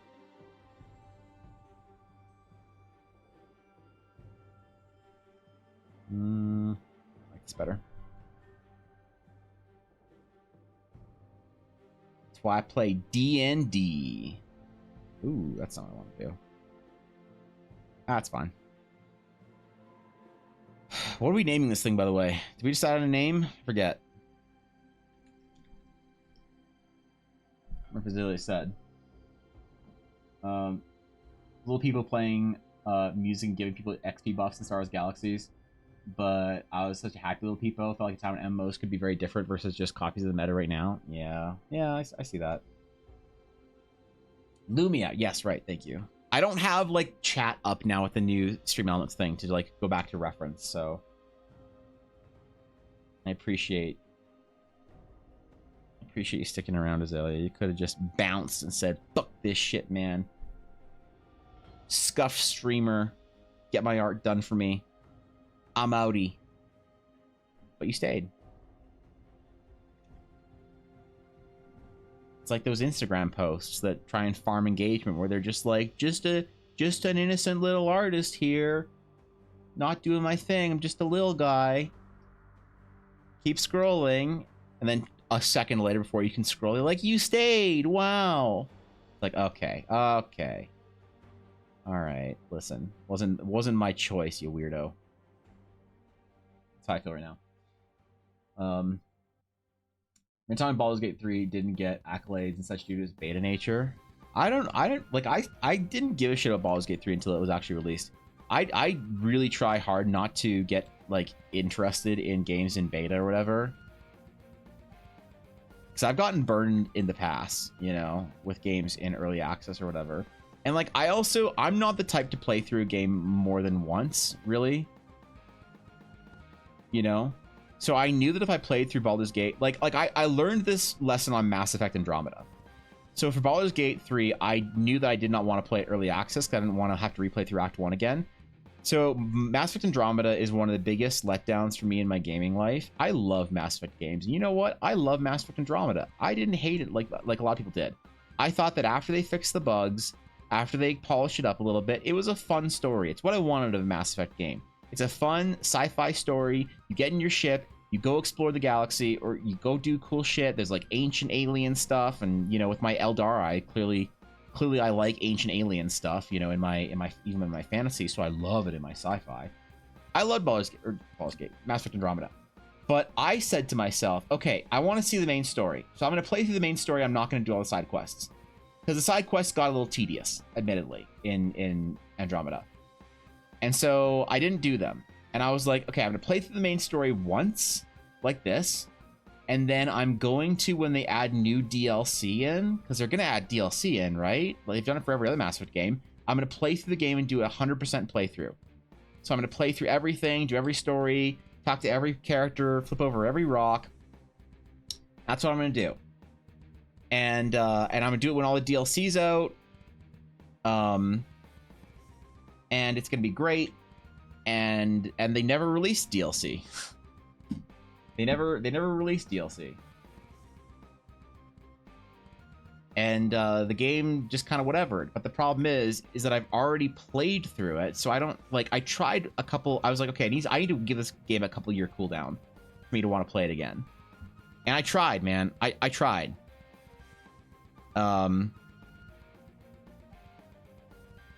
And years later, I tried to pick it up. Actually, like I think early last year, early 2023, I tried to pick it up again. I played through it a little bit and whatever, and I you know, did the whole thing, but I don't know, it's like I already done it. I just don't want to do it again. I've already know the story. I know what's going to happen. I know how it ends. So, yeah, I learned that lesson really hard when Andromeda came out. And I know that if I'm going to play a game, I have to do it right the first time, because I'll lose my desire to play through it again. And that, ooh, wait, I didn't sign it. Oops. 71. So Baldur's Gate, I'm really taking care of my playthrough. I'm doing everything I want to do. I'm saving every character I can. I'm having every interaction I can. I'll look shit up if I need to. I'll save scum if I need to. Because I know I'm not coming back to the world. Probably. I'm going to finish Baldur's Gate. I'm going to tearfully uninstall it and fondly remember it whenever I think back on it. But I'm not going to play it again. That makes me weird. I don't know how many people are like that with games. Where the hell is my sketchbook? Oh, I literally had it up. I'm crazy. Sometimes, man.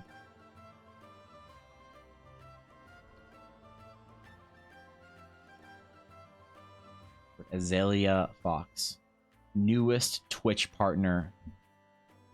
Biggest Final Fantasy 14 streamer on the platform right now. PogChamp. There it is, man. Texas off center. Yeah, it is. Sure is. Enjoyed Andromeda. Kind of happy they are keeping it as canon for Mass Effect 4. So, do we know anything about Mass Effect 4? Do we know, like is Mass Effect 4,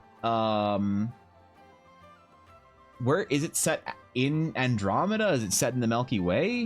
Do we know anything about it? Like I could use a new space RPG right now. My desire for good sci-fi game is strong right now. Strong enough I might go play Rogue Trader because of it, you know. But I want a new sci-fi game to come out, and I don't think there are really any that. But I want like I don't know the different like terms for different sci-fis, right? Like, I like Mass Effect sci-fi. I like Eve sci-fi. Why did Final Fantasy 14 just die? Connection server was lost. I never DC from this game. What the fuck? Anyway, I like Eve. I like Star Wars. I like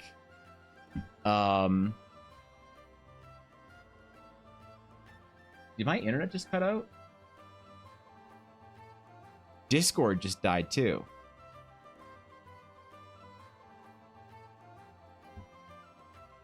The fuck? Everything internet related besides the stream just died on my computer. What the? Okay, whatever. Sure. Probably just cut out or something and I don't know. And so yeah, I don't know what kind of sci-fi that is. Maybe it's like high sci-fi or something. But I like Mass Effect. I'm not a big fan to like the gritty low like The Expanse. You know, like the Expanse is, if you guys know what The Expanse is, it's like very low tech kind of sci-fi. It's very like near in the future. I like far future sci-fi, or like Mass Effect isn't far future sci-fi timeline wise, but it feels like far future sci-fi because like of the way humanity gets caught up in the galaxy, basically, right? I like BattleTech. I love BattleTech as like my dark sci-fi. I like BattleTech dark sci-fi more than 40k dark sci-fi. But I do like both of those. I love Star Wars, my favorite sci-fi out there. I love cyberpunk kind of stuff. I've always loved 80s cyberpunk aesthetics, which is why I'm also waiting to play cyberpunk. I'm waiting to want to play cyberpunk because I know when I go through my playthrough of cyberpunk, it's going to be one of the most important games I ever play. So I'm just waiting for it. I'm waiting to want it, you know, because I don't want to start it, be met about it, and then I do like some like more like, I don't know, low power sci-fi, like Deus Ex games are great, but no, the sci-fi I love is like Eve, Mass Effect, big space exploration stuff, shit like that, you know. And like Mass Effect, I think is the best games for the type of gameplay I like, for the type of sci-fi I like. And I want another game like that. I want another big sci-fi like that in some ways, you know. I think we know is it'll confirm a canon ending for 3, and that Andromeda story is canon and will be a part of it. Really interesting. Warhammer sci-fi or more space opera, because I feel like it's the latter. I think that space opera is my like view on space opera is I will like gut instinct. You take 100 people and you put them in front of 40k or Star Wars, and you put the button of sci-fi or fantasy in front of them, they're all going to push sci-fi.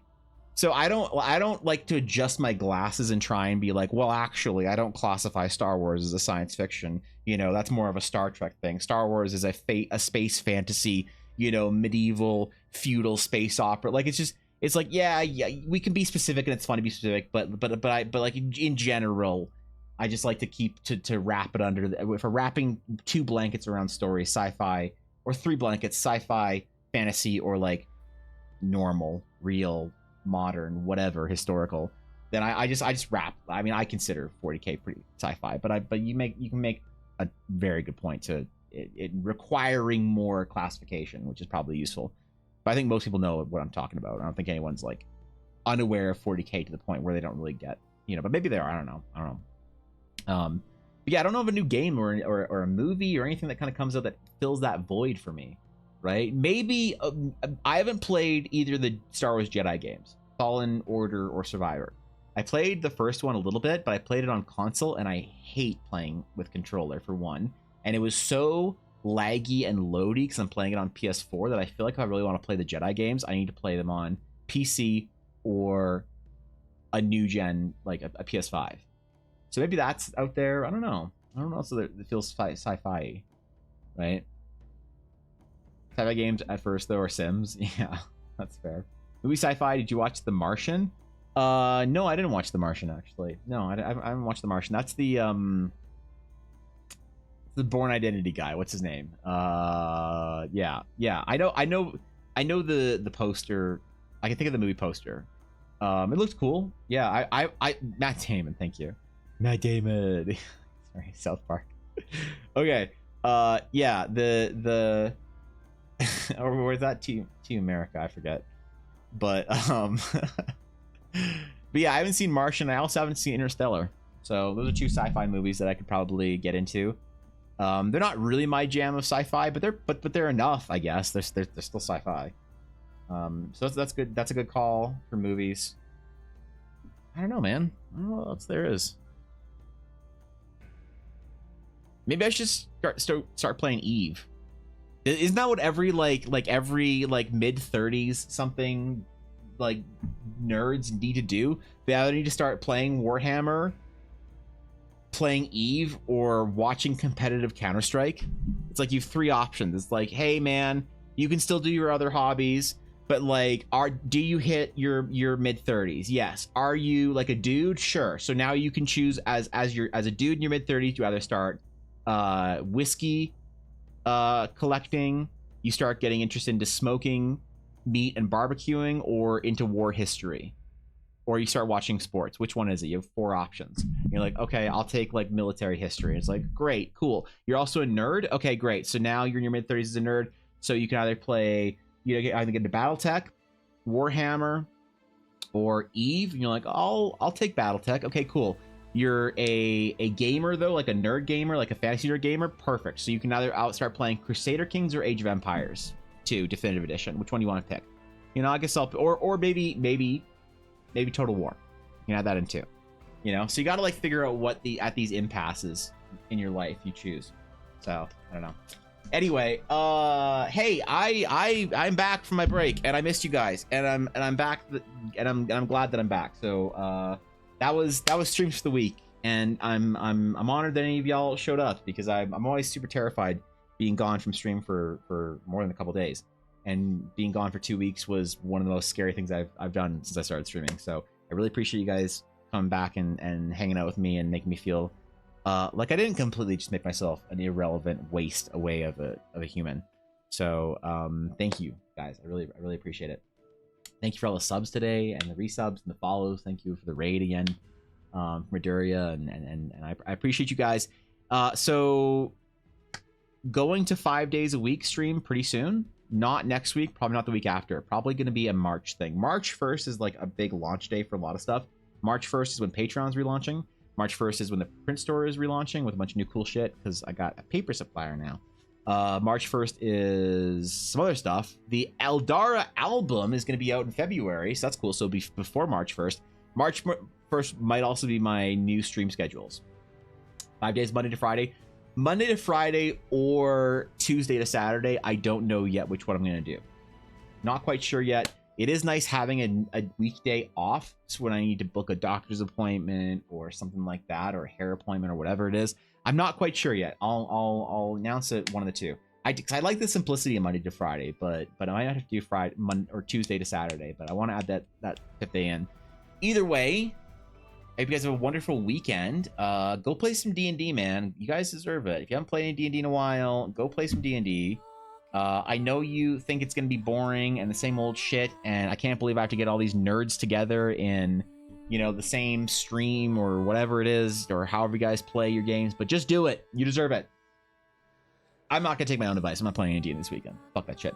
But hey, I'll catch you guys later. Have a wonderful, wonderful day. A great weekend.